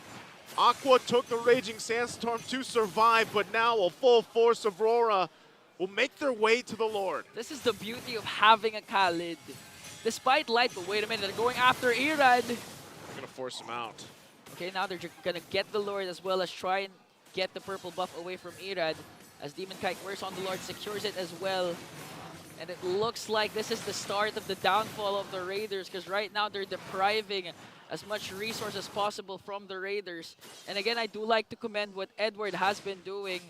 Despite the good double knock-up coming in from Light, again with the proper targets, that was Demon Kite and I believe Renegade. One Raging Sandstorm disrupted the formation of the Raiders. That's why Aurora was able to bounce back. And of course, again, the heals coming in from the Hitman, the Circling Eagles. So far, the balanced lineup of Aurora is working wonders for them. They're able to bounce back with a 2.1k gold lead, and right now, they have the luxury of having a Lord for this push. Lord pushing down the mid. Aurora with a good lead at this point, too, and Edward just kind of spotting members out of RSG. The Raiders could be forced out of this side, but they hold on to the Tier 2 turret for now. Aurora not wanting to push the press the situation any further. They will take some resources, take some buffs as well from RSG. But ultimately, a good defense, at least for now, from RSG to not lose too much. But they still have to be prepared for a forced initiation. There's the jump in from Nibor. Takes a couple shots, waiting for the rest of the team to follow up on the defensive. Renegade goes in with a Circling Eagle again. And Zaman Force dropped under the turret. As both Eternal Guards just battle it out, no one will go down. Okay, a lot of ultimates has been casted, but RSG though was able to salvage their second tier turret in the middle lane, but Doming says no to the bottom lane as it takes it down. And now a lot of pressure for the Raiders again. The stakes are high, a do or die matchup. If Aurora wins, RSG will now be eliminated, meaning Blacklist will secure a playoff spot coming into the playoffs this season 14, but still, RSG, they're not climbing that much of a high mountain because it's a 3k gold lead for Aurora. They can still bounce back. Again, one crucial pickoff for Light can do wonders for their team. But right now, it's looking really hard for the Raiders. Yeah, again, we got to reiterate the fact here for the Raiders. They cannot no more get mistakes. too owed against Aurora. If they want to have a fighting chance for that spot in the playoffs, the last one, and right now it's looking a little grim. They're going to have to rely on this lineup that they brought to the table and make things happen. They got to show that Raider mentality that they showed throughout the season. Right now, they're just trying to keep things together. Sometimes it's just for Irad's buffs alone, and Rora wants to force the fight. Domin goes in. Domin Force going to be dropped down, and they get choke pointed in. An Eternal Guard going to be dropped down as Nibor and Light are taken out. And they're just going to chase down. And we got to take a breather there. Something happened there. One thing for sure is Doming picks up a double kill. This was a Harith, a gold lane Doming, going in, being the front line, being the main source of damage. Just look how courageous, how brave he was, going up against 2-3 members of the Raiders, picks up the kill. And right now, as we head on to the technical pause, we can see all the fans, still the Raiders here, especially this guy, one of the most crucial members of the Raiders family, clinging on for their dear life, and just hoping to extend this game to Game 3. Because again, the playoffs chances of the Raiders hangs in the balance. Man, looking at that, just the last exchange there. You know, a lot of this is, they got to kind of secure the buffs for Irad, so you're almost forced to just be as a team around that area, and Rora punishes that. They play into this choke point around the jungle, and they crash down, and then, of course, before we, took this little break here, I didn't know exactly if they were going to follow through after getting those 2 kills or what, but nonetheless, regardless of really what happened there, that was 2 kills for the hands of Rora. based off Irad trying to get his buff. And either way, it wouldn't have resulted in anything good for RSG at that point. I like that you mentioned the jungle matchup. Again, it's poetic because Demon Kite, one of the best raiders to ever rock with the team, now has the chance to eliminate his former team. I mean, it hurts if you're a Raiders fan. I mean, I know in some sort of way Demon Kite inside is also feeling for his former team, but again, this is all about passion, about competition. And just like that, Demon Kite can fulfill his destiny and bring down his former team and let Aurora climb as much as possible. But my best jungler, my MVP, my boyfriend Irad, this could be the buff that Irad needs to bounce back and force a game 3. What do you think? I'm all for showing support here, but right now, I'm sorry, it's not looking too good. Yeah, but at least at the end of the day, even if RSG loses, Irad's gonna... You got that support. Yeah, you got that support. And as people here are doing the flap teasy emote, are shocked. You know what? When things are going bad, just do the flap teasy emote. Even in life, you're going through life. You can use it either way. And you just like one day, you just gotta wake up in the morning and look at yourself in the mirror and just do that. Do that, yeah. You can use it either way. Through the bad times, through the happy times. Just do the flap teasy emote. A lot of people are celebrating their birthdays this week. Dude, I don't know what it is about October. There is a ton of birthdays in October. Yeah. Like, at least that I know of personally, too. Yeah. I've been hearing both of the panels singing happy birthday as this guy. Even in the talent room, people were singing happy birthday. Everyone's singing happy birthday, and props to this guy exposing himself. I believe he didn't tell his mother that he was here, but right now, he's She here. knows. He's proud. She knows. She knows now. Okay, you wait. Is that? Who's it look like? I don't know. Oh, I know. This guy's a. Okay, I'm not gonna give context anymore, but yeah, he does kind of look like you. Would you buzz cut your head? No. Why? For what? No, I love my bangs. You love your bangs? Yeah, you know I'm. But you know it's like winter arc right now, right? Yeah. Like it's like winter arc / villain arc. This Okay, is the when time to I buzz cut, your head. when I do my cut, that's when I'm gonna do a buzz cut. What's this meta with 2 phones and Who has 2 phones? You should ask yourself why you have 2 phones. Could be because of business, or you know, you're doing something Business should be life. proud of. Says the guy with like 4 gadgets on his side of the desk. Okay, so far so good. I mean, we can see a lot of people here enjoying Green Sun Hotel. Speaking of Flap Teasy's emote, this is Flap Teasy himself emoting in a different way. And if you're a fan of Flap Teasy and the rest of Falcons AP Brand, there's a good matchup tomorrow. Again, a revenge, a rematch of the finals, TLPH and FCAP. Bossing. Bossing. How do you translate bossing? Bossing is boss. Yeah, basically. but it's just like a. In English, it'd almost be. It's almost like a similar term for like, hey, bro, or I don't know, bro. Okay, I leave the translations to you. Nice. I don't know. I personally don't say bossing. I don't say bossing also. I don't know where that started, but. Oh, look at the smile though. Okay, so right now, okay, we see Antianara. Who is this? Brigida. Brigida here in spirit. Brigida here in spirit. Oh, shout out to Brigida, by the way, who's been roaming around the country for the barangay caravan. And look at this picture. Man, this is the perks of being in Green Sun Hotel live. You can literally make fun of your Took all friends. 10 days. Took all 10 days pa bago sumahod. You can do it nice. That's wow. It's so long. It's 10 days till my payment or till my Wow. salary. Woo. That's why I love tech bosses. Nice who's forced to speak in Tagalog. Chico Kaya. Chico Kaya. Okay. I mean, at this point, again, like we have to remind our viewers here, as we look at all our audience here. The game is not going well for RSG. So if you're watching for RSG, whenever we get back to this game here, which hopefully is shortly, it's not looking good. They had a bad skirmish in the jungle. Okay. And it didn't go well. So It looks like we're jumping back in, so let's see exactly where we are. Okay, Sent goes in, and now we're back in the land of Dawn and another clash. Back to it. So yeah, Nibor and Light were the ones that went down, as we were saying. And RORA will go ahead and disengage and now start up this Lord, which should just be theirs. Ideally, RSG wants to go for a trade as much as possible, but in this case, you're outnumbered, outgunned by 5 members of Aurora MLBB. There's still a chance to turn things around, especially if you get a good pick-off again coming in from Light. But it's going to be hard to burst down any member of Aurora, especially if they continue to deprive Irad of his purple buff, of his orange buff.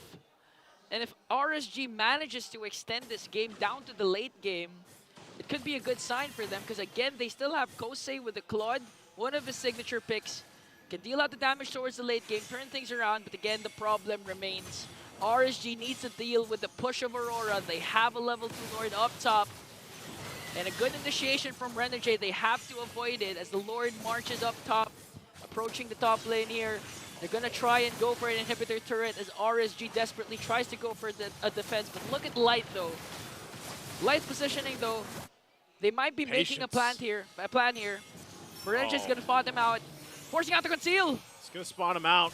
He's going to chase him down, too. They might just maybe try to cut him off. It might not be worth the effort, but Light's going to have to do some fancy work for this one. Demon Kite knows where he's going to be. Shadow kill there, too, and Light tries to get out, but will go down. And now RSG left. 2 members already taken out of the picture, so 3 up here.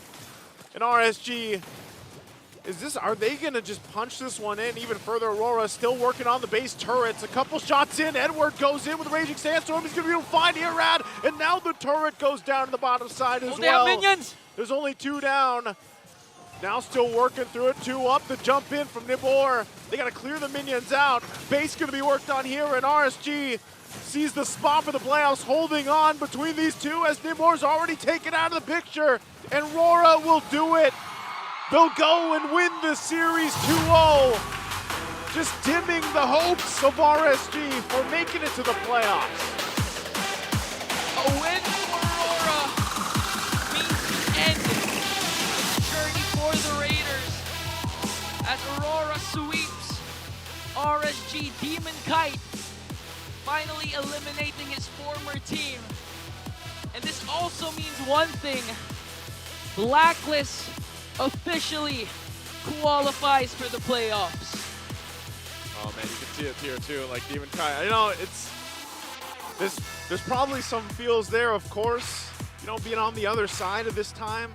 As they come out, you know, former teammates, you can see here Light as well. Yeah. You know, there it is. There. That's what we expected. Again, it's always tough to see, man, but that's hard. That's competition, right? This marks the end of RSG's run for numerous seasons. They've been placing at least top 4. But unfortunately, good things come to end. RSG, for how many seasons, won't be part of the playoffs. And I'm just really curious as to what the Raiders have to say, because I'm pretty sure they gave all their hearts out to fight for their playoff life. That's my Mara Aquino. Please take this away. GG. MPL Arena, RSG Philippines will no longer be moving forward. Light, what would you like to say to the Raiders and everyone who's supporting you for Season 14? Sa sumusuporta sa amin sa Raiders na walang sawang pumupunta, thank you, and nakakalungkot lang na yun, magtatapos yung journey namin this Season 14, and I promise na we will come back stronger. And sa sumusuport sa akin, sa family ko, and also sa girlfriend ko na walang sawang sumusuporta sa akin through up and downs, thank you and I love you. And we will wait for you to come back stronger. All right, everybody. GG. One more time. GG. RSG Philippines, you may now take your bow. Unfortunately, your journey will end here.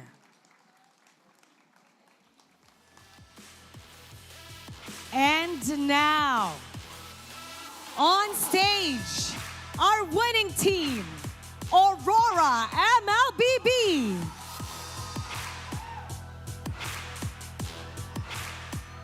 Demon Kites, congratulations. Nakita ko kanina, you hugged every single one of them. How does it feel na ikaw ang naglaglag sa dati mong koponan? Actually, medyo parang neutral lang. Malungkot, tas masaya ganun. Kasi sa buong karir ko naman sila din yung nakasama ko ng matagal. Kaya yung respeto ko talaga sa kanila. What is your message to RSG Philippines?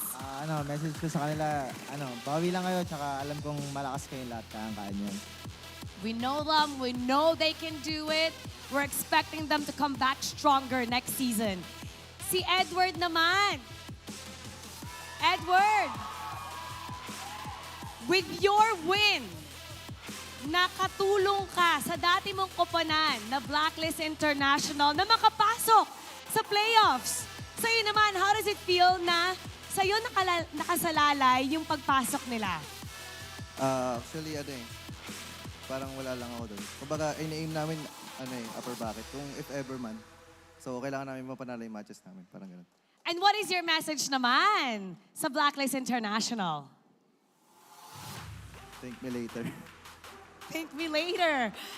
And now, our MVP. Let me hear some names. Who do you think it is? Sino?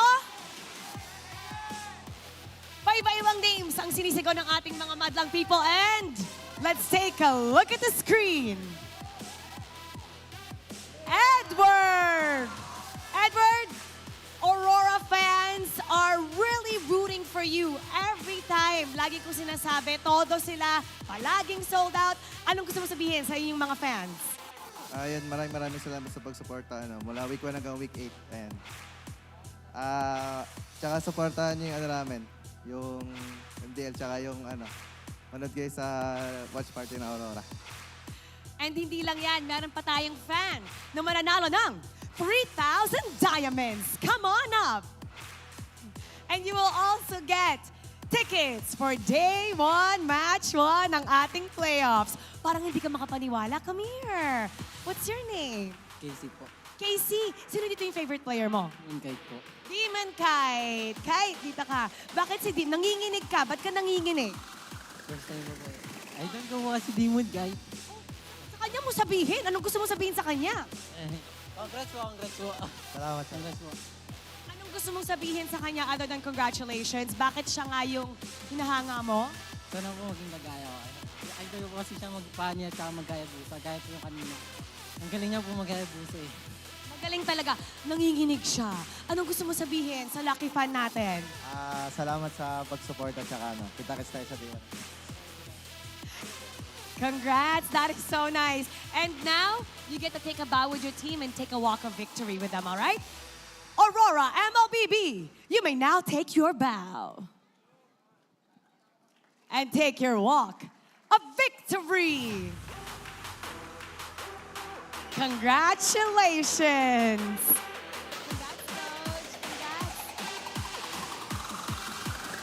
Ang powerful ng Aurora MLBB today. They eliminated one team and they helped another team enter the playoffs. We're gonna break it down for you, so we're gonna go back to our panel. Pasok. And that is Aurora, of course, keeping up with expectations of a very big fan base, coming out with its sweep against RSG. Because of that, again confirmed, Mara asked Edward, how do you feel? You helped your former team make it into the playoffs. Blacklist will be the last team, the 6th in MPL Philippines Season 14 to move on forward. And it's his Khalid that earned the MVP. Because, all right, game after game in the series, the Khalid did so much. That's right. Vision, CC, Peel. And that's the reason why in XP this past week, I spammed Khalid. Oh, yeah. It's as fun as it looks. That's XP Khalid, right? Yeah, you're obviously there's a variation where we see Roam Khalid, but XP really does feel like where he does shine. And as Edward did say, Blacklist, thank me later. Probably gonna face each other off eventually as well. Tomorrow! Oh yeah, they are facing off against each other tomorrow.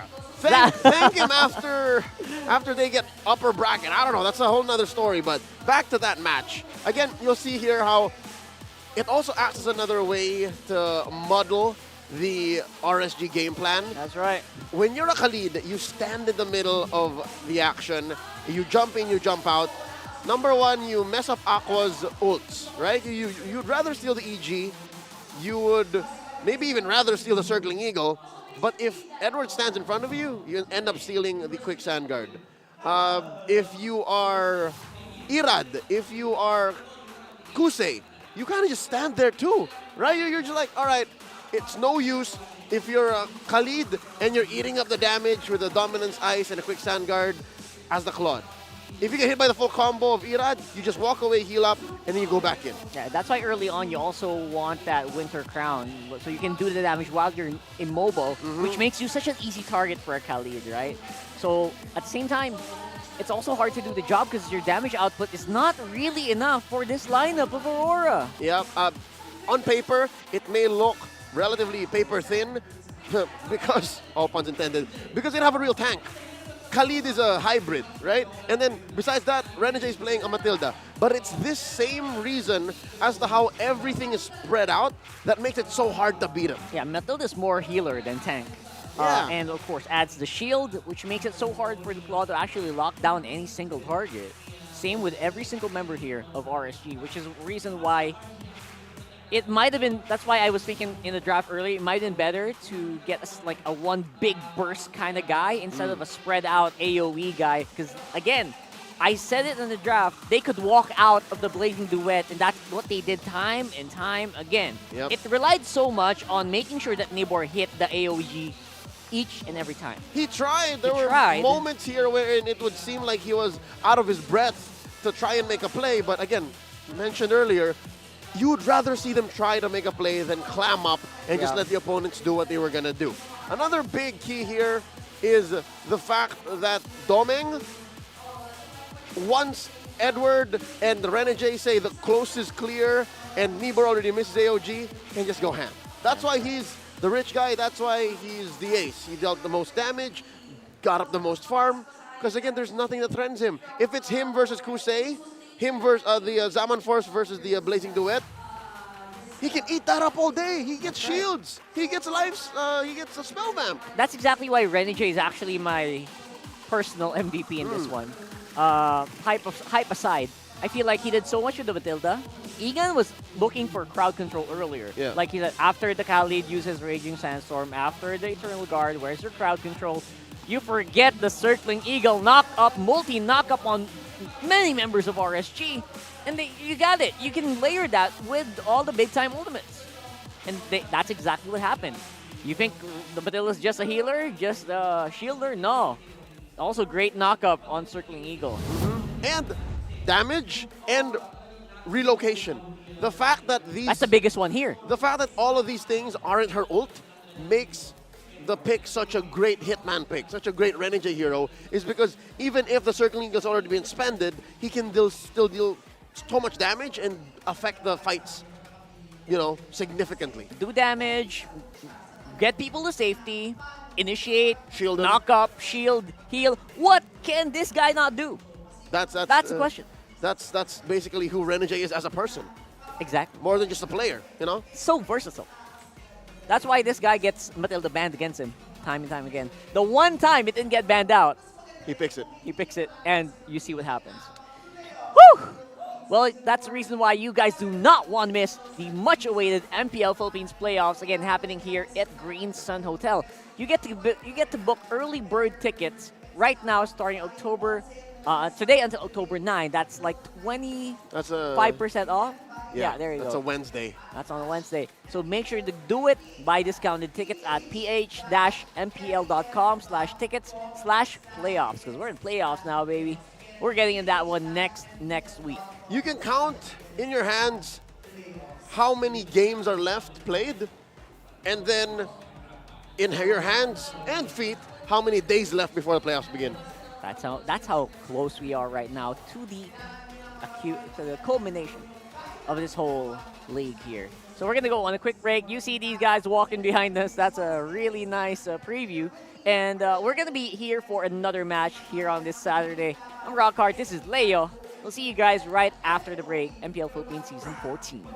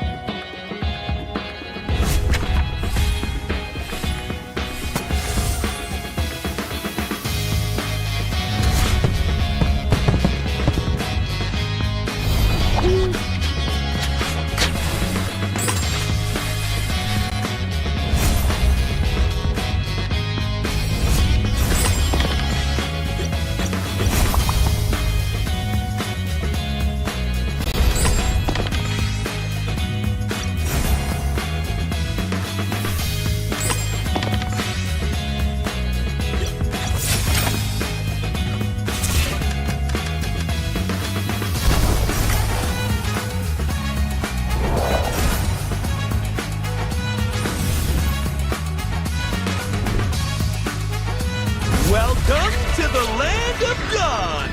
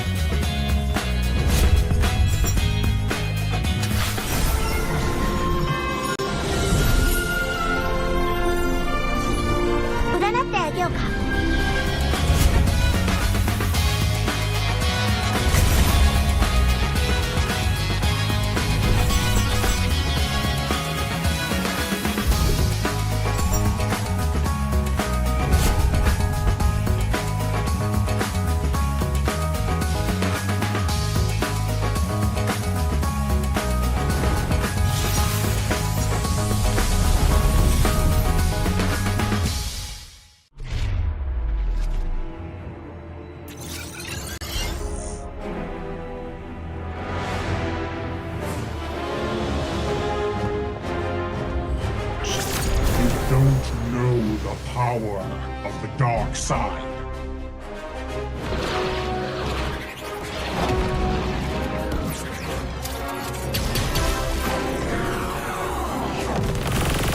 Target on the move. Prepare to engage.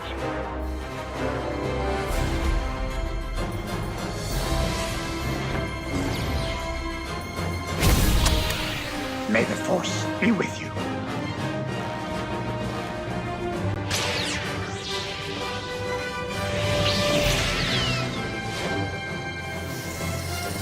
I will do what I must.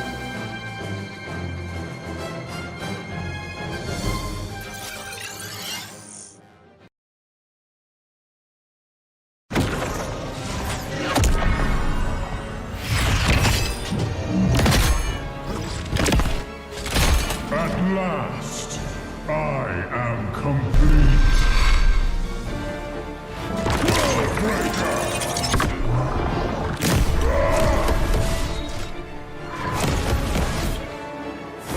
Come in fairness.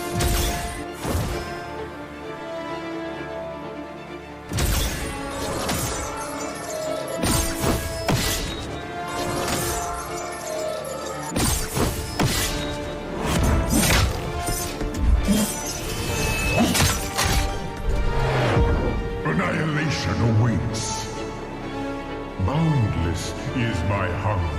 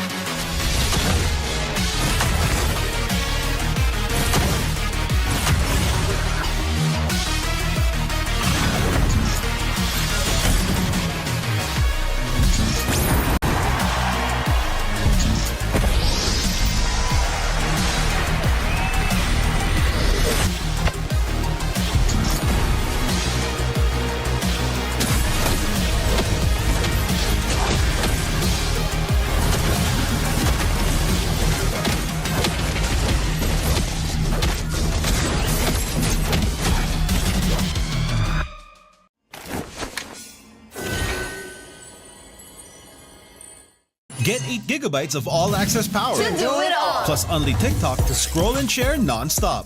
Power, work, life, and more. With Smart Power all-access data now up to 90 days. Load now. No signal, no fun. If only you could switch in an instant. But wait, you can with the Smart eSIM. Backed up by nationwide coverage. Get your Smart eSIM now.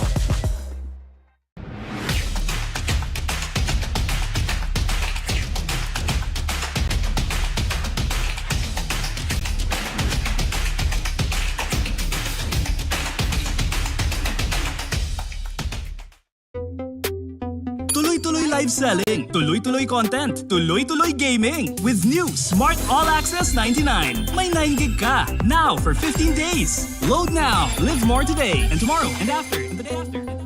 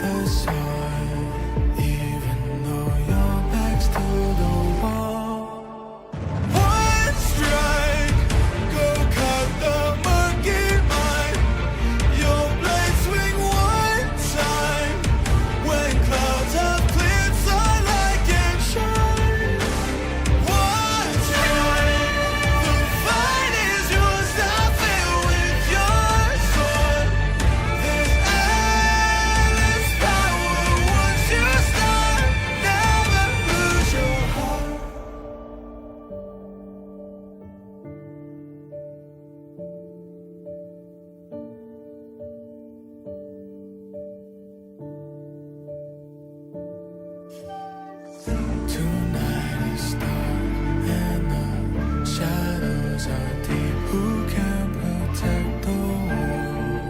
A light of hope shines in the dark. One strike, I swear by people's side.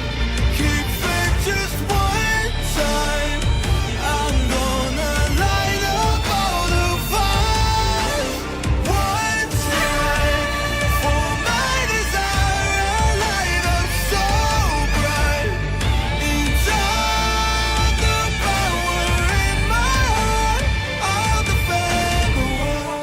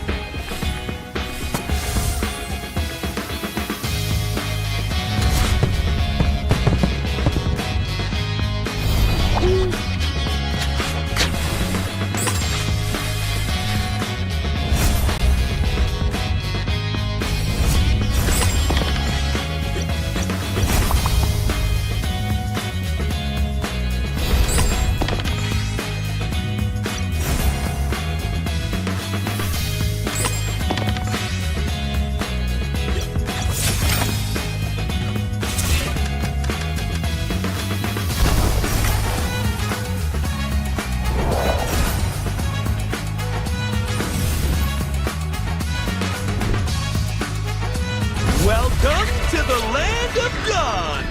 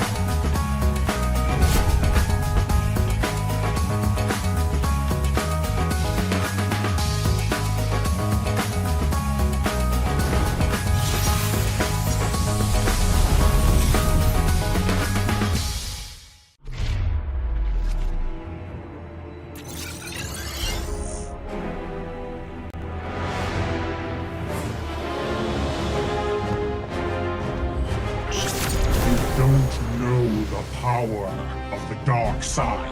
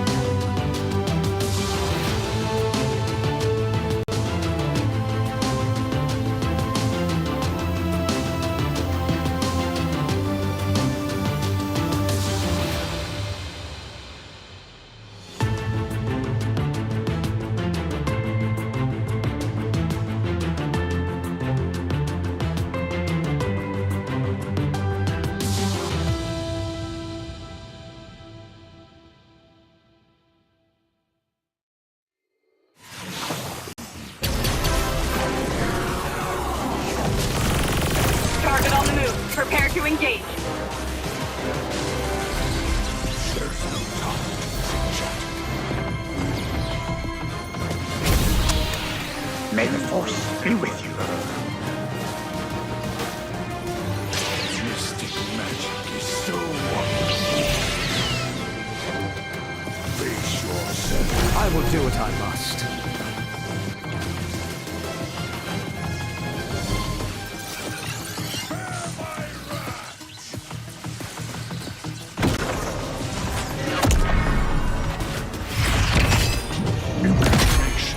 Driving force of the energy. At last, I am complete. I'm a demon. World breaker.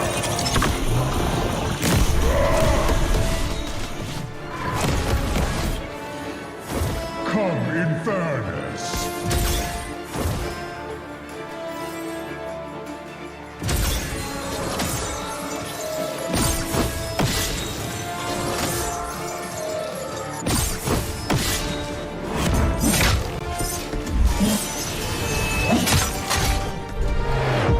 Annihilation awaits.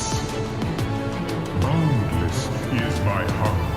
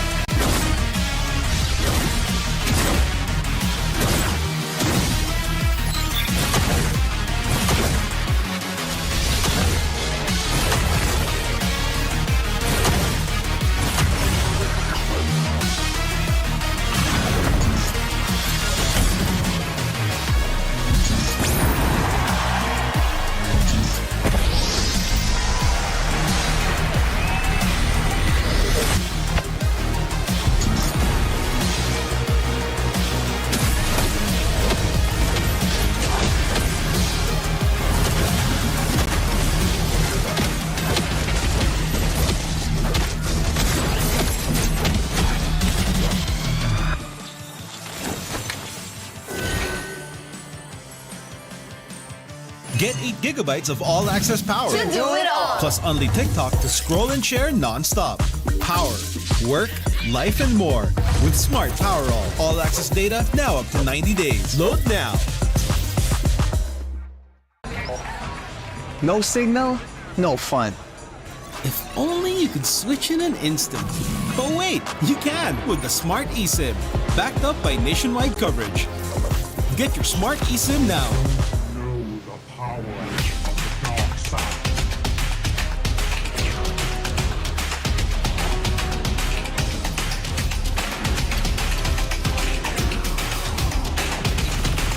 Target on the move. Prepare to engage. Tuloy-tuloy live selling, tuloy-tuloy content, tuloy-tuloy gaming. With new Smart All Access 99. May 9 gig ka. Now for 15 days. Load now. Live more today and tomorrow and after. The day after.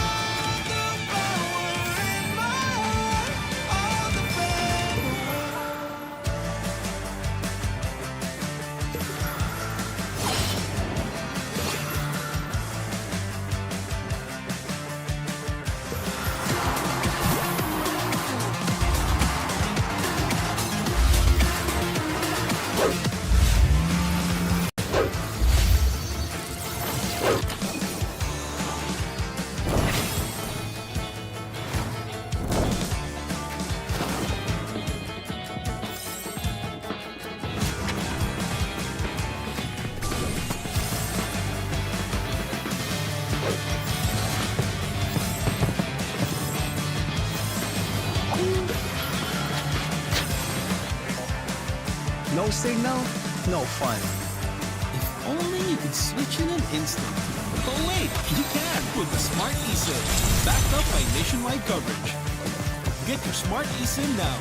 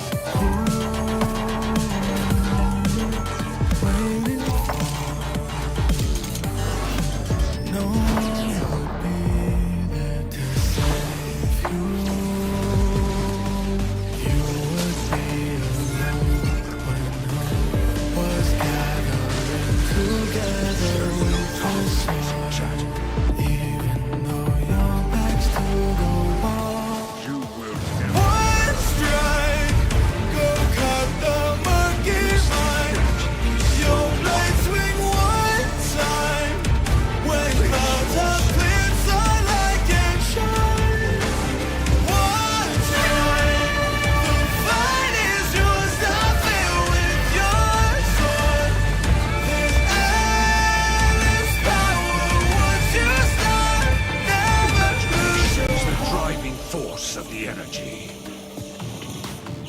I'm not a monster. I'm a demon.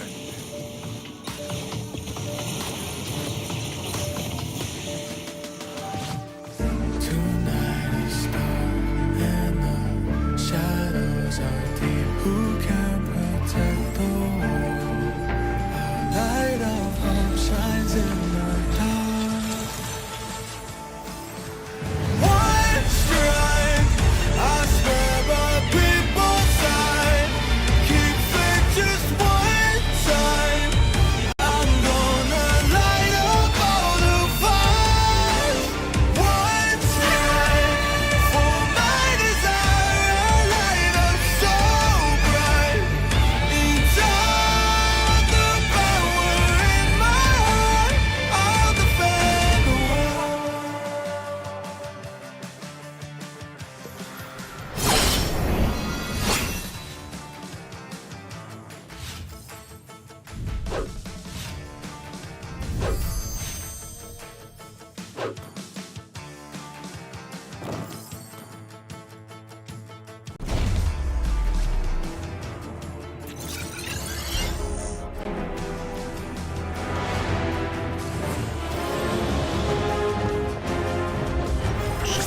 You don't know the power of the dark side.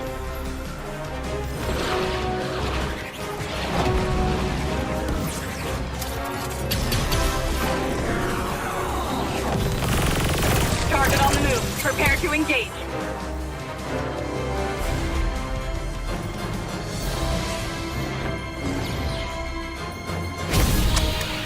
May the Force be with you.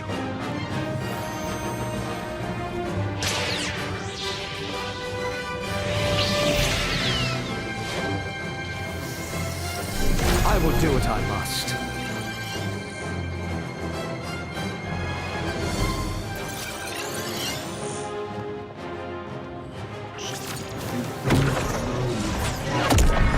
Dark side. At last, I am complete. Traitor!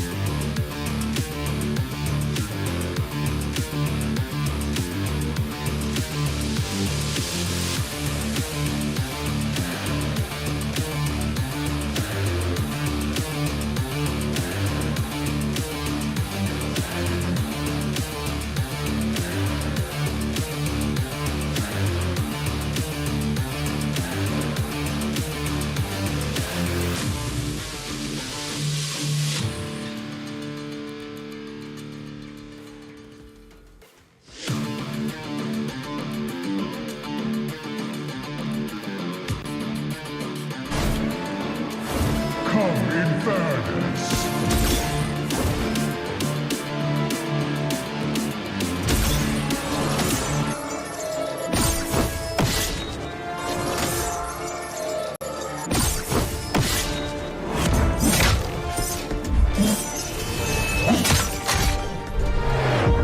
Annihilation awaits. Boundless is my hunger.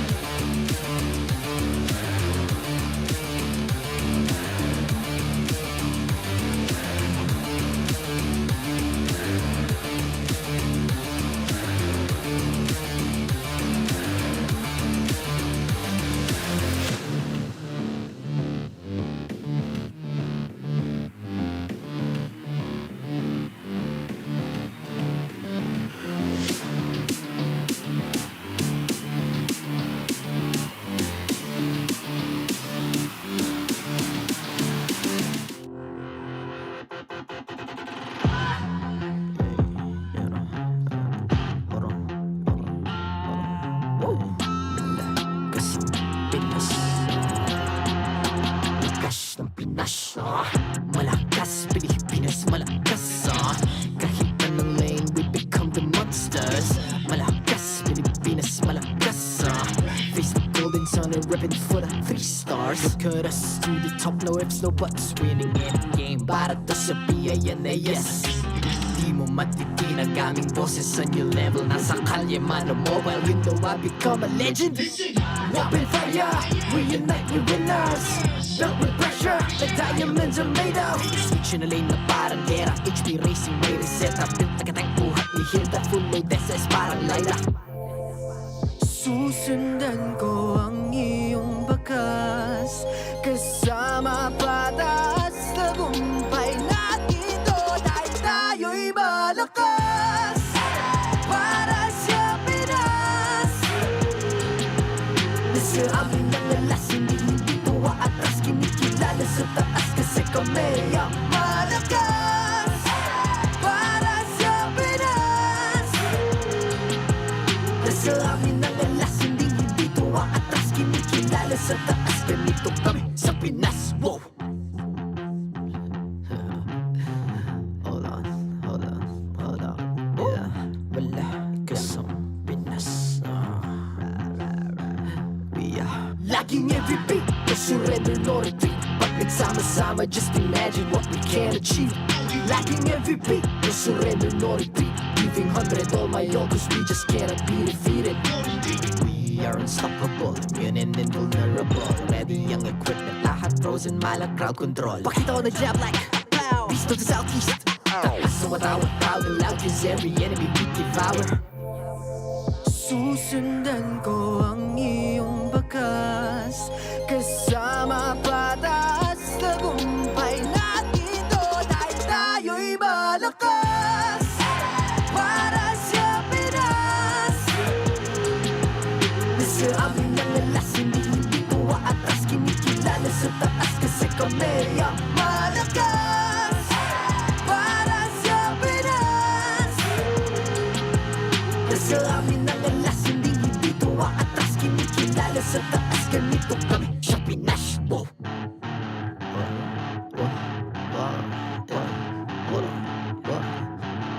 Malakas, Pilipinas, malakas kahit anong lane, we become the monsters. Malakas, Pilipinas, malakas Face the golden sun and reppin' for the 3 stars.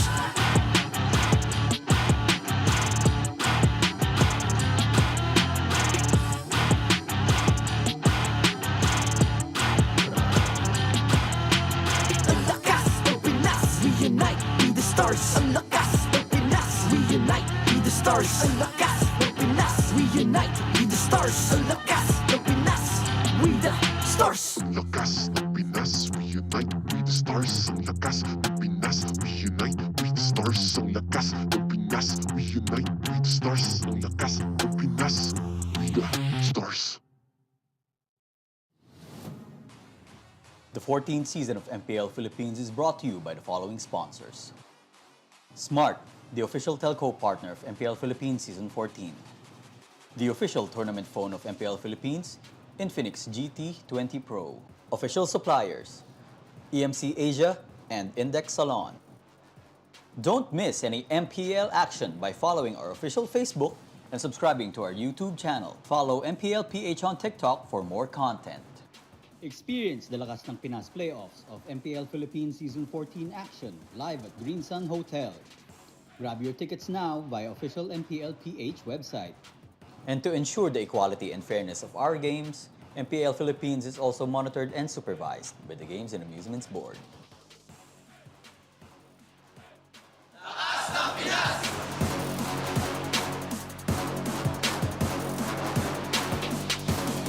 Lakas ng Pinas!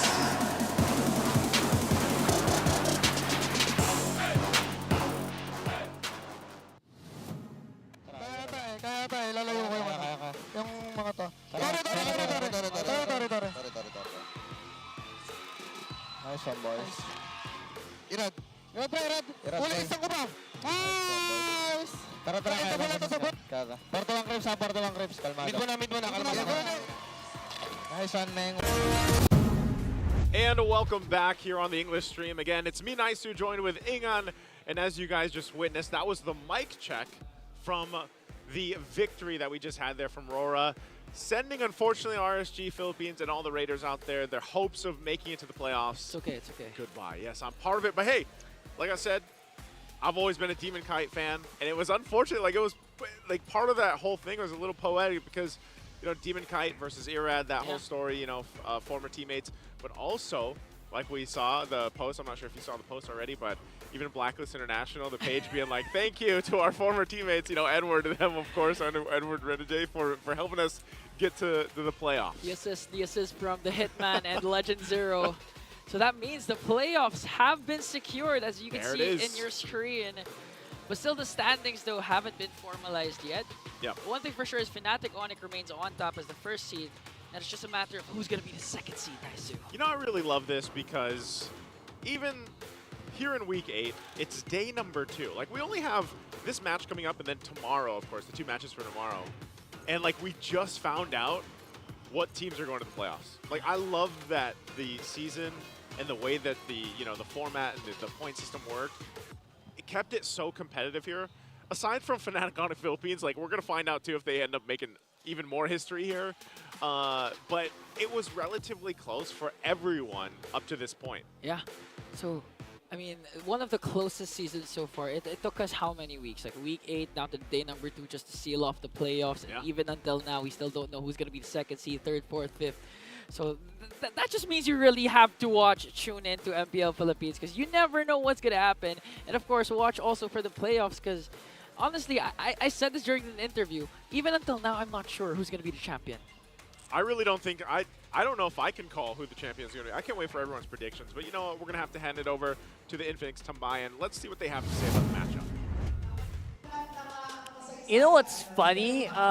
We kind of mentioned this or touched on this yesterday. And we're going to talk about that in a bit. This is the Infinix Game Tambayan, by the way. I'm Rockhart. This is Leo. We're heading into a very, very interesting matchup. This is FNOP versus OMG.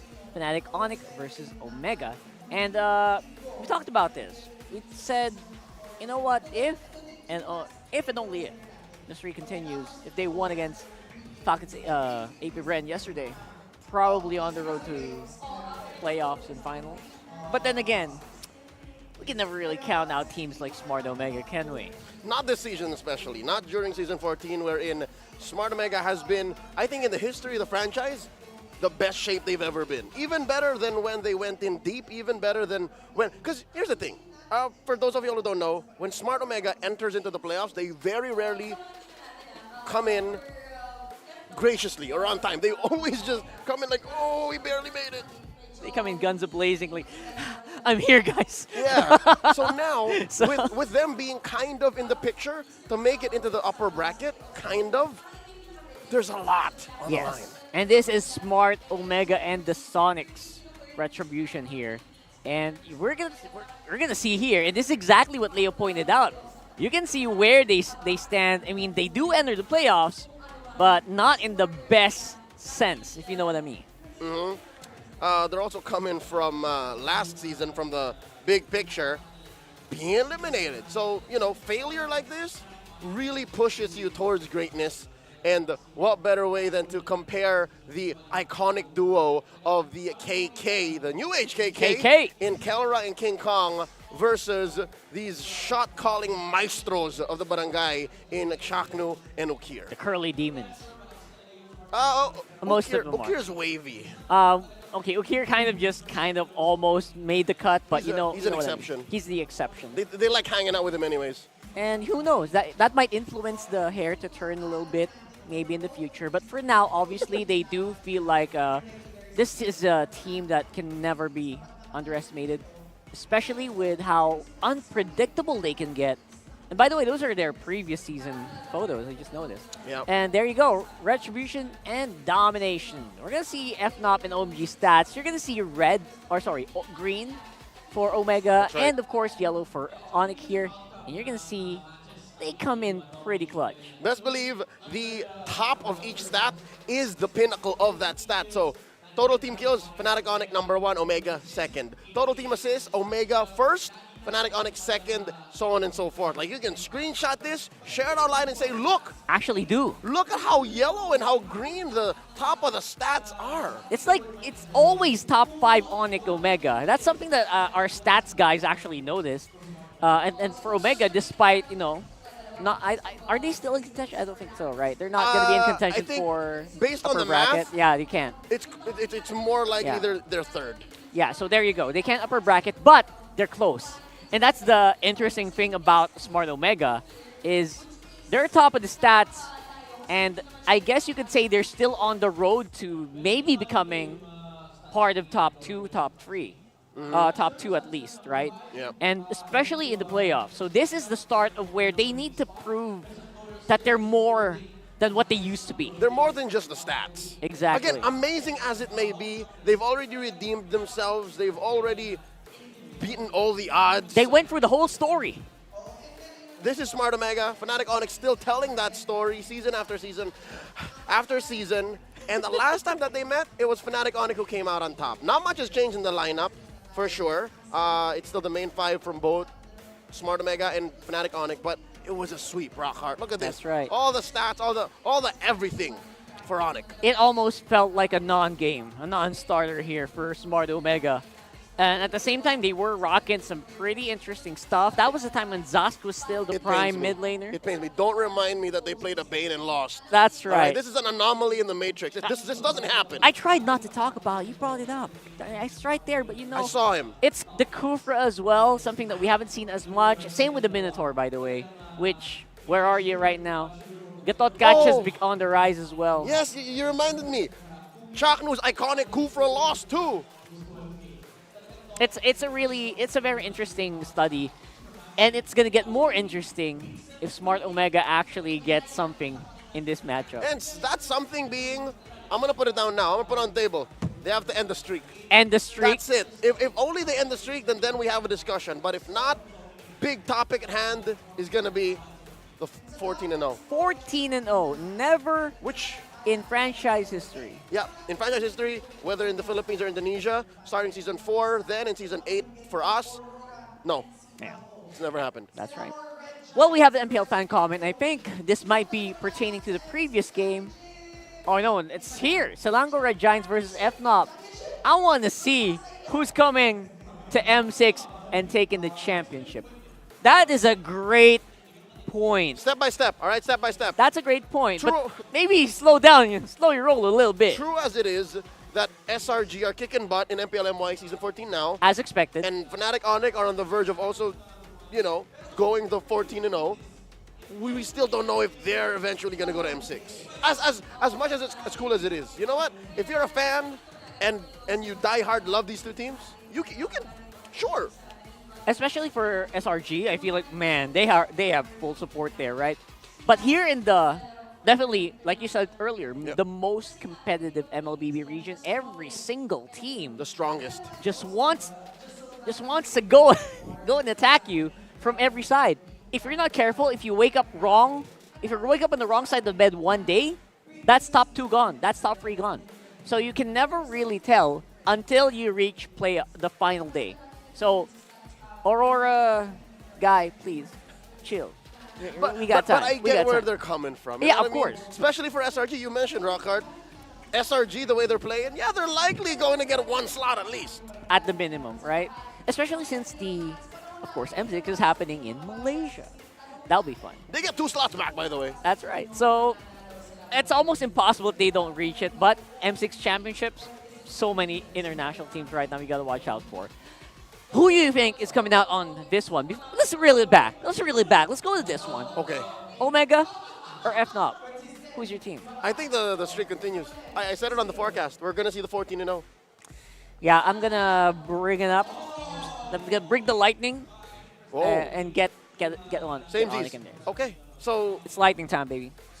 So we'll see. I think that makes 2 heartbreaks on the panel here, if it does happen. But I will embrace being wrong. If Omega indeed does break the streak, I will embrace that. I will actually do that as well. I feel like they deserve it. They will deserve it if they do it. I'm just saying it's highly unlikely. I will hug Big J.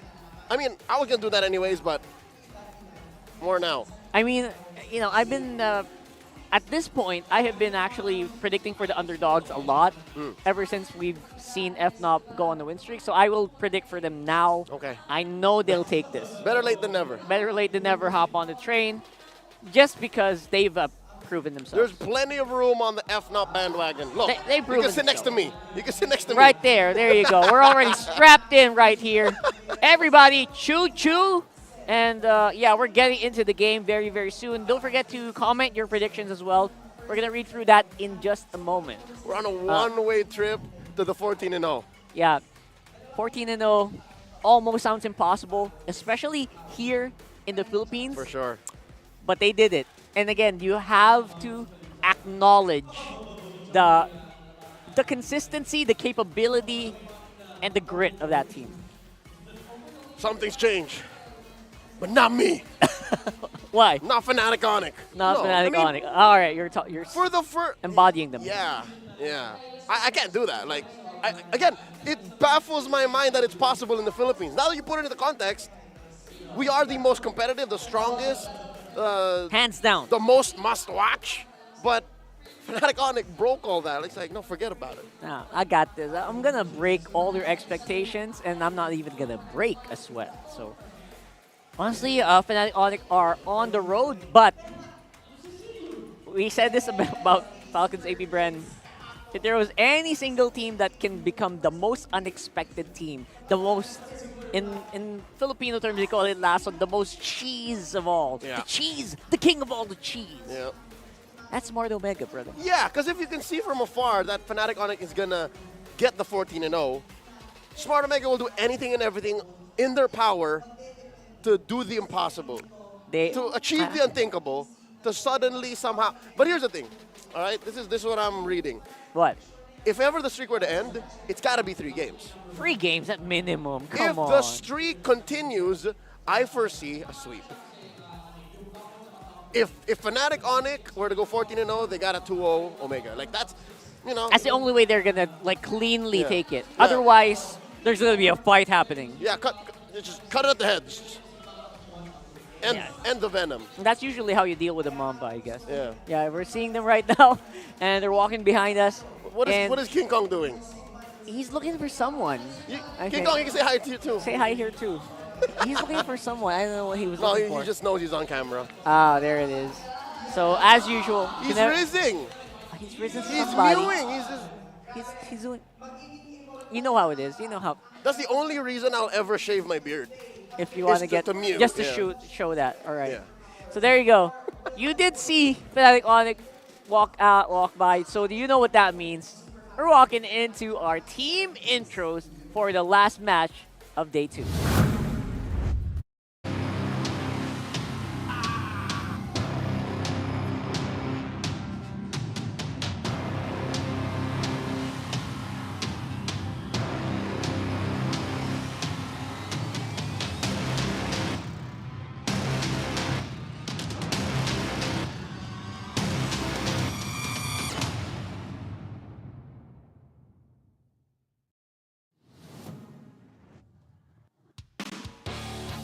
Here to officiate our highlight match, our marshals, Joshua, JJ, Jeff, and Pat.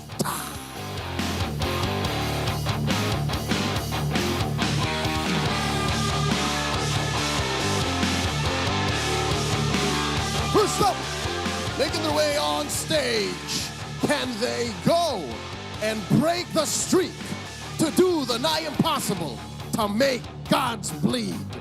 MPL Arena, do you believe in Barangay Smart Omega?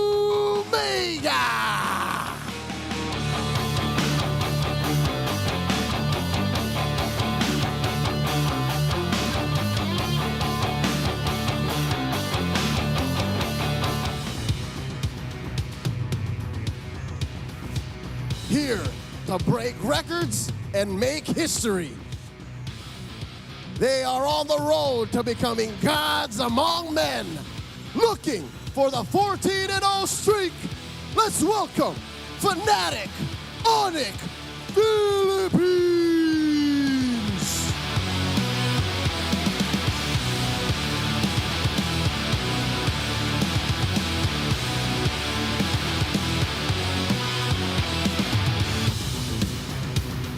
And their coaches, Smart Omega's Coach Lembot. And Fnatic Onic's Coach Why Not.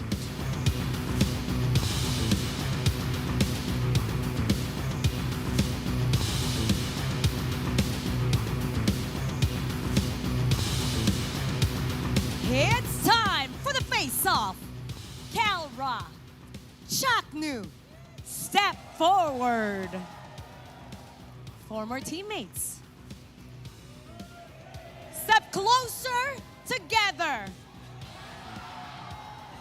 Chaknu, paano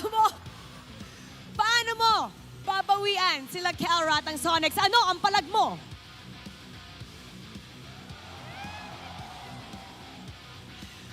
Calra, paano mo masisiguro na hindi makakabawi si Chaknu at ang Barangay Smart Omega? Ano ang palag mo?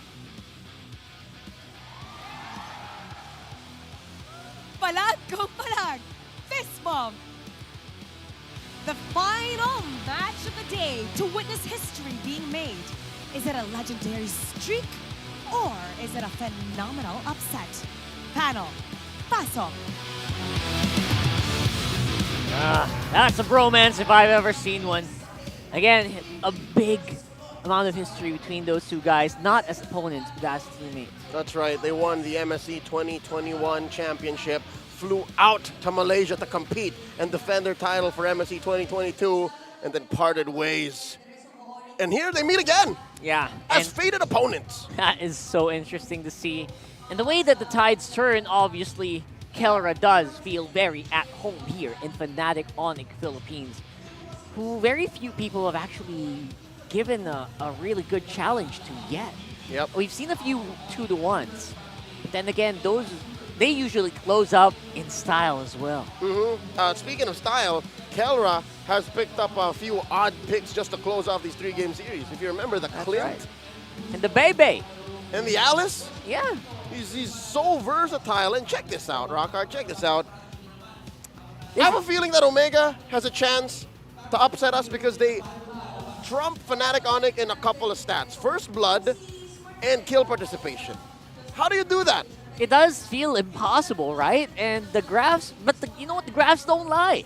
It does feel like Omega are so good at that first blood, and of course, grouping up together as a team that maybe, just maybe, they could give Fnatic Onic Philippines a run for their money, especially in maybe early game team fights. Yep. Especially in tower take. More so because they actually play a faster game. The average Omega game is much, much shorter than Fnatic Onic. Surprisingly. Infinite's keys to victory do show that for Omega, you just got to give them your most potent last one. The most potent cheese, or the Venom. The Venom. Yeah. So hit them with something they're not expecting, that no one is expecting. And for Fnatic Onic Philippines, just step closer towards becoming gods among men. Play out of your minds. Make like the mutants. Make like the Kryptonians that you are. Kryptonians? Yeah, because we haven't really seen what their kryptonite is. We haven't seen if their skin can, can be broken.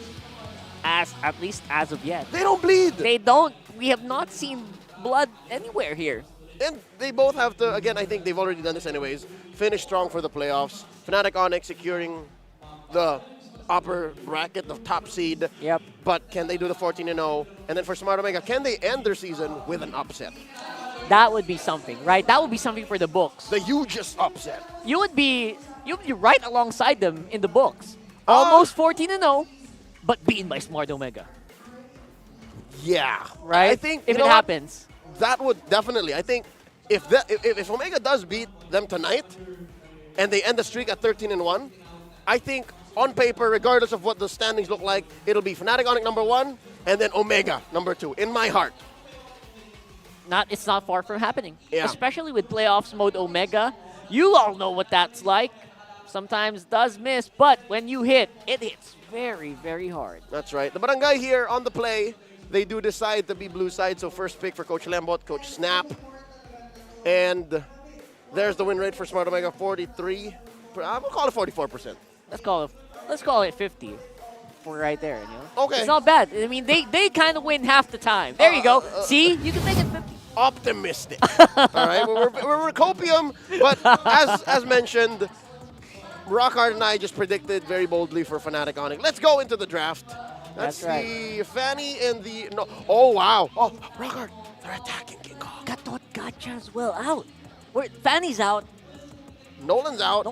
I'm not sure if Ling is gonna make an appearance. Alpha. Ooh, this is Coach the guy. Lembot. Oh boy. He made the why not smile. You see that? Like, oh, I know what you're up to. He did his homework, brother. Because last night, King Kong played an amazing alpha. That was for Game 3, right? Yeah. For Game 3 alpha. And then a couple of weeks back, Kirk played an alpha in the face of a Phoveus and won. So now, that's tough. They're setting it up. They might even go first pick Phoveus. This is actually pretty open. I don't know if it's going to let go. They're not going to let go of Phoveus. Who are they letting go? Who are they passing through if they ban the Phoveus here? Or don't ban the Phoveus There's here, so right? many picks that's going to come through, man. Right now, at least King Kong's Fanny not going to be able to tear it up. There's the Phoveus. It's not going to happen, sir. It's housekeeping at this point. So the Edith is open. What else is out there? They might have to fight over the Ling. Valentina's open. The Ling and the Hayabusa. Julian is open. Still. Hayabusa's open. Yeah. I think Omega has done first pick Lings in the past. There you go. 3 games that they've had. The Curly Killer. Is that official now? We've been going through different iterations. Curly Nightmare. Curly Nightmare sounds the Nightmare. like the Nightmare. Curly Killer. Curly Killer. CK. I mean, he is #1 kills in kills overall yes. season 14. You're correct. That's actually accurate. There you go. So he's the Curly Killer. And they don't need to rush They don't need to rush any specific junglers here. No. They can probably pick up a Cho if they're confident. Brusco has been very adamant in playing that Cho against very mobile. He's so good on the Cho. There's the Edith. I think they can sandbag the Cho. They can Valentina here, maybe. Oh, and Moskov. The Moskov kind of soft counters the Ling. That's right. It's actually a bit soft counter. Plus, a deny pick for Jome. That's right. Yeah. Big J plays a lot of Moskov. Maybe his second or first most picked. Whoa, Harris really? being another contending gold laner. But no, look, he picks up the Lunox and come on, Big J, don't pretend. We know that's you. There's Val. All right. Why is he hiding? Why you playing, Jay? Why playing, man? Why Come you on. playing? All right, so these are pretty solid picks. Jome did a pretty good job in the Lunox yesterday as well. That's right. I was expecting FNOP to pick up Valentina, but you know what? They've got other things in mind. Yeah. It was the Moscow over the Valentina, really, when you get the Edith. But here they'll roll the dice, and Coach Wynot's reminding Kirk, hey, you just play well, all right? Just dodge the Valentina, and there's the Hayabusa. All right, junglers are now locked in, ladies and gents. Great. Both teams actually would benefit a lot from a Way of the Dragon. Yeah, does Coach Lembot ban the Cho? I think it's a good one. I think it's a good challenge, right? What are you going to do if you can't pick up the show? That's like a good challenge to FNOP here. Hylos is still up. Although the Hylos seems to be, it's a losing matchup for the Hylos here. Oh no, these are some Chaknu specials. What's next? You gonna ban the Carmilla? Oh, why not? You know, I am not the coach, but why not? Dude, banning the Carmilla would just give Jones. There's the Jovan. No Bruce Lee today. You just Brusco. Okay, they're targeting Roams very hard here. Yep. Will we be surprised by a Grok ban or a Kufra ban, maybe? Grok, Carmilla, Kufra. I don't know if do you want a Matilda here? Nah, there's very little. There's the Grok. There's very little interaction with Omega's lineup now. Oh my goodness, it's the gloves are off. Yeah. The gloves are off. This is like a challenge. All right, what are you gonna do with all these roamers out? Look at this. Because of how Jome played the Lunox so well in the past week. That's his KDA, He has man. a 10 average KDA. And his GPM is actually neck and neck. Yeah. With Kelra as well. And win rate too, literally the same. I mean, smaller reps on the Lunox. Right. I love that they brought this up because Big J, again, you can't knock him. The numbers are for him in KDA and average GPM. And he's such a great gold laner because very few gold laners stand to be compared to Kelra, the gold standard. But I would say Big J is different enough and bold enough and talented enough to give Kelra a run for his money. Absolutely. Head-to-head, again, we've only seen them head-to-head once. This is going to be a big rematch, and definitely it feels like a different Smart Omega from the first time they fought. Oh, yeah. Omega learned a lot, especially in that weekend where they didn't win anything. Oh, yeah. Where it seemed like they were just running themselves into a wall. They definitely grew from that. Now, in the second phase, first pick, there's still a mid laner missing. What are you willing to give to the Valentina? What wins against the Valentina? Lilia is Super Prince has so many heroes. By the way. Faramis is... I don't think you don't need to worry about the Faramis. At the same time, it's unlikely, but that's integral for Brusco. They went first, roam first. Okay, you protect your anchor. Again, folks, if you don't know, Super Prince has been low-key Fnatic Onyx's MVP. He's been the anchor all this time. And the fact that you can rely on him to do anything, especially from this position, the final pick red side, it's important. So if it's one of the things you should know about Fnatic Onic is they care about Prince. That's right. Despite being the least vocal person in the team in each and every interview. That's a... Oh, no! Yeah. We mentioned it! We called it! You called it! So it came out. Again, I told y'all, if it was the Carmilla, it would have a great combo with Big J. Yep. And even Doryu. And hold up, give me a sec. That's a Roma Kai, brother. That's a Roma Kai again. Wait, is this an XP Carmilla? It does feel like. Or an XP. Or XP Akai? We've seen XP Akai before. And it was during the heyday of Ryota too. Season 7, Season 8. Let's. I'm gonna be happy to I'll allow accept it. that. Whatever. That's okay. It's okay with whatever. that. And Zhu Xin. the return of Zhu Xin. It's been a hot minute since we last saw her. And I think what Omega's doing is slow enough, or it allows for a window of time for Prince to do Zhu Xin things. So I'm with it. It's okay. This is actually fine. Let him cook. This lineup is cooking. This is bussin', and confirmed it will be Chaknu on the roam and Ryota on the XP. See, there it is. Oh my God, so many throwbacks, so many ways for these two lineups to interact, and I'm excited. As clear as it was, we were very Fnatic on excited, but with this draft, I don't know anymore. Yeah, the index actually agrees with you, brother. Oh. So Let's throw it over to Nice and Ingan. I'm sure they're gonna have a lot of fun with this specific matchup. Yeah. Let's go. That is correct. We are going to have a lot of fun with this lineup, and I got to say, man, I'm still going to say this many times throughout even playoffs. I love our meta right now. You have a lineup like this being brought to the table here from Smart Omega, but also for FNOP, and we'll see what ends up happening here. Once again, I'm Nice, and this is Ingan for the desk. The last match, our highlighted match for day number 2. It's the week 8, last week of the regular season, and this is where we find out, again, both teams having already secured their playoff spot, is FNOP going to make even more history by just taking all their games undefeated, or is Smart Omega going to be that team to end the streak? It could be, but coming into the playoffs 14-0, I mean, that adds a lot of pressure if you're Fnatic Onic. I mean, you're undefeated during the regular season. What more can happen? But look at Ryota with the Akai. I'm pretty sure Renmar's really happy right now because Akai's been picked again, but this time at the XP lane. You know what? You're probably just saying that because he's a panda, right? I mean, like... No, Renmar really loves the Akai. He's been rooting for this Akai. Well, you know, nonetheless, it is not very often that you see an Akai go into the XP lane, or just in general, you don't see him too often anymore. Yeah, it's the second time he's picked. Second time he's picked, but also, you know, you saw all the bans throughout the draft towards Chaknu, right? And he still goes and takes the Carmilla. Because all the heroes that he's even brought to the table throughout the season, as many unique heroes as Chaknu has played, he's still got a lot up his sleeve, right? And so that's something that obviously every team kind of handles with, depending on what their specialists are. And right now, looks like bottom lane. Oh, okay. Whoa. Oh, the KK connection goes after Jom, but Jom stays alive. Okay. Big J. Jom has been using this Lunox for 4 straight games now.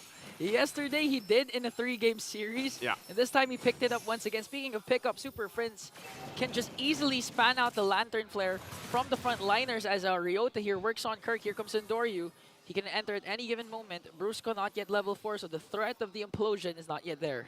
Yeah, so they're going to wait, get this buff locked in here. Purple, at least for Endoryu. You see King Kong working on his orange. And they'll meet up here for this first objective take. And right now, too, you have a couple ultimates available for both sides. Ukir did go and take the Primal Wrath for this, too.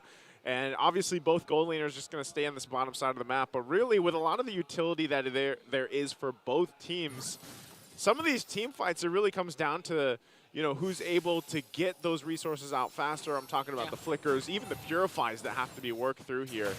So right now, no one really wants to commit to it as both junglers still get both buffs. Okay, Chaknu charging up the Bloodbath. He wants to go for the stun. But again, the zone out coming in from Super Prince, plus the Sacred Hammer might be able to take down Chaknu here. Has to pop his Purify before the first turtle, and that's what you're seeing. The resource expended for Omega. Yeah, this might be enough. I mean, King Kong knows that Ukir's here. I would assume that they also know, you know, with the fact that they got the Purify out from Chaknu, and he's probably going to reset for now. So this could be a turtle for FNOP taken here. They're going to start it up. You can already see they might go for a trade across the map, too. We've seen teams do this before where they do just kind of ignore that first turtle, but it looks like they were a little bit too late. So FNOP will go ahead and get this objective pretty easily. Okay, I don't know if you noticed the community prediction, but it was actually 55 to FNOP, 45 for Omega, and actually surprised by that a lot of the teams, people still believe in Omega, but right now Brusco goes in with the Implosion play, plus the Lantern Flare once again onto Chaknu, but this time Brusco picks up the first kill. And just look at the aggression of Fnatic. And again, going back to my point, the community, 45% of the community still believes in the Lason of Omega.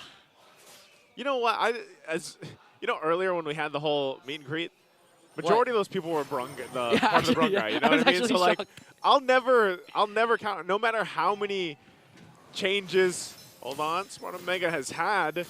Oh wow, this is gonna be a fight. Oh, they're gonna pick up Chaknu once again, plus the Wiki Shadow Kill coming in from King Kong, and there's another pin down for King Kong, but they want to go answer right back. Tempest Ablaze just to bring down King Kong. And the answer right away from Endoryu is just too fast for Fnatic. Good response.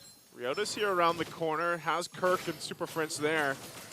Not sure if he can actually commit on this, so it takes a couple shots, but you know, going back to it, man, the barangay has been through all the changes of Smart Omega throughout all its history up to this point, and it's only grown, I would say. And even in this situation where Season 14, they've had a phenomenal season for the most part, And I would say that this is probably some of the best that they've looked in even recent seasons that I can recall of. Right now, I believe they're at currently third or tied for third along with Aurora and TLPH. We have to check that out later on, but Fnatic Onic is really working on the gold lane as Brusco, making sure to aid out Kelra. And again, 10 seconds, the turtle will spawn. A while ago, Fnatic Onic was able to get it uncontested. Omega wanted to go for a trade down bottom, but Kelra just really playing it safe. Oh, this one, this is going to be the fight they go for. You can already see, too. They go in, Flicker. Oh, Kirk goes in with the Flicker. Spear of Destruction is going to connect. We're just going to wait for Keller if he's going to cast him once again, and he did as well. Now he's in the picture as they bring down Ook here. Kirk going to pop his Primal Wrath just to make sure they're going to burst down this turtle already, and Ryota has to pop the heavy spin because just the spamming of the Lantern Flare is just too much for the Barangay. Yeah, so that's enough. They are going to trade, though. Jome decides to go ahead and push that. Gets that tier 1 down to the bottom side, so he'll go ahead and focus on the next. But they've got to kind of stop the bleeding here. FNOP. Okay, Chaknu goes in from the back line. Again, the Lantern Flare. Just the Lantern Flare alone has popped a lot of Purifies for Fnatic Onic. So Super Friends has been doing a good job. Just look at the cooldown. Chaknu popped his, Ukir popped his, Ryota even forced his a heavy spin just to evade the Lantern Flare. So Super Friends, this how do you say it again? Jushin? Zushin? I say Jushin. Okay, I'll just say Jushin also. Jushin. Jushin pick is phenomenal for Fnatic. I don't know if it's Jushin or Jushin. It's one of the two. I remember back in when MSC was going on, I everyone was like, Jushin. Miracle was correct. Jushin? No, he was having fun with it. Okay, I'll just say Jushin. Jushin. Whatever you want to say, but it has been a minute since she's been brought up into, some of these games, but the main point of it is Super Friends just has these like certain picks of his, certain mages that he brings to the table, and he nearly plays all of them consistently, like all on the same level, and he's such a good utility mage user. I mean, he's obviously played like burst mages as well, but Super Friends is just really, a lot of times I just feel like he's a little low-key. He does so much for the team, though. Yeah, he's an unsung hero again. Even the Valentinas that he's been using. Yeah. And what I like about Fnatic Onic, alongside Super Friends, is that King Kong doesn't need to dominate just for them to have a really huge lead and to control the game. Look at this KDA, 1-1-0. Although he was able to get the 2 neutral objectives, still, it's not as a dominant start as compared to his previous games, but Fnatic Onic still on the driver's seat. Super Friends just doing a good job zoning out Chaknu and Ryota as they try to contest for the purple buff, and it looks like They got it. They got it? They got King Kong? Yeah, I believe they took the buff because Andorra still has his Retribution, so yeah, he has no purple. And that's the thing, in FNOP, there's a whole reason why they're undefeated. The level of play that they've brought throughout this season in terms of even down to, their micro decisions and some of these skirmishes and everything else. But then you look at what they do on a macro level. Yeah. And even when it comes to the drafting, right? Fnatic Onic, as they get this next turtle here, like they are a team that has those unorthodox drafts up their sleeve, especially there with Coach Wynai and everything. So the way they play into this, it's why they're so strong in the season. Same goes with Omega again. The reason why Fnatic Onic banned Belleric in the second banning phase, because Chaknu's the only Belleric user here for S8. And again, who could forget Kirk Alpha with the Revitalize at the XP lane. So in terms of versatility and unexpected picks, these teams are known for it. And now, as you mentioned, macro, we've been saying this all season long. Even, just look at Super Friends spamming his Lantern Flame. Doesn't even care about the mana. It's not going to go away. Let's just say, okay, might be a risky beacon. play here. Crimson Beacon popped as he evades that Ryota Flicker heavy spin combination. That whole interaction, man, just reminds me of the meme of the guy like poking something and being like, come on, do something. Like that's literally what Super Friends was doing. He's like, come on, guys, do something. And he forced Omega to at least try to make an attempt. Yeah. He's going to be fine, though. And look at Jome. Oh, what's Jome going to do here? Okay, he does have the Order in Brilliance in case. Oh, what a catch from Brusco. Forcing out the Order in Brilliance. Here comes the Sacred Hammer as well. Spear of Destruction isn't going to connect, but King Kong onto the back line with the Obiki Shadow Kill. Going to bring down 2. Just Fnatic Onic, total dominance. All of a sudden, Ukir is also gone. Brusco using that conceal to get more higher ground as they take a mid lane turret. It looks like in 9 minutes, even before the Lord spawns, they're going to take down Inhibitor, or at the very least, pop the Holy Shields. That's what I'm saying, man. Like, there's this is all part of the plan. Super Fritz is that guy. He'll force some stuff out from Smart Omega, and then boom, something happens. They get a ton of conversion from that, build up on the lead, and then they just wait for the Lord here. I mean, they're even knocking down, close to knocking down these base turrets without everything. And look at Super Fritz, like he is that guy right now, just in front of everyone. He doesn't care. He's brave. Even Ukir tries to get the ultimate of Super Prince up against 2. He's not even bothered. Haven't popped yet the flicker defensively at the very least. I know he's popped the flicker offensively. Yep. And again, Fnatic, we've been saying this all throughout the season. Fnatic's known for their macro, as you mentioned. They're one of those rare teams that could extend the lead, balloon up a lead, even if clashes don't pursue.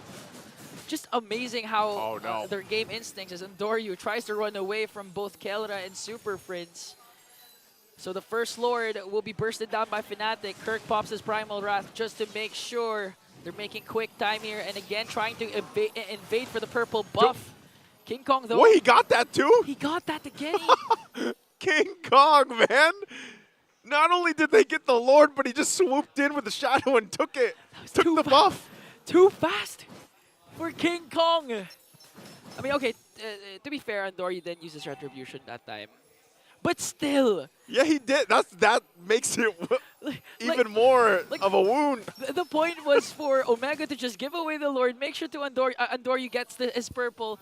So as much as possible, they could defend the potential push of Fnatic Onic, but they didn't get any single thing from Fnatic. They're just literally taking everything away from the barangay. Oh, man, this is like I'm saying. Here's the push. And they get a flicker out. And Lantern Flare again on Toyota, forcing the heavy spin to be used defensively as the Lord marches in the middle lane. Gonna take down Inhibitor up top and in the middle. They can actually end this right now with one Lord. Brusco goes in with Implosion, not gonna catch anyone though. But the damage is not enough for the Barangay as Brusco's immortality will be popped. And just like that, Kelra brings down Chaknu with a kiss with that Moskov. And look at the Uigi Shadow Kill coming in from King Kong. And even until 8 weeks, Fnatic Onic never ceases to amaze us. Fnatic Onic Philippines, man, do they make it look easy half the time? And King Kong as well. The timing, the finesse, the reactions on this guy. I mean, when we saw him back in what season, his debut season, this feels like it's been a minute, season 10 or so. What a player this guy is, and again, as a team here, and I know the panel will break this down even further. Let's see what they have to say about King Kong and FNOP in this game number 1. Yeah, that guy is as sharp as his jawline, man. That was that last Lord take, then go straight to the purple. It's like denying everything but the kitchen sink. Here's where I'm afraid of what the future holds. What if we get so used to King Kong playing this way that when he does something amazing, it's just normal? That's happened to a few people already. Like, you know, quite a few people. But again, the unsung hero here, or maybe a little bit sung, for FNOP here is Super Friend. No one ever expects Super Friends to be such a big nuisance. No one expects Zushin. That's right. Right? His Zushin, if you watch it from minute 1, was doing anything and everything to just kill that avenue for the barangay. See, nothing. Chakra couldn't do anything. Ukir was always in the threat of dying, and they always had to choose their entry point. And this is a difficult thing to do when you're playing a lineup that has a Lunox and a Ling. So sure, there were some shining moments for Omega, wherein maybe Andoryu does get a good position. Jom was able to push out. He did some work in bottom. But from then on, as long as Jushin and somebody, Jushin and Kirk, Jushin and, rather, Frinz and Kirk, Frinz and Brusco were standing as the front line for Onic, everything else just followed. Maybe that's why it looks more amazing when King Kong's Haya did what King Kong Haya do. That's right. Even in that last fight, it did feel like, as much as, you know, Chaknu hit the perfect Curse of Blood for everybody, yeah, it didn't matter. As long as everyone's like so busy trying not to die to the Zushin, and trying not to get thrown back, I mean, the rest of the comp didn't work. And that's the trick. If you're too busy not dying and you're too busy skirting the fact that you might get chokeslammed with a Crimson Lantern and a Lantern Flare, Because look, because of the buff on the on the lantern flare rather, the Crimson Beacon becomes all the more lethal. Yeah, just throw it willy-nilly. You can do it whatever. Because you're never gonna be out of mana to activate.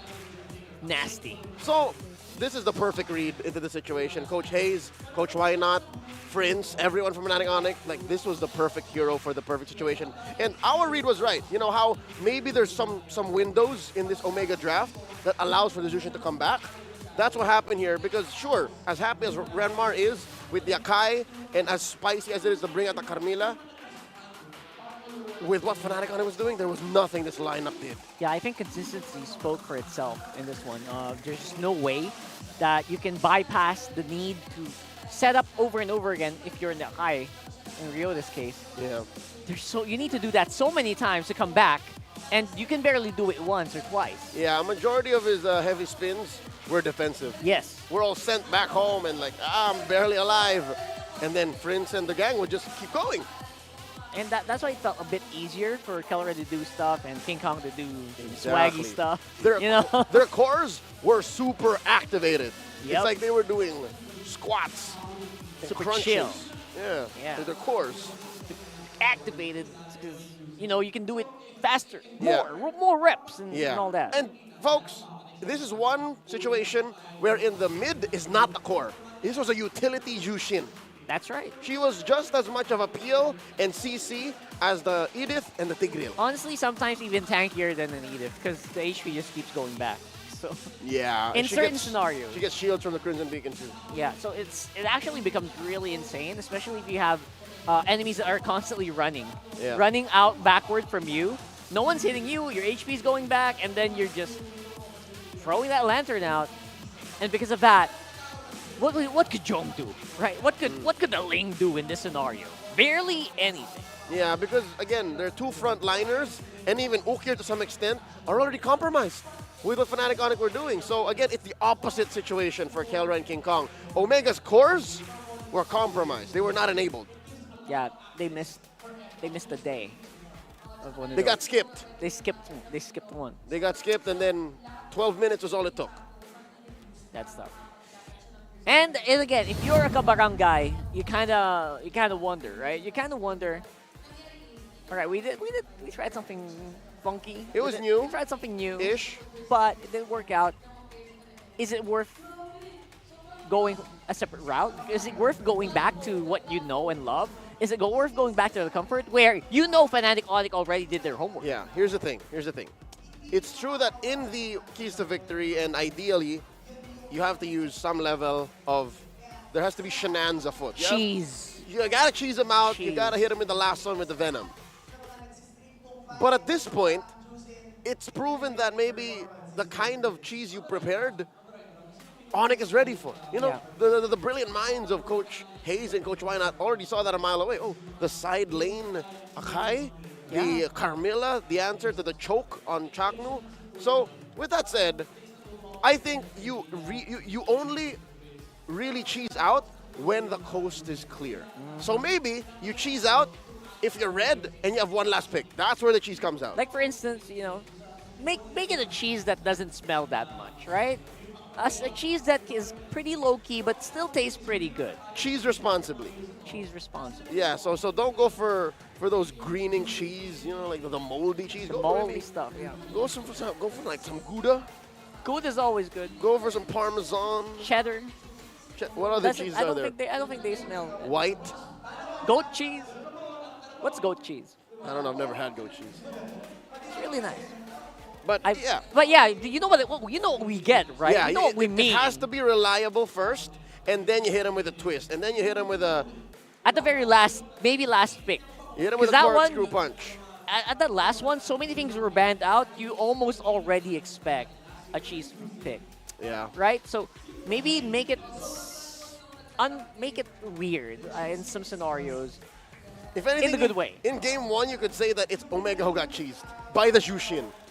Oh yeah, that's because they couldn't do anything. That's true. So yeah, Onic did the perfect last one pick. Like Onic, counter cheese. They did the counter cheese. Yes. Oh my god. So going into game two, that's my word of advice. That's what I would suggest. But yeah, it should definitely be a clutch moment. If ever we do see a game 3. Yep. Again, I told you, if the streak is going to be broken, it's got to be game 3.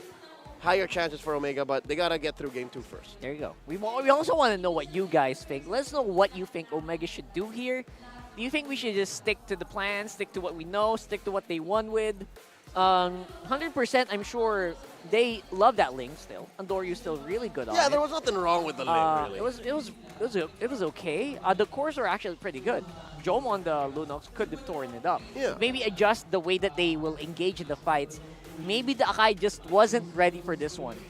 That might have tipped it over the edge, yeah. It was a little bit too much. Like, Akai's great, but then you throw a Carmilla in there, bro. Come on. Too much. It's a bit too hard. They now. went too far.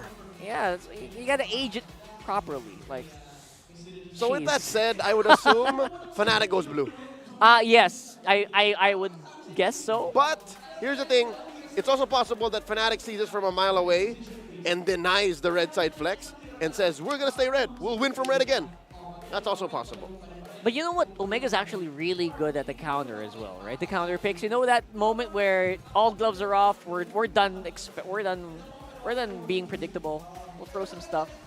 And a big shout out to everyone, by the way, who are watching and celebrating the 8th anniversary of MLBB, happening right now in Modesta Basketball Court in San Mateo. I think that's in Antipolo. Yeah, Barangay Bagyong Nayon in Antipolo and Barangay De La Paz in Antipolo. And there's also happenings in Bacoor City in Strike Gymnasium. Yeah, so many things happening right now. I wish we could send you a video. But so many outdoor events for MLBB right now. Happy 8th anniversary, ML. I think it was about 2016, yeah, when I started playing ML. When I discovered the game. Game looked very different, by the way. It was completely different. You can barely recognize it. Actually, I was watching Season 5 videos a few weeks ago. You could barely recognize it. If I'm not mistaken, Season 4, Season 5, we didn't even see battle spells. Exactly. And there wasn't even preset roles. Yeah, for sure. In-game. There were no lanes yet. Yes. Yeah. Crazy. Man, it's been a wild ride, That's honestly. just MPL. What more everybody's experienced playing season after season in-game. Like, what are we supposed to do here? That's actually the moments where you have to rely on, like, creators, really.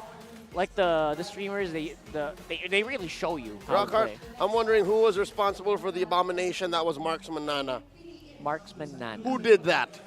Because I played a lot of Marksman Nana in my day. Right, the tank Layla. Good. I know who times. did that. Good times. We don't talk about that. He looks like Brusco.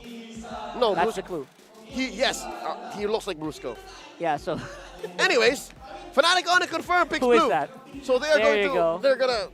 They know what's up. They know what's up. All right. They're gonna hard. But I also I also like this for Omega. Like I said, they're so good at counter picking. Those 2 picks on red could really serve them well, especially if they still want to go for stuff like this Carmilla. And that last pick red too. Like it makes sure that the coast is clear and that your shenanigans are safe. Kind of limited. At this point, just maybe last slot. It was super telegraphed, by the way, earlier that we knew they were going to pick something weird. Yeah. And it did happen, and we had high hopes for it. Just kind of fell through. But then again, game's not over until it's over. Still, game 3. That's where it's going to end, if ever, for the streak. But I'm confident, man. Especially since Fnatic Onic decides to go blue. They're not letting anything slip up. Like, again, that's how confident they are that we're going to win with that first pick, sweet. And that's why their blue side win rate's actually pretty high. It's like through the roof. 90-something, 90 plus. So they know what's it. They know the formula. They got some pretty good formulas here already. One thing's for sure, no Fanny today, folks. Mm-hmm. As well, no Haya. So that means the only junglers left are Ling, Julian, Nolan. Nolan? Maybe. I wouldn't mind a Bane. I would have actually liked the Akai on jungle, maybe. It's a little slow, but at least you can. It's a different story, Rockhart. Yeah, but it's a different time. That's a different time. Yeah, I know. That's a different, like, way back. But that's the way back meta. You know what I'm talking about. You never know. I mean, a lot of teams are kind of throwing back now, I guess, right? So I wouldn't put it past them. But yeah, I don't, especially for this specific jungler, no. He's pretty young. Not these two. Not these, Not especially King Kong, not King Kong. not yeah. Cyric, not Andoryu, not Andrew. All He's right, having so much fun in the meta, man. This is his playground. it's his time. There's the Ling, so all the more now you only have the Julian or the Nolan. All right, this is going to be a challenge. Are we missing anything, Carl? I think that's Alpha. it. Alpha, 100%. Sure. You can first pick it here. First pick Alpha? Then you can flex it on XP and jungle. My You're good. brother, that's a little loco. I mean, didn't they do that once? They did it About once. 6 months ago, sure, but No. Recently, recently, they first went pick Alpha? First pick Alpha. Okay, maybe that was a little. My brain is trying to not think about it too much. Probably. That's how probably ridiculous it is. But My- no, I don't think they would do that. Yeah, it's unlikely, but you're right. Oh, see, why not's going a bit. He's going a bit It's crazy. the It's the Edith. Edith. And he says, you know what I was imagining him saying? What? Sure, if they're gonna pick the Valentina, do it. Ah, there you go. 93%. Close. Blue side win rate. Jeez Louise. We'll say 94. Close it out. That's ridiculous. It's still a plus in your report card. Okay, so you gotta go Valentina here, at least. Mm-hmm. Do you go Valentina Julian? I still think if you want to show, this is the slot to go. Valentina Moskov. The Moskov 100%. You know it's gonna get stolen.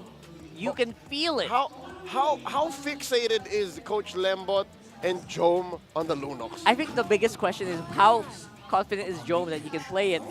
But it's not. None of the above. I totally forgot Harriet was open. Usually Right. Harriet's banned out. But there he is. And the Alpha. Alpha. See, Carl, you weren't too wrong. First phase Alpha, and Uh-huh. then the Matilda, which we still don't know where the Matilda's going. Remember, Francis played mid Matilda. Mid Matilda. That's right.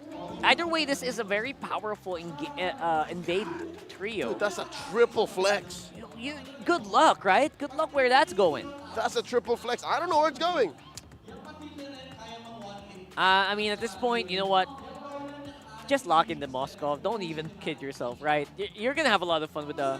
sorry, they already have the habit. Yeah, they are by it. the way. Moscow can still go into the hands of Fnatic Onic. That's Yeah. how crazy this is. That's probably They're going to happen. They're confirming at least one ban from Omega. It'd be funny if they went mage on mage for gold here. That would be the ultimate test, right? All right, there's the Khalid. Khalid. Okay. So the Valentina's still at large. Khalid. Still don't know how to do that. Khalid. That's not a bad win rate, 50%, given how often he was picked up. And how often it kind of just fell through, right? Yeah, so not bad. All right, look at It's that. still pretty effective, especially if you get that flicker in. A lot of creative Sonics. putting There's up a ban.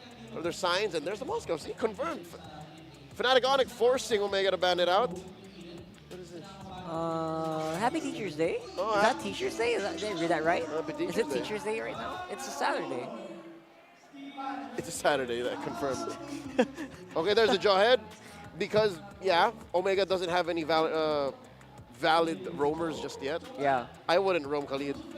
I mean, some teams have tried it. Some teams have tried to do Rogue Khalid. They found out the hard way. They learned. That it is squishy AF. They didn't win, they learned. Yep. I learned. They learned a Never lot. doing it again. There's the Lunox. All right.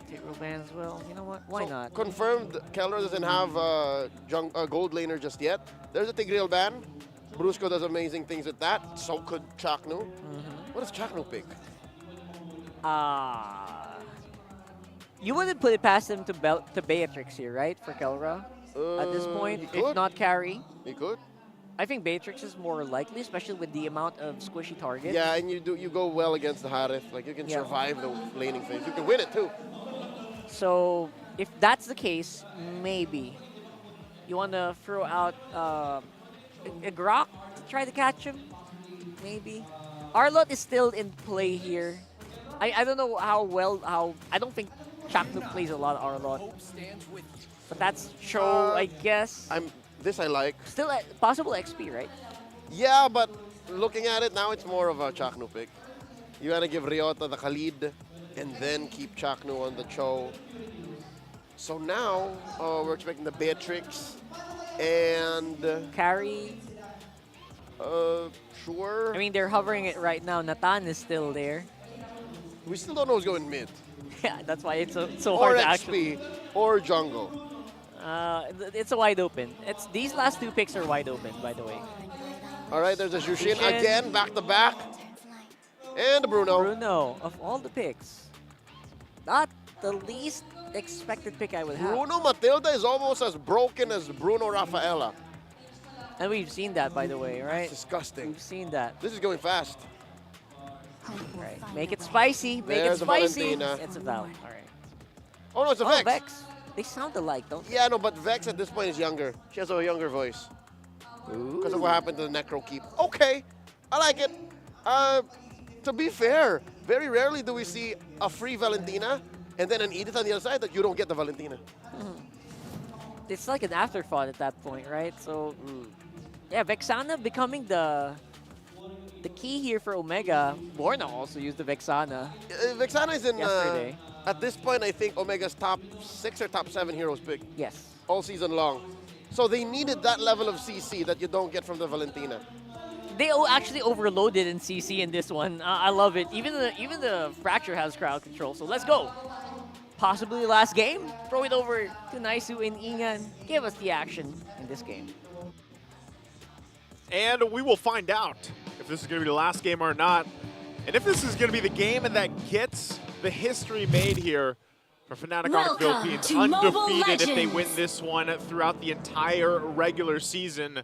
And now can Smart Omega bring it to a Game 3 and be one step closer to being that team that gives that first loss to FNOP? Well, right now, looking at the lineups here, Ingon, how are we feeling about both the teams, what they brought to the table for Game 2? I do agree that with the panel that Omega has overloaded with crowd control. It might be a good position for they might be in a good position rather to, you know, create a lot of initiations, be aggressive, and at the same time have outplays for the potential setups, especially if ever Brusco decides to play this Matilda aggressively. Yeah. So we can see, but again, the story remains Super Friend still with the Zushin. Here comes Chaknu with the Kali. They're going to use it as a roam, so he has to walk away. They'll use the flicker to evade a potential death. Yeah, and you see what they did there too, because I know the panel was wondering about it, and like, it is, you know, the fact that Chaknu's on the Khalid, he's doing a roam Khalid, and then it was Ryota on this Cho pick. I'm wondering how this all plays out. Look at the rotations happening here, though. Okay, King Gog goes in with the Spear of Alpha. It's not going to connect, but here comes Brusco with the Circling Eagle. Oh my goodness!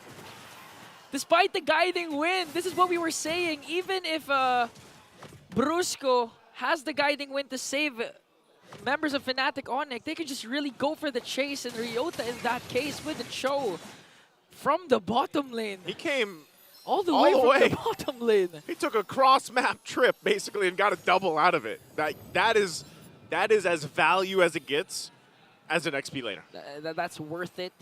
And some. And some. Well, okay, so he gets a double. He gets that. They make a very good play early on. And look at this. Look what they're doing with it. Just the aggressive version of Ryota bursting down Brusco once again. Chakti goes in. And King Kong has to walk away there. So right now the concept of Omega is, okay, you have Super Friends of Lantern Flare. Let's just be mobile enough or a dive center composition that we don't care if we get carried, as Kirk here works on Ryota. Here comes Super Friends though, and now the first turtle has spawned. The question is, will Fnatic Onic be able to contest? They're going to have to. Oh, he's in trouble. Okay, Kirk has the flicker out though. He has no Primal Wrath anymore. Here comes Chakti once again with the Raging Sandstorm onto Super Friends.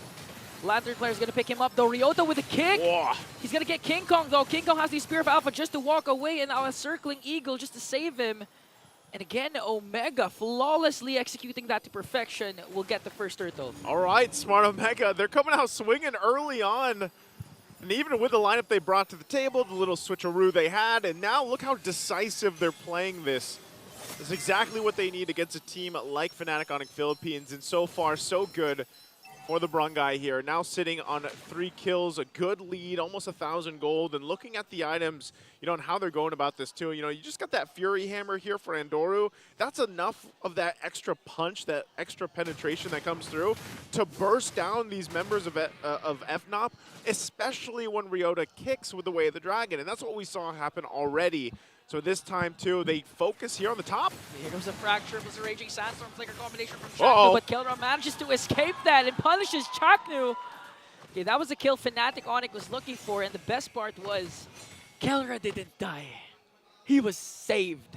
Saved, had the Purify, good usage there also from Brusco to help him out, and overall just great response to what they knew was happening. And that's the thing, you know, it's if Khalid is on the roam, you're gonna see that sandstorm coming, right? Like, you know it's gonna be the initiator there, and that's why it's also, maybe this is a good switch up of having Ryota in the hands of the Cho, because it does add an extra dynamic to this and how they initiate. Even here, Chaknu. Chaknu has to walk away here. Spear of Alpha plus the Curse Blast combination, and after all that, Jushin Super Prince will get that. Now Andori has to walk away because of the threat of the Lantern Flare once again.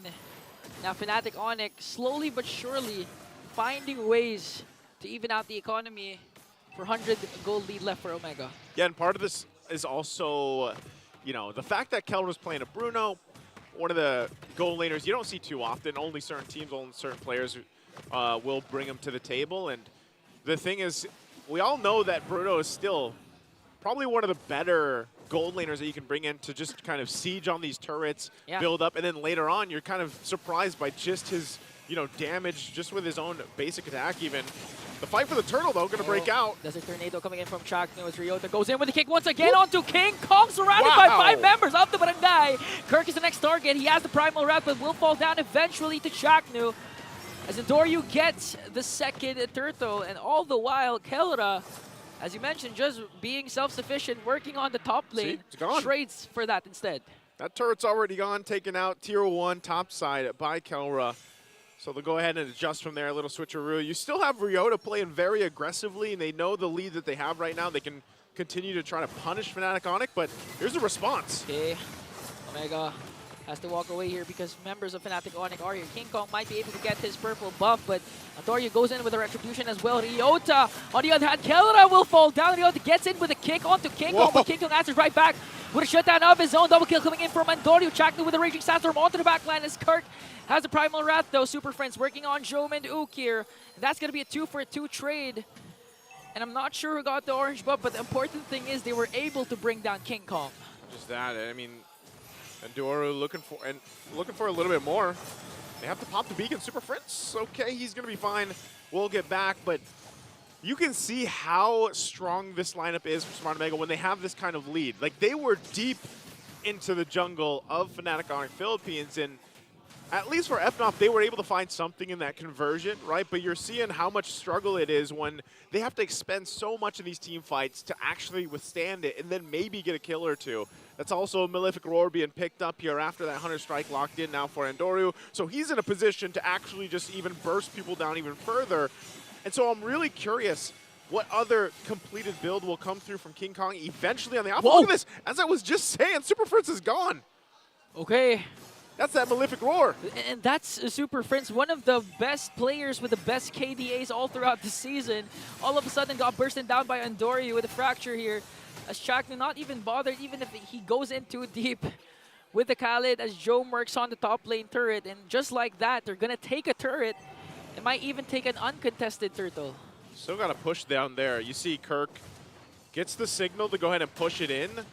Not sure if he's going to get the whole thing because Chaknu is going to join this fight, but that is going to be the third turtle going to the hands of Smart Omega.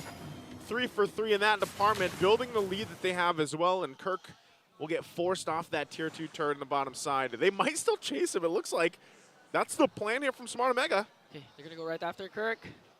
Kirk, though, does he have his flicker? He does have his flicker plus Primal Wrath, but here comes 4 members.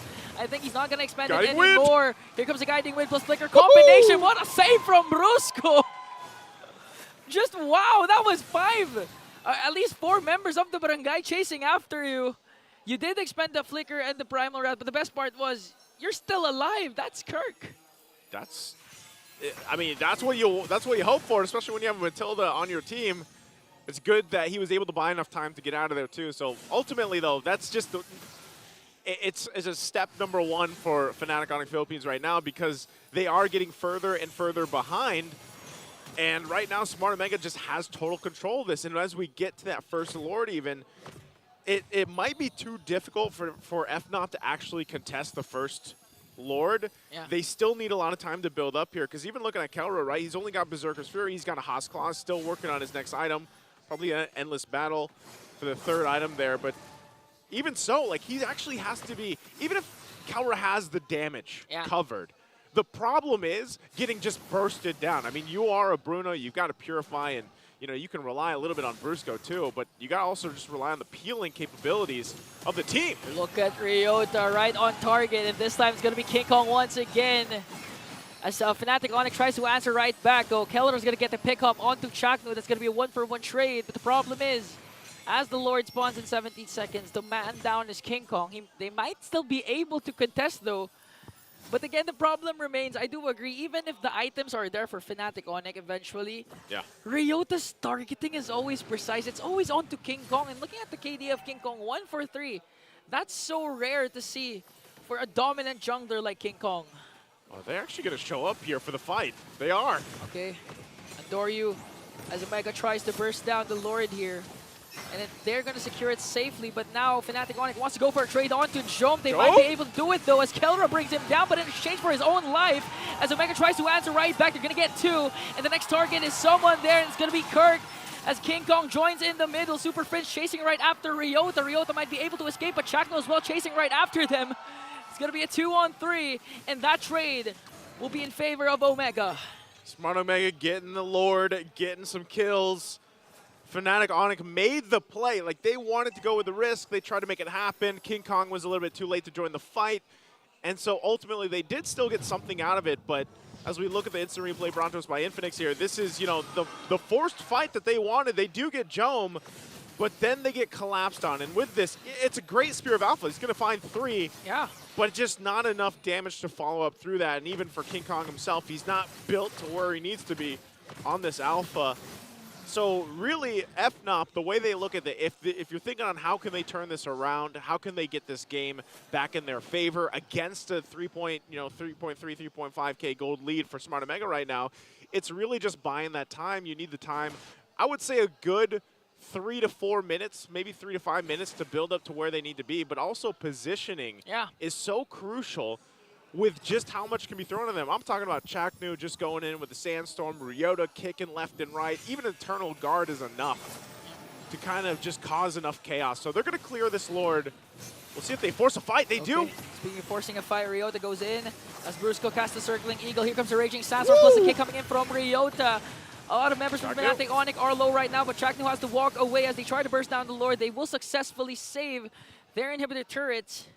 But again, if Fnatic Onic continues to avoid potential death despite the aggression of Ryota and Chaknu, they can turn things around because again, they have the Matilda that can be used aggressively and defensively. And if Kirk right now has his Flicker ready, if he manages to catch someone with the Earth Shatter Flicker combination and just activate Kelra's Bruno, they could easily turn things around. Again, the lead is not that much, 3.2K for Omega. Oh, they got to be careful here. They already had a good defense, but look at this play. Ryota and Doro, they're going to get spotted out. Okay, here comes the Fracture and Circling Eagle coming from Brusco. They're going to use it defensively, though. As Andoryu pops his Retribution, Ryota will get stopped there with the Earth Shatter coming in from Kirk. So right now, King Kong tries to go for his orange buff, want to go get a kill onto Andoryu, but Andoryu manages to escape. We've seen a lot of clashes, but still no bodies are falling down. You can see what's happening here, Egon. Like, Fnatic Onic was down quite a bit earlier on. They had a great successful defense in the base against that first Lord push. It was amazing that no one went down even in that fight. Oh, they might get cut off again. Okay, Chaknu goes in with Desert Tornado. Joma as well has to cast Zaman Forset, but here comes Ryota. Gonna catch someone there. He wants to go for someone, but Andoryu has to back away there. There comes the Cursed Blast. And the immortality of Chaknu will be popped. Eventually, he's gonna fall down in the hands of Kirk. And now all of a sudden, the Barangay are scattering as Fnatic Onic moves forward. They want to focus on Andoryu. Super Friends coming in with the Crimson Beacon plus Lantern Flare. They want to chase after Andoryu. Brusco, though, does he have a Circling Eagle to chase after Andoryu? And Fnatic will result instead to getting this Lord. They're going to blitz it. Andoryu, he has no choice. He couldn't even find a space to move. Just how fast Fnatic Onic rotated after getting the kill. And this is all what I was saying earlier on. They had a great successful defense. It kept them in the game. No one went down. They bought themselves those 3 to 5 minutes I mentioned earlier on. And now look what's happening. It's flipping the game on its head. And the emotes, of course, are going to come out too. don't forget to grab yours now while you can. But this is a Lord for Fnatic Onic Philippines pushing. You got to be kidding me. Super Prince just got the Ice Queen wand. So now the slow is going to be even more of a nuisance for Smart Omega to deal with. We'll see if they can defend. They've had this game in their pockets for the majority of the early to mid. But how do they respond to this? How do they respond to the pressure? Look at Endoru. He is going to get spotted out and forced out. So they've got to deal with the Lord eventually pushing on the bottom side. Eventually, if they burst down the Lord, save their inhibitor turrets, as soon as another potential Lord clash ensues here, Ryota has to step up again and does what he's been doing a while ago, picking off King Kong with the Way of the Dragon. They can, again, have the lead, but Fnatic Onic slowly bringing down the lead of Omega down to 1.5 gate. They still have the Lord, and now focusing on the mid lane turret as the Lord marches up in the bottom lane here. And they're going to get an inhibitor turret down. Fnatic Onic on the verge of actually remaining undefeated the whole season. Imagine if that happens. But will Omega, though, manage to stop the momentum of the Sonics? Man, how... So just like that, Fnatic Onic Philippines finds themselves in a position where they basically have control now. Yeah, the Lord was taken care of, but with everything that Smart Omega did in the beginning, they find themselves at pretty much even ground. That's what all that has done for this. So the execution factor on the lineup that they brought to the table is really going to have to be on point from Smart Omega as the next Lord comes up, and it's still a minute away. So if they can get a pickoff, great. But the problem with that is who is going to be that pickoff person? It's got to be Ryota. Like, he's going to be the guy to get that kickoff. Because I wouldn't want to see Chaknu initiate that because, again, the Raging Sandstorm is really great, especially from off angles. Yeah. So you're almost like, all right, Ryota, you might have to be the one to do this. But because of that shift in momentum and the plays that just happened, Fnatic Onic is the ones that most likely will go for a pickoff and put pressure on Smart Omega. Speaking of putting pressure, they're trying to get the purple buff away from Endoru here as Jom pops his Salmon Force plus the Purify. Here comes Kirk entering the frame in the middle. Jom all of a sudden will fall down. Keller will burst down Chaknu as well. And now the Omega Barangay has to walk away, but Super Friend says no. Picks up someone with the Lantern Flare. All of a sudden it's just Endoru and the Ukir left there. They might be actually able to end this. They have minions. Oh, no. Ukir and Doryu defending for their life. They want to end the streak, but Fnatic Onic will shut down someone. King Kong will fall down as well. That's a 4-on-2. The Stava Wave pushing on top. I'm not sure if they still want to go for it mid as well to focus down the mid lane of the base. Okay, Kelra. Gonna work on the mid lane turret. 5 seconds before Job spawns. Super Prince enters in with a Crimson Peak, and Kirk working on the minions. And Dory tries to go in with a Fracture. He's gonna bring down Kirk, bought though. enough time. Okay, they bought enough time. Here comes Job with his Salmon Force. Might be able to bring down someone. Here comes Shaq, though, in with the Raging Sandstorm. Even with the Purify. Gonna bring down someone, and it's Brusco and Kelra left. Still going. Oh, Desert Tornado. Here comes the attack coming in from Ryota. Omega. Ryota goes in for the backline with the Way of the Dragon. Kelra, though, being chased by his former partner, Chaknu. John goes in. It's going to be a 2-on-1. Ryota with a Jit Kondu. He's going to be able to stun out Kelra, and Jom delivering the final blow. Oh, man, what a play coming out, and Kelra almost succeeding there. Did as much as he could, but what happened? Smart Omega brings the favor back for them, and they'll get the Lord off of it. What an amazing defense, and just synergy with playing with who was left to defend for the base there. And so with that, they get themselves the Lord, and they can go ahead and regroup and push in. It was Endoru and Ukir defense. I mean, how many highlight defenses have you seen from Barangay? Even during week number 1, who could forget Chaknu Hylos diverting the attention of the Lord and the minions? Enough time bought for them to have a comeback. And now with Ukir and Andoru's defense, they can actually pull off a comeback against Fnatic, the undefeated Kings, as the Lord marches in the top lane and Inhibitor will fall down. 5 members of Fnatic, though, are alive, so they're gonna be able to burst down the Lord. Okay, we gotta catch our breath for a second here, but Smart Omega might have another plan. They might still continue the assault on the base here. They're gonna have to clear things through. Couple more clears for FNOP. Should be able to make it and keep the base turrets up. So ultimately, You've got FNOP with 2 base turrets. Smart Omega only has the 1. And so they set things up. Where did they go? Kelra? Oh. I don't know. This might be part of the plan here. Trying to make something happen. This is so risky. Is this a bait though? Woo! Super Prince, Crimson Beacon, but a whole Omega squad goes in right after Kirk as well. His Primal Wrath is there. The first man down is no one yet because the Immortality of Ryota will be popped. But all of a sudden, Fnatic Onic sending Omega back home. They still have 5. Omega scattering for their lives. Fnatic wants to go for a pickoff. No casualties. But the plan of the Barangay has been foiled by the Sonics. Smart Omega's like, FNOP, if you want to make the history, you want that streak to continue, you're going to have to work for it. Remember, just minutes ago, they saw the glimpse of it as they were focusing on the base. They ran out of minions, and then this has resulted in now reaching the 20-minute mark. They're so close to the next objective here, less than a minute away. As both teams get re-situated, we're going to start seeing more of the items being juggled around too. The Winter Crowns, the Immortalities, the Wind of Natures even. And so for that, you're seeing how important the positioning is for both teams. For FNOP, they can play around Brusco. They've got the Guiding Wind to help them out.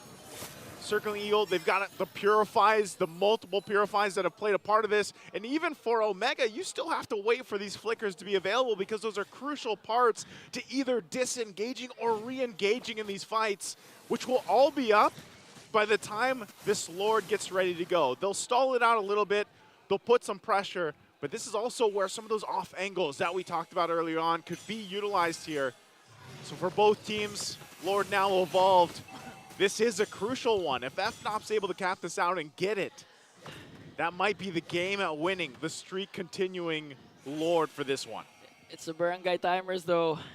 We're past the 18-minute mark and we can clearly see Omega in the driver's seat with a 5K gold lead as Endoryu works on the bottom lane trying to create a push there and make Fnatic Onic react as Jome tries to start the Lord. Super Friends zoning out the members of Omega.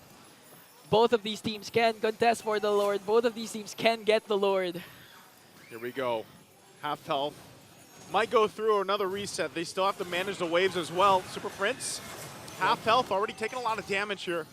FNOP will try to get control of the space. They got to keep an eye on Kelra too. The good thing for Fnatic Onic is that their inhibitor turret down bottom hasn't been crushed yet, and Ryota has good position here. Setting his eyes on either King Kong or Kelra, but will be spotted out by Kirk. Just look at Endoryu. He's taking a trip around town. Okay, coming from the back line. This is where you keep things on your head on a swivel, as I like to say. The patience is there. Did Chaknu press his Winter Crown? Fnatic Onic goes in with a Circling Eagle. Ryota though. Lantern flares there from Super Prince. He saw him, he spotted him out. So they can still play around this. Endoryu's got to go the long way back to this. As FNOP starts to slow it up once again. Chaknu waiting on the whims. Jome there too. They're going to go for it. Look where Endoryu is. Oh, they might want to go for Chaknu here as Endoryu in the brush here gets spotted out by Brusco. As well as Super Friends, okay. 20,000 HP for this Lord. They might go to a retreat battle for this one. Oh, they're going to have a solid reset as Chaknu goes in with a quick sand guard. Just to try and regen his HP. Okay, Fnatic Onic might actually burst down the Lord. Ryota flickers in, but gets caught up by Kirk. Here comes the Circling Eagle. The first man down is Ryota in hands of Kelra, but Endoryu gets the Lord. Now Fnatic Onic wants to go for the kills, wants to go for the clash. Jome will fall down. Chaknu working on the base defense. The Lord has punned up top, but Super Friends and the rest of Fnatic Onic just working on the minion waves, working on the Lord. Will Omega be able to defend this? Endoryu, he's going to try to cut things off too. They send Kirk back to clear that wave up top. King Kong working on the Lord here. That might have been enough, even with 2 down from Smart Omega and a 4th of the health left on the Crystal here. They're going to do their best to keep it up.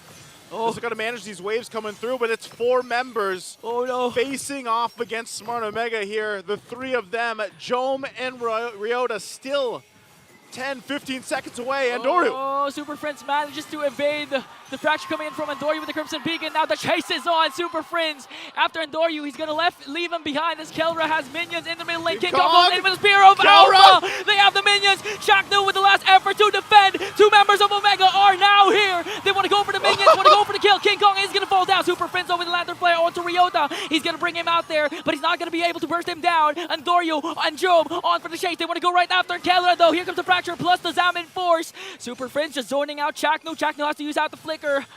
And just like that, just like that, they're still going. They're still going. They have minions, but Omega will clearly be able to clear it out. Ryota goes in with a Jit Gun. Gets a kick onto Kelra. Kelra manages to stay alive. 4 on 4. Ukir 35 seconds. King Kong 32. 25. We're approaching the 25-minute mark. What's happening to this game? Chaknu does it again. He actually was able to go ahead, King Sandguard up in there, keep things together, buy enough time. I know we switched items out too, and even Kelra did, but man, you might say, whoa, this looks messy. No, this is all calculated and top-tier micro within these team fights. It's amazing. The question is this Omega timers or Onic time? Because Fnatic holds an 82% win rate in games that go past the Omega timers, while Omega has a 63% win rate. You know, at this point, statistics don't matter. It's all about momentum, it's all about skills, it's all about who has the advantage coming into a potential last clash.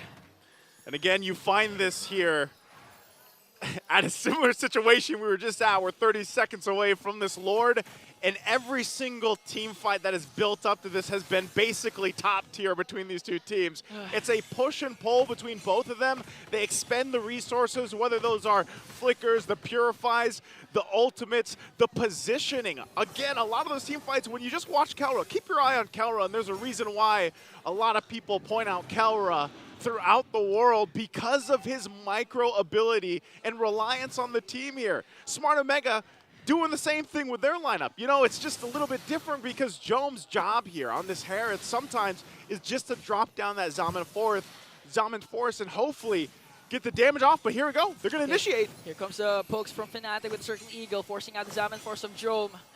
This is the potential 5th Lord for both of these teams as Fnatic Onic continuing to work for it. And Doryu trying to make a play here.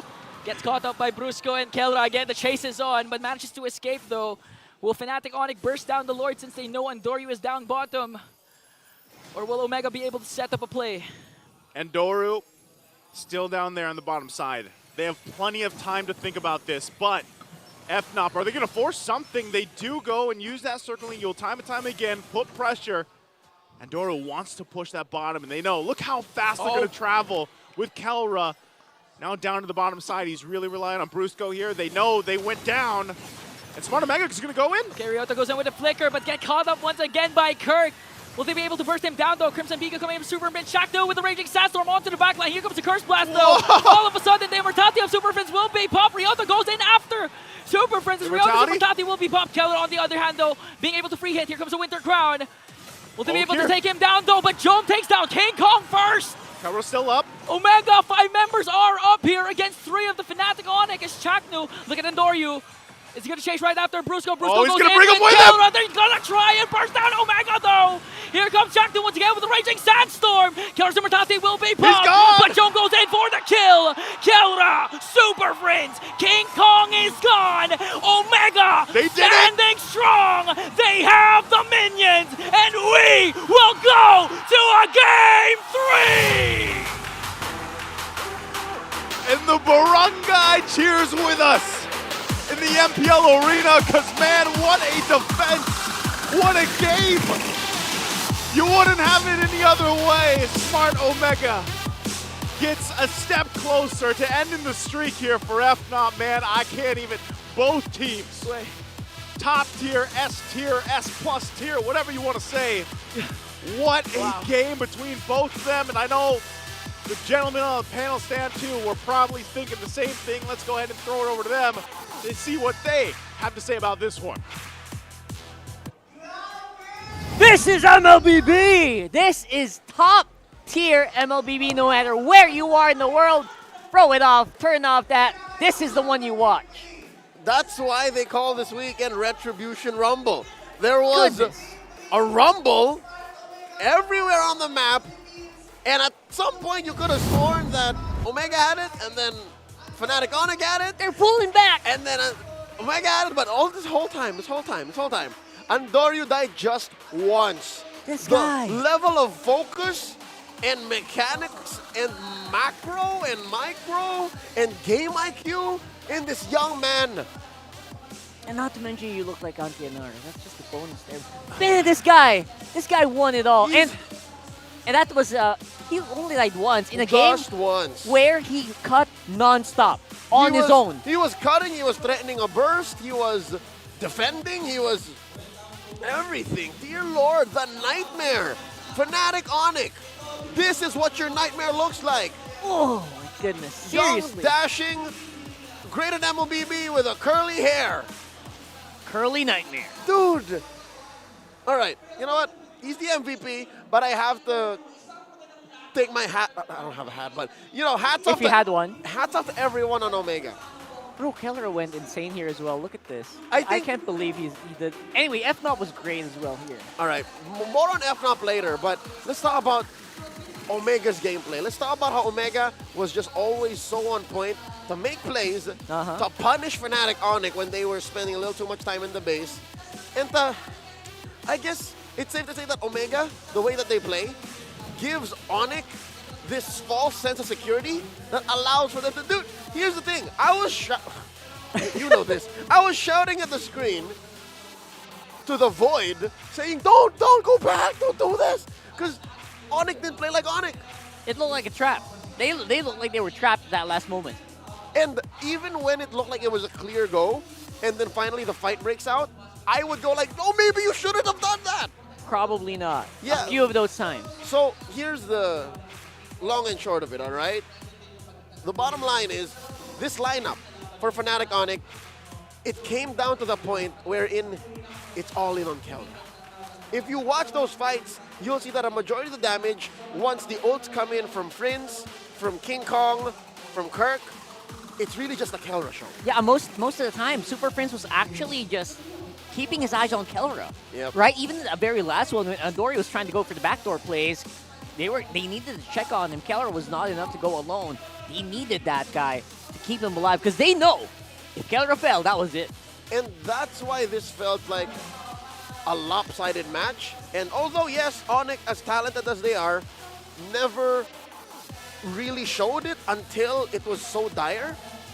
It wasn't a fairly spread out team lineup. In terms of threat. In terms of threat, Yes. in terms of responsibilities, and they were spread out so thin. Yeah, this five-man, this draft by Fnatic Onic figured out that you have to isolate Ryota. You don't have to fall for Chaknu's shenanigans. Yep. Jome is easy to burst. They controlled the map. Yeah, they controlled the map, and they were able to play around that, get back in a position where maybe they could win and even threaten the base. But once that whole facade of what Omega was going through was figured out, Omega just leveled up. Omega like, oh yeah, that's not all we have. Check this out. We can still win fights. You can still fall for it because they had more tricks. Omega essentially kind of punched through the veil of like the bravado that Onic was showing most of the time. Yeah. And they said, you know what, I'm not falling for this. It's a double turn. If you're not, have you seen the movie Now You See Me? It's wherein you think you finally figured out Dean Cain. Oh, it's not. Don't spoil. All right. It's not Dean Cain. It's I think it was. No, Dean Cain is Superman. Who's Alfred? Dr. Bruce, why do we fool? That guy. Yeah, When the you Kingsman think- guy, yeah. Yeah, when you think you figured out his tricks, you're like, no, he has another one. Kane Michael. Michael Kane. When you think you figured out Michael Kane's tricks, they somehow pull out another plot twist. And that's what this almost 30-minute bout was all about. It was, right. Oh, you figured out how to beat the map. All right, now we're split pushing on you. Uh-oh. You think it's all just Andoryu. No, it's just, mostly it was Andoryu. Yeah, but, dude, Omega did so well here. Yeah. Omega basically, the way that Andoryu plays this hero, it felt like he was wrapping around. Yeah. No, like a mamba. Like a snake. Yeah, he was wrapping around this prey. Maybe you know? this was the Venom that we were looking for. Maybe this was, and the Venom did not come in the form of the draft, which kind of did again. The Swaparoo, like it happened so fast, Rock and I almost missed it. Yeah, we were expecting that Khalid to go XP. That's right. Right. And then But apparently you needed to put in the XP for, you needed to put the Cho in the XP and the Khalid in mid, or in the roam, for it to be enough of a nuisance to have an early game chokehold. Yeah. And then from there, it evolved into Cheese, into Lasson, into Venom, that was more executed in the gameplay. That's right. It became more of a cut game. It became more of a catch me if you can game. It became more of a guessing game as well. Where's this Dory going to show up next? That's a good movie. Catch Me If You Can. It really is. And at the end of the day, it was just resilience from Smart Omega.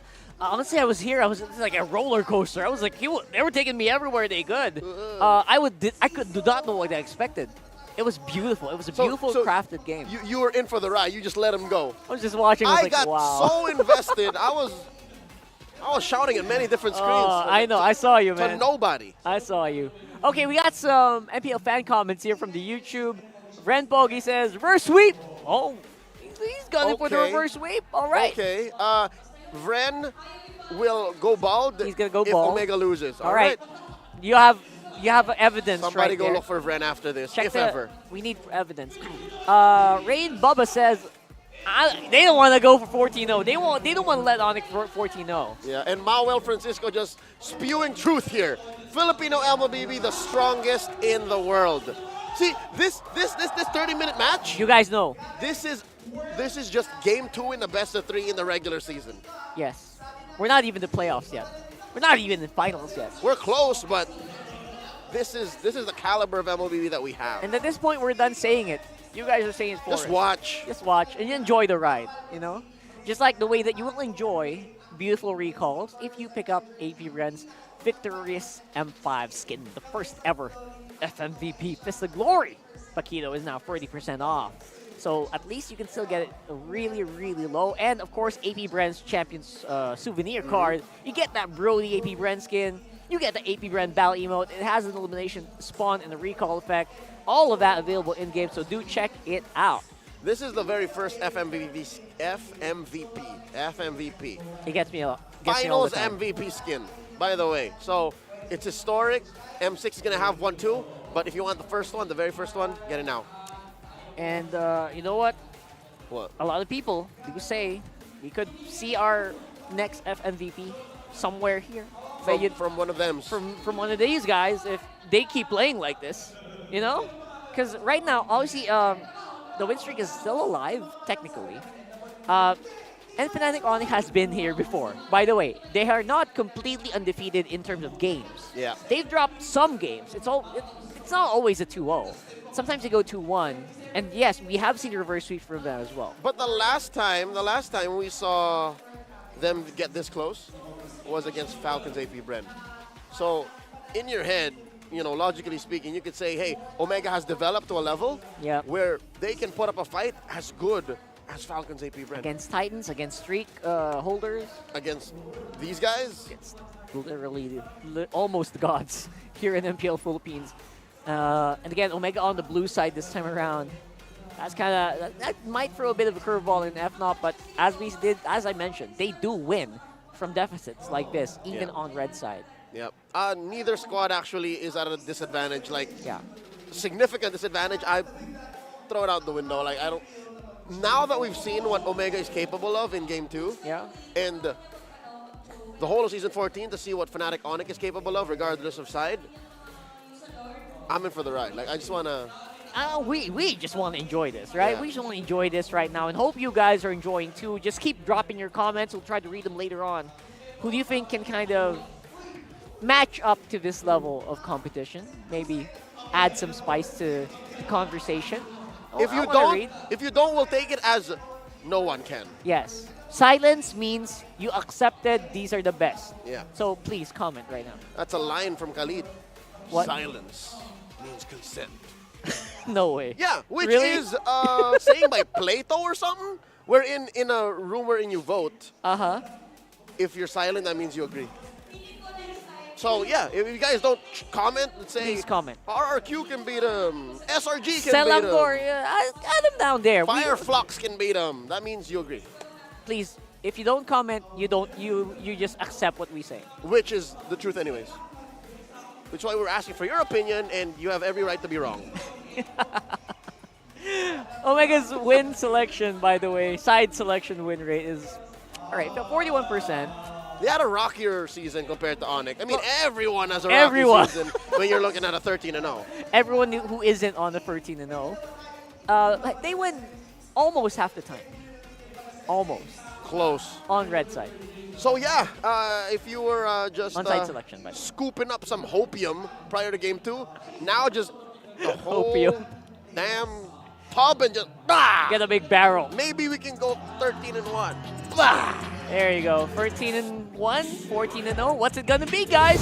We're going on this draft, and we are going for. By the way, it's super jam-packed here. If you guys didn't know this, real story. There are more chairs True than story. usual. Yeah, they brought out actually extra chairs to accommodate all of the Sonics, all of the barangays, and everyone in between. Even the staff are seated in the audience area. Oh yeah, I don't blame them. I don't blame them. They're in for the ride, man. Even non-MLBB fans Exactly. will want to see this. Oh man, this could be again possibly history in the making here. Right now. We got a capacity crowd in the MPL arena at the Green Sun Hotel in lovely Makati City. Here's the draft. Fanny and Nolan out of here. That's right. Fovius and Chip out of here. Still open up Harith. Still open is the Edith. Still open is the Khalid, the Tig. Both junglers very happy with the Hayabusa as well. The Ling. Hayabusa got banned out last game, so. Maybe a bit of a scenario here where it could be open. Is this what's happening? Is this what Coach Lambot is doing? Coach Snap says, yeah, why don't you just force King Kong to play like a weird utility pick? The Alpha, what can you say about the Alpha? I actually was a little curious about the performance of the Alpha. It was like a battering ram in that game. Yeah, and then I feel like it's not King Kong's best. It works, but I mean this in no offensive manner. It's mid. It's kind of mid. It's kind of mid. I mean, compared to the other jungler picks of King Kong. Of course, King Kong on a Ling, King Kong on a Haya, King Kong on even a Nolan. I mean, a Julian. I would rather have that. So again, maybe that's a trick, right? Maybe if you are Lembot, force him into these picks. Whoa! Very early there. And here's the thing. It's strong, but also it's mind games. It is. You don't know where it's going. That's right. It's gonna also discourage picks like the Ling and again any weird squishy assassin. Makes you think twice about the Khalid too. Same, exactly. Because you can knock up the quick sand guard with a. Cancel that out with a Shunpo. Yeah, it's over. It's over. Jikuno, and you're sitting duck. All of that. Man, what a powerful first pick here. Who would have thought Cho would rise up to this status? All right, there's the Ling. Still goes for it.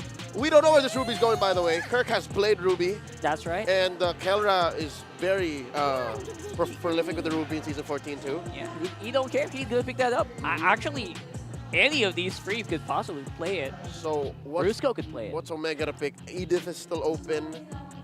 I think it's proven now that Omega don't care about the whole Vixana Valentina situation. Yeah. They can let that go. They can let that through. Aurora is lower in the tier. Harith is if he's open, he's probably going to Jome. Yeah, Harith or Lunox? Moskov. You got a 50-50 on the Moskov and the Harith here, I guess. I like the Moskov, yeah. Khalid still. Oh God, are they just forcing the same draft as game 2? What if? Hayabusa. All right. Rockhart, I think the fact that the Harith and the Moskov are open, both means they don't need to rush. Yeah, I think either way, good luck with your gold lane later for either of these teams. Yep, so they get the Haya, so already set. Andor is going to be playing a good hero. What's next for FNOP? They don't need to rush the gold either, so it's mid or roam. Yeah, I don't think you rush gold here because it does gold or get XP, don't need to touch that. Yeah, it'll probably get counter out. You wanted to get Valentina early, I don't mind. Paramis is, I don't know. Angela could work. Valentina, okay, fine. Okay, with the Valentina pick, I don't know. I'll only be wrong if I'm really wrong. There's no room for an Angela anymore. Yeah, I think you're right. There's no room to flex, no room to adjust. And look at that. Are those light ups? It is. Are those acrylic light ups? It lights up. It's very dark here right now, so it's a light up for sure.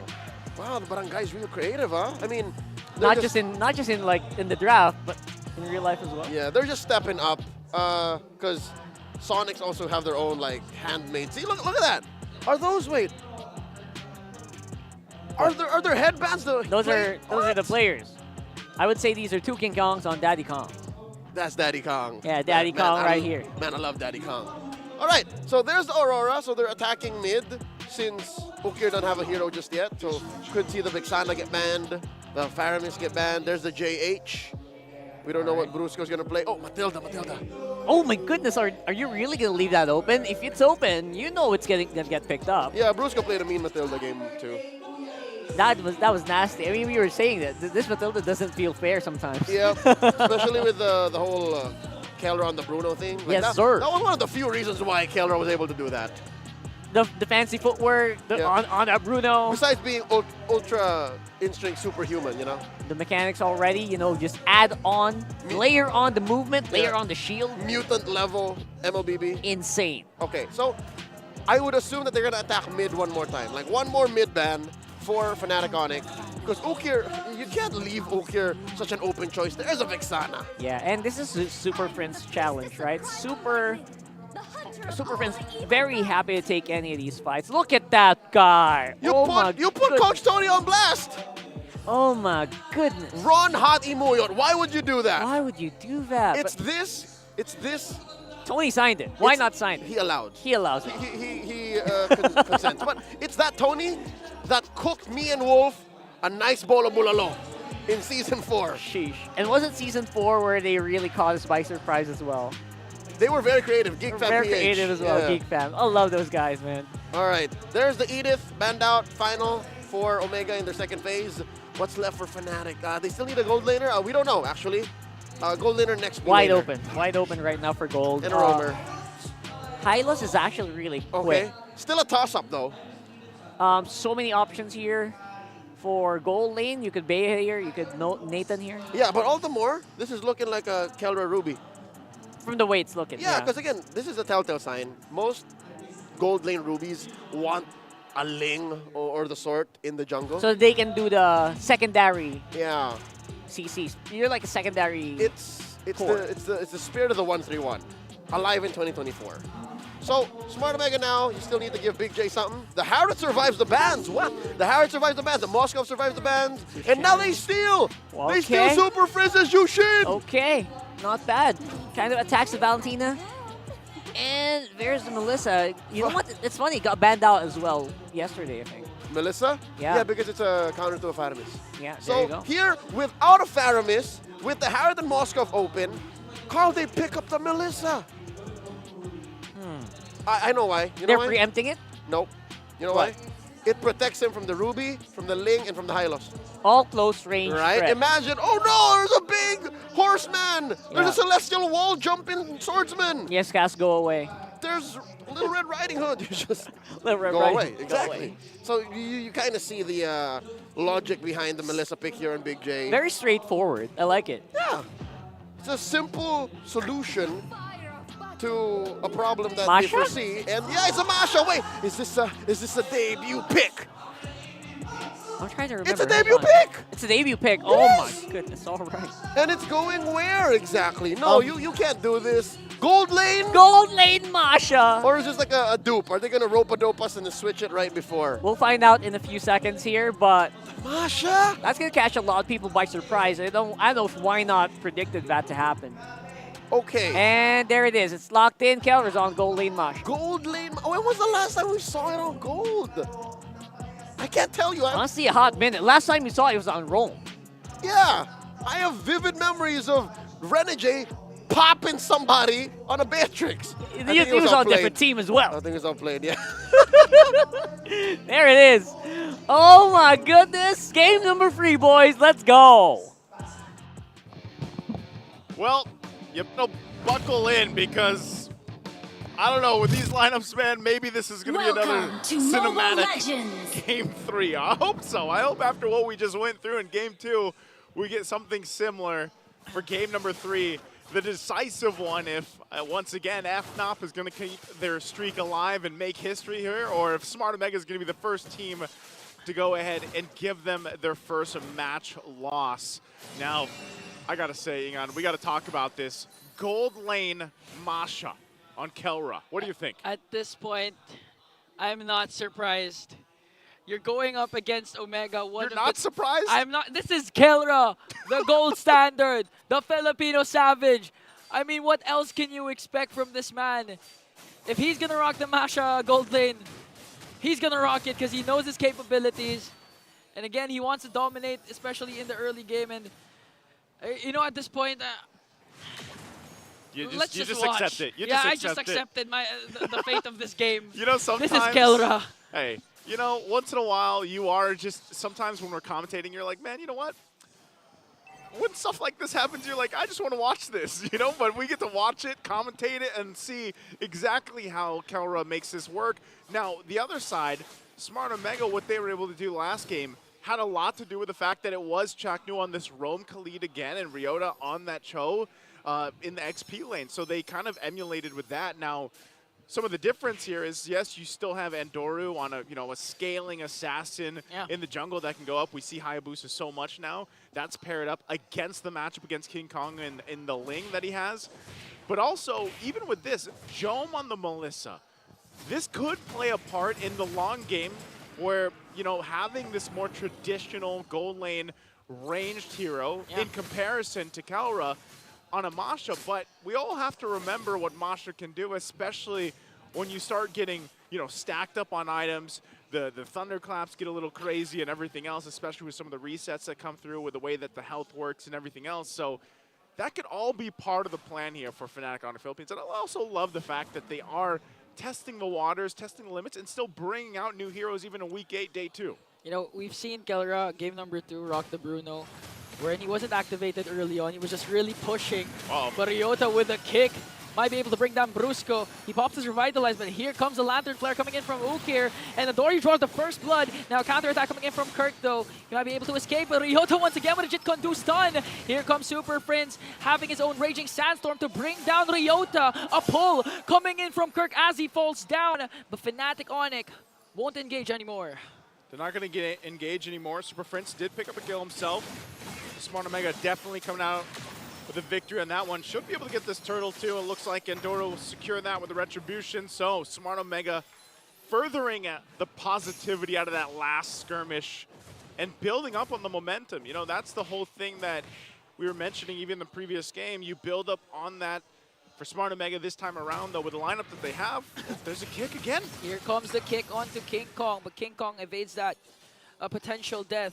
And now the pressure is here, coming in from Chaknu with the Raging Sandstorm once again as Zandori tries to go for Super Prince with a Quad Shadow plus the Shurikens. And again, the story of this matchup, unconventional picks at the gold lane. Here comes Kelra with the House Shock as well. But here comes Jome Answers with the Needles. Chaknu, Chaknu has the Desert Tornado. Going right after Kelra, 1 life bar left for the gold standard as Brusco waits patiently in the brush. Goes there to help him out if he needs it, holding on to the Revitalize as well, but Kelra's going to be fine for now. And again, that's something that, Jome's going to have to be cautious of here. They fighting it out again. They want to go right after Kelra as Jome, though. Here comes the Thunderclap, but Chaknu makes sure.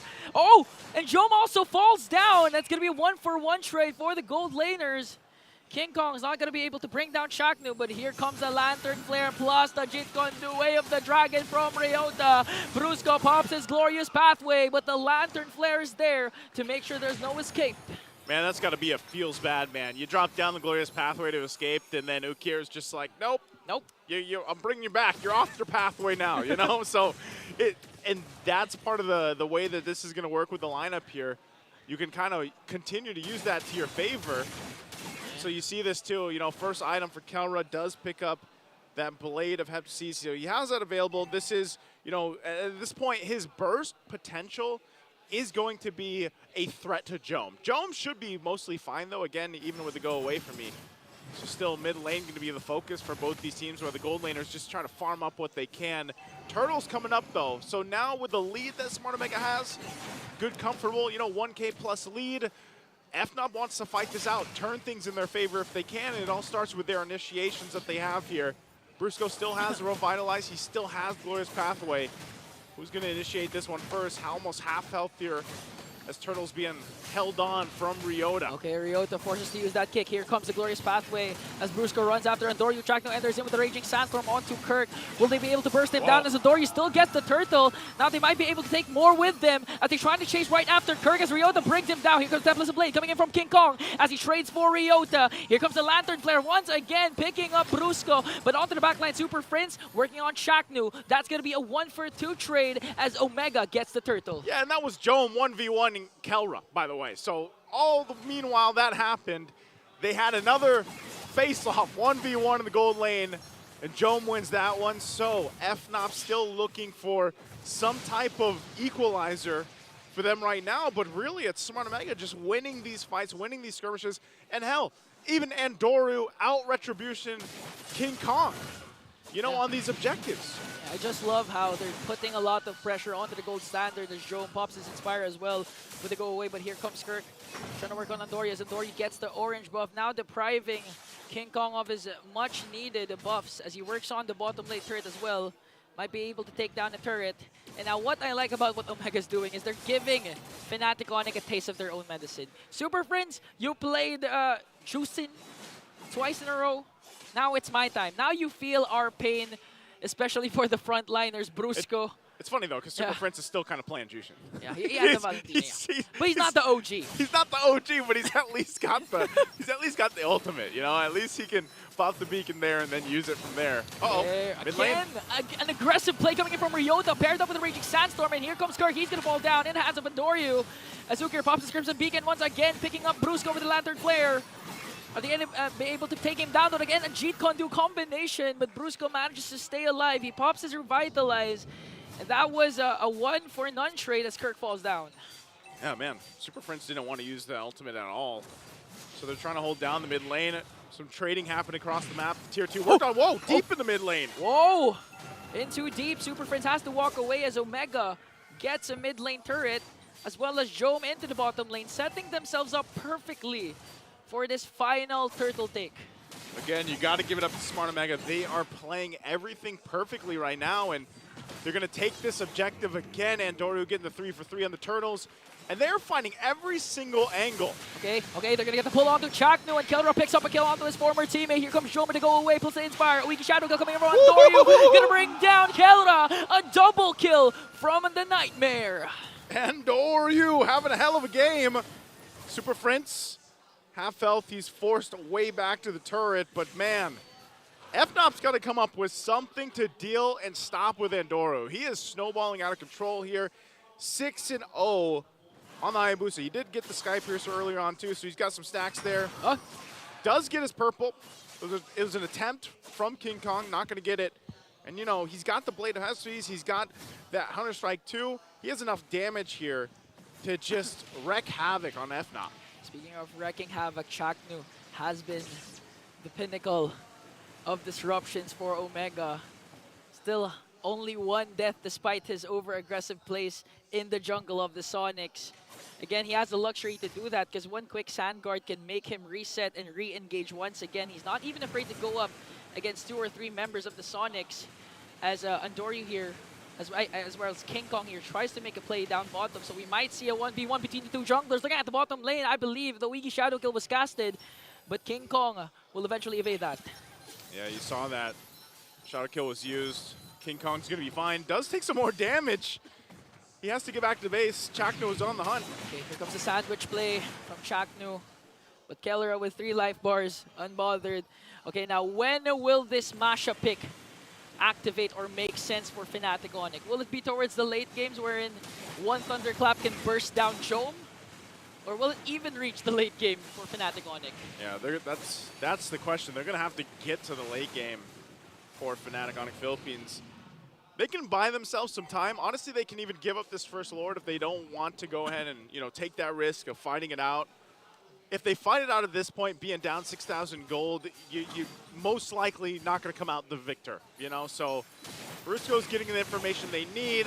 You have King Kong there on the top side, half health of the Lord here. They're going to force a fight. A beautiful kick coming in from Ryota onto Kirk as Andoryu once again bursts him down. The next target is going to be Brusco though. Despite the glorious pathway, he's not going to be fast enough to evade that.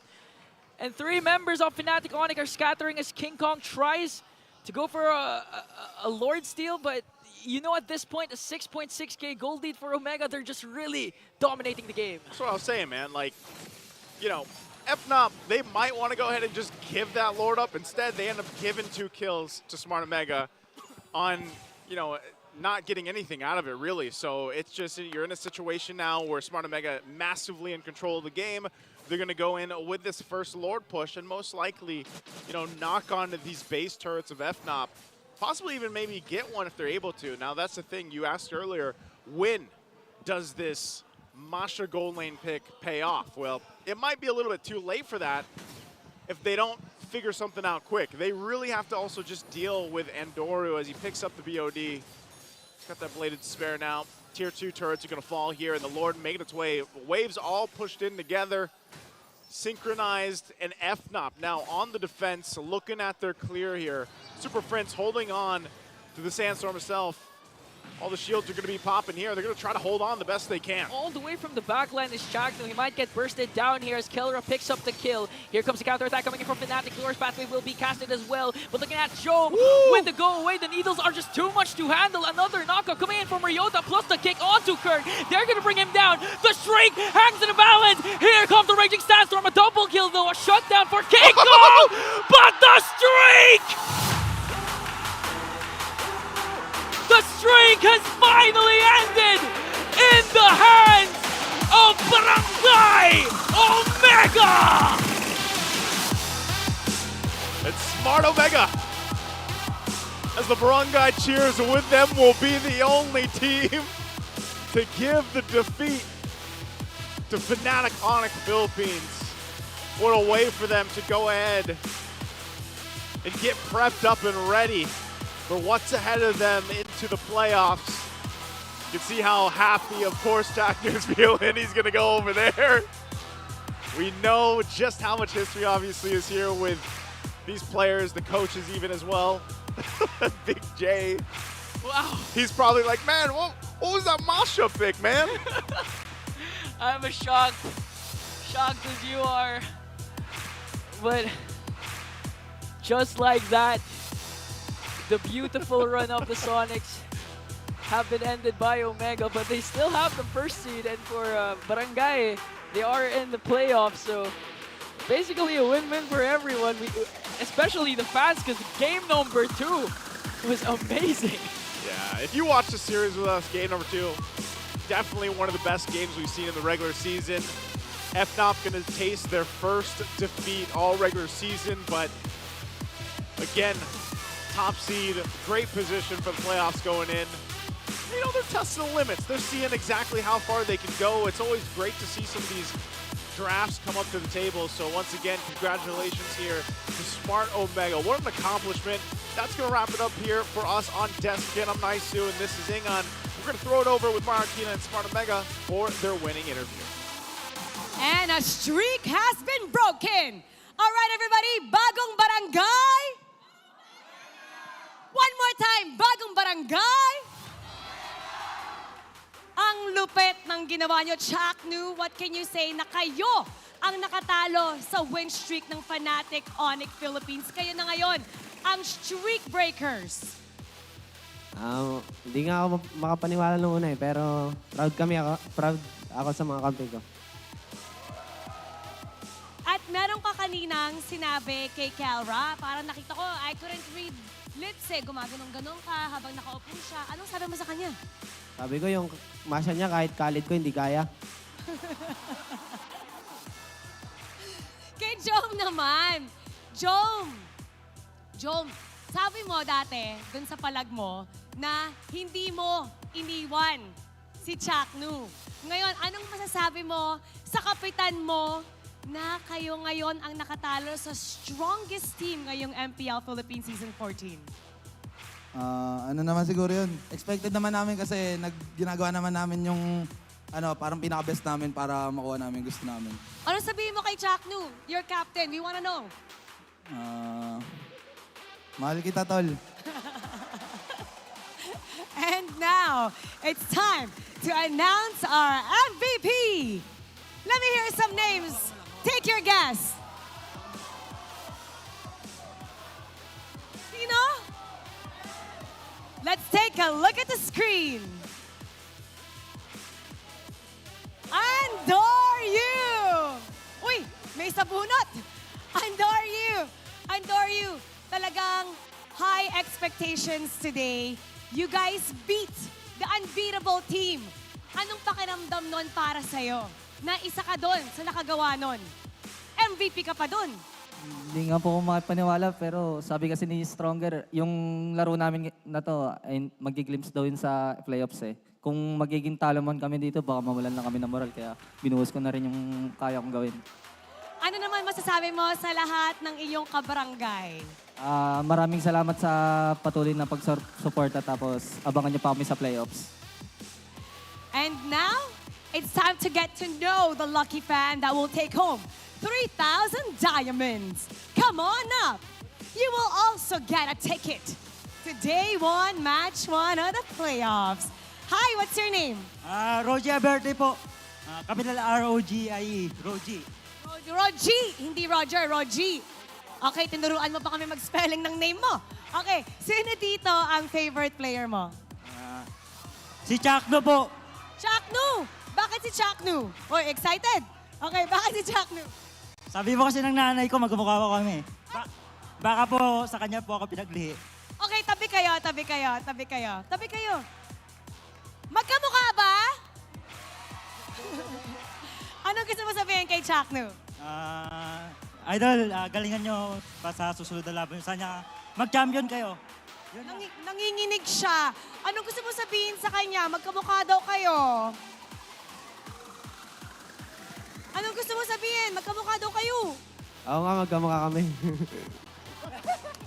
Alright, congratulations. You won 3,000 diamonds. Oh, hug daw, hug. Smart Omega. You may now take your bow.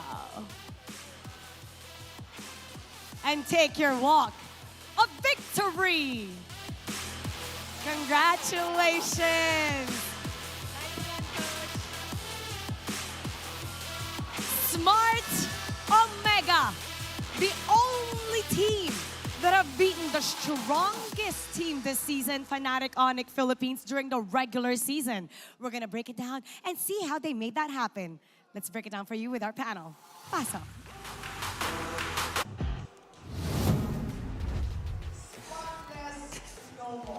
I don't know. I have no words how that happened.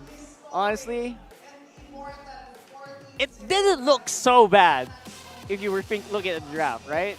I was expecting, given how a majority of the draft looked very similar to game 2, Yeah. you know what I mean? Like something that goes 20 minutes, 20-something, close to 30. I thought we would see that kind of match. Right. But the way Ryota played, the way Andoryu played, it just, of course, Chaknu's Khalid, like he was playing the same game from game 2, right? Yeah. It just pushed it to a level where Fnatic Onic was trying something, all this while looking to get back momentum. Like, that's a losing battle. He did no wrong here, and I actually really love the Melissa swerve as well. Like you said it best. Good luck reaching that Melissa, and we actually saw that happen here. Very hard to reach the Melissa. Zushin was giving FNOP such a hard time here. Yeah. Oh my god, I don't know. I was just enjoying this. I understood the Melissa, conceptually speaking. We'll have a guest later on explain exactly why. But also the steal on the Jushin was the icing on the cake. Crème de la crème. Watching the game, the 12-minute game, dear God, the 12-minute game in practice was made more beautiful by Okir's Jushin. Like, right. 0-0 and 12? Like, Kelra couldn't come close. Even Prince is a mid-range Valentina mage, couldn't come close. Kirk and Brusco did close to nothing. So what does that tell you, right? When that happens, when you put Fnatic Onic Philippines in a very rare scenario, it does feel like there's no exit, there's no emergency escape button or anything. Nothing. No panic button. Barely a response. We have Coach Snap here on the panel with us. Coach Snap, thanks for taking the time. Hello. Congrats. Thank you. We got to make this earlier, right? Because we have a lot. We have a lot of thoughts about that. I have so many questions. Coach Snap, number one, did I read the Melissa right? Was it because there was a lot of dive from Fnatic Onic and you wanted to give Jome something that scales quick and can protect himself? It was a decision between Lunox, Harit, and Melissa. There you go. That's what we were saying. The first two make sense because those are meta picks, but why the Melissa now? It's strong in lane. We just wanted to win all the lanes. Did you expect for it to win against the Masha? I didn't even know what type of matchup is that. Right, exactly. So Oh my when you were goodness. considering the three, Melissa, Lunox, Harith, Yeah. the latter two more expected, you would win still regardless, but Yeah. I think you won more with this now. Exactly. So you were expecting something around a Lunox, maybe? Let's say if I pick Harit, they will last pick Lunox. Right. Or Melissa. So we have gotten the strongest laner, which is si Melissa. All right, so, all right, just to answer that, just so we can like get this last pick out, what would you rate the Masha? Why do you think they picked it? They wanted to flex the Ruby to good lane. But we went out most of the XP. They Yeah. ate it. I think they had no choice. Yeah. Do you feel like you put them in a place where they didn't have a choice but to do Because the Susan pick was there. They couldn't pick any other tanks. Oh, so it's like they changed their mind at the last minute. Yeah. They wanted to go Ruby Gold, Yeah. but you put them in a position where they had no choice. Yeah. Okay, Oh, let's man. talk about the Khalid here. Chakno played Khalid 2 games in a row, won with both, and in Season 14, we've seen more often the XP lane Khalid. Yeah. Why do you guys prefer the roam Khalid? I think he provides more vision compared to Chu, and he doesn't need to go back to the base. So he provides more mobility and vision to the team compared to Chu. All right. I mean, if you get whittled down with a Cho, you have to go back to base. And Yeah. Khalid, just quicksand guard, then go rotate again. So that's the logic. Yeah. Yeah, I like that. Because most people would say, you know what, Khalid roam is squishier. Yeah. But you're saying that doesn't matter. You can actually mix them spells. You can actually go Rivet Khalid. That's even worse. You know what you're going to do in your next live. I'm gonna try. Yeah, no. So the win here by Omega against Fnatic and how Chakno played it, made me more accepting. Because I actually love XP lane Khalid now. Because it's the same story, right? You can get vision, you can win lane, you can rotate faster. But if you're affecting the whole team as a roam, maybe that's better. Coach Nap, let's change the focus here a little bit. I want to celebrate your win with you. Yeah. Congratulations, you ended the season strong. How are you guys celebrating? I'm not sure if there's a tiebreaker tomorrow. Is there? I don't know. We'll wait for the math. Yeah, we have. They're doing the math right now. It's either we celebrate tomorrow or we prepare for tomorrow. Or Tuesday. Yeah, or Okay. Monday or Tuesday. Regardless, what did you have an agreement with the boys? Because hey, if you beat Fnatic, if we end that streak, you have like a prize for them or an incentive. Win or lose, actually, we're going to either Zambales or La Union. Nice. Yeah. Wow, vacation before the playoffs. Yeah. Beautiful. They needed that to unwind. We needed that. It does feel like it, right? And right now with Omega in a very powerful position here. Now you've beaten Fnatic Onic Philippines. Who's the next threat that you think might make a weird appearance in playoffs? Team Liquid as usual, since we haven't won a series against them. Oh, that's right. Yeah. And they are the defending champions. Yeah. That's very true.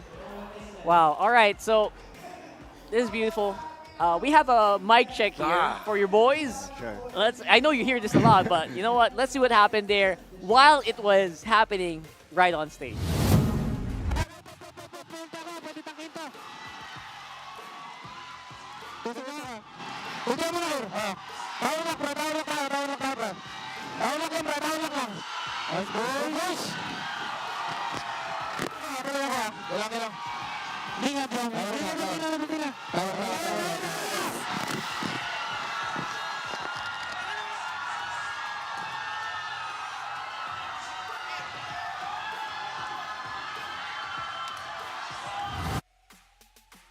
Comes. I got a question. Whoever says Tower Lock Preta, who is that? Is that Chakno? That's Ukir. That's Ukir. Yeah. Okay. That guy really is the Talkative, actually. really talkative guy for the past few mic checks. So it's Chaknu's plan, and him and Ukia execute. Yeah. All right. So Deadly combo. That's super deadly, actually, you know? Oh. I guess that's something that Bornok could train for. You know, that's the role that I think Bornok should slot in there, right? Yeah. Is that the plan? Yeah, maybe in the near future. Near future. All right. For now, you got an amazing main 5. We talked about Uki, we talked about Chaknu. I'm curious about the other fellas. I want to hear about Andori. Why is he so good now? How does he fit in to the shot calling? Does he follow the lead, or does he have his own plans? During the early stage of the game, he usually shot calls the rotation. During the mid game, he focused on his mechanics and let the rest shot call. Ooh, switcheroo. So he starts strong to get good farm, and then later on he just follows. He just I very few teams actually do that, and usually there's just one main shot caller. That's interesting. I guess we can kind of just leave it for there for now because we have a pretty big playoffs to prepare for. But before we go, I just want any messages to, again, our usual fans here in the international audience. Now, I think they can, you know, the barangay worldwide. They have to acknowledge. Coach Snap, I want you to address the barangay worldwide. Shout out to all of you watching Smart Omega and always supporting us. You can watch Chaknu and Kara in the playoffs on, when is it? October 16. 16, yeah. 16, 17, 18, 19, Yeah. 20. 5 days 5 of MLBB. days. Oh my God, this is gonna be so much fun. And I guess you were still waiting for tiebreakers. There might be a chance Yeah, that the numbers work out. Maybe. That you play later on. Yeah. That you somehow end up with 2 lives. Yeah. Oh, there's still a chance for them to get there. You know what? I think this is the best that Omega has done in any regular season, in any season so far. In a long time. Amazing. Coach, I got to tell you now that it's fresh, congratulations. You guys have done so well after what happened in Season 13. Yeah. Yeah, it's pretty amazing. And again, we're looking forward to the performances. Again, we always try to get you to reveal some strats, but we're not going to do that now. You know what? We got a couple more moments. I'm a big Joan fan. You know that. Yeah, Big J is my boy. Tell me what he's like in like the super clutch moments. What does he do? You can put him on blast. Like, does Big J panic? Does Big J? No, he doesn't panic actually. He's like a gangster type of guy, a good type of gangster. He's the one always shot calling during the late game. I see. So late game, it becomes more Big J. So he's the guy who, in basketball, he does that, you know. As a gold laner. As a gold laner. He does so well. And again, that's one of the reasons why you have to watch out for these guys. I feel like it's impossible to really just put them aside. And yeah, for now, we're all very excited to see what Omega is going to come up next. Obviously, it's not done yet. It's a very, very, very fun achievement. You cut the 14-0. You're in history, by the way. Every time they talk about 13-0, but Smart Omega right there. So I guess big congratulations to the boys, and hope you guys enjoy your short break before a possible tiebreaker. Which again, we're gonna try to talk about that more later on. Because right now we have a fancy laban. Sorry, this is the regular season first. Oh yeah. This is it. Everyone is locked in now. And Smart Omega's here. Okay, so with Smart Omega at 9th, it's possible that they still could maybe fight for the upper bracket slot if Falcons don't win at all. That's right. So there's possible tiebreaker. I see. So it's possible. Coach Snap, we wish you all the best. Thank you. If Falcons AP Ren loses, they're gonna go 9-5. All right. So Coach Snap, we'll leave you to it. And thank you so much, man. We wish you and the boys the best. You guys are gonna celebrate tonight and maybe prepare for Monday. And we'll see you then. Thank you so much, Coach Snap. Thank you. All right. Rock Art, that's it. Bro. You're right. The 13-0. Sorry, the 14-0 is stopped. It's it nowhere. becomes a 13-1, and that's history. That's right. And who beat it? You know what it is. It's the barangay, bro. It's a barangay. It's the barangay. Okay, so with that said, the math is so tight. It's 9-9. 9-4 and 9-5, respectively. Wait, there's still a couple. There's a match, one more match tomorrow, and for then AP Bren. there can be 3 9-pointers. Yes. If I'm not mistaken, right? Yeah. Aurora can be 9. FCAP can be 9. Omega can be 9. But what about Fancy Laban? What about them? Is there Okay. any tiebreaker? There is a tiebreaker. Oh, what? All right. Oh, my goodness. For sure, there's going to be a tiebreaker between the Raiders and FNOP. Yep, Given yep. that they have the same score, they have the same win-loss. But hey, look at that. The Bees, the World Championships, well, fan club. They're holding steady. They're Yes, holding that's steady. 8 and 5. 8-5 is not far as well. They have to keep it going to get the champion, because we also need to crown a Fancy Laban champion, right? We did it all season long. It's not fair if we don't crown a champion, right? So again, stuff you watch out for here in the MPL arena. That is the Infinix Fancy Laban. So much fun happening and so many things happening here. It's been a pleasure, Leo, casting this one, or paneling this one with you, brother.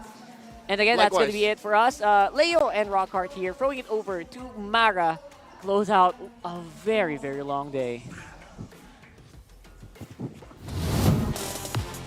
After a nail-biting match, we have finally completed the teams that are heading to the playoffs. Blacklist International is your 6th contender. Pero hindi pa tapos ang bakbakan because we still need to find out the right order of the official regular season standings. Malalaman natin yan bukas on the final day of the regular season. The last day of the Retribution Rumble. Watch as rivals face off. Ako po si Mara Aquino and this has been the MPL Philippines Season 14. Keep it good vibes, everybody, and see you tomorrow. The 14th season of MPL Philippines is brought to you by the following sponsors. Smart, the official telco partner of MPL Philippines Season 14. The official tournament phone of MPL Philippines, Infinix GT20 Pro. Official suppliers, EMC Asia and Index Salon. Don't miss any MPL action by following our official Facebook and subscribing to our YouTube channel. Follow MPL PH on TikTok for more content. Experience the lakas ng Pinas playoffs of MPL Philippines Season 14 action live at Green Sun Hotel. Grab your tickets now via official MPL PH website. And to ensure the equality and fairness of our games, MPL Philippines is also monitored and supervised by the Games and Amusements Board.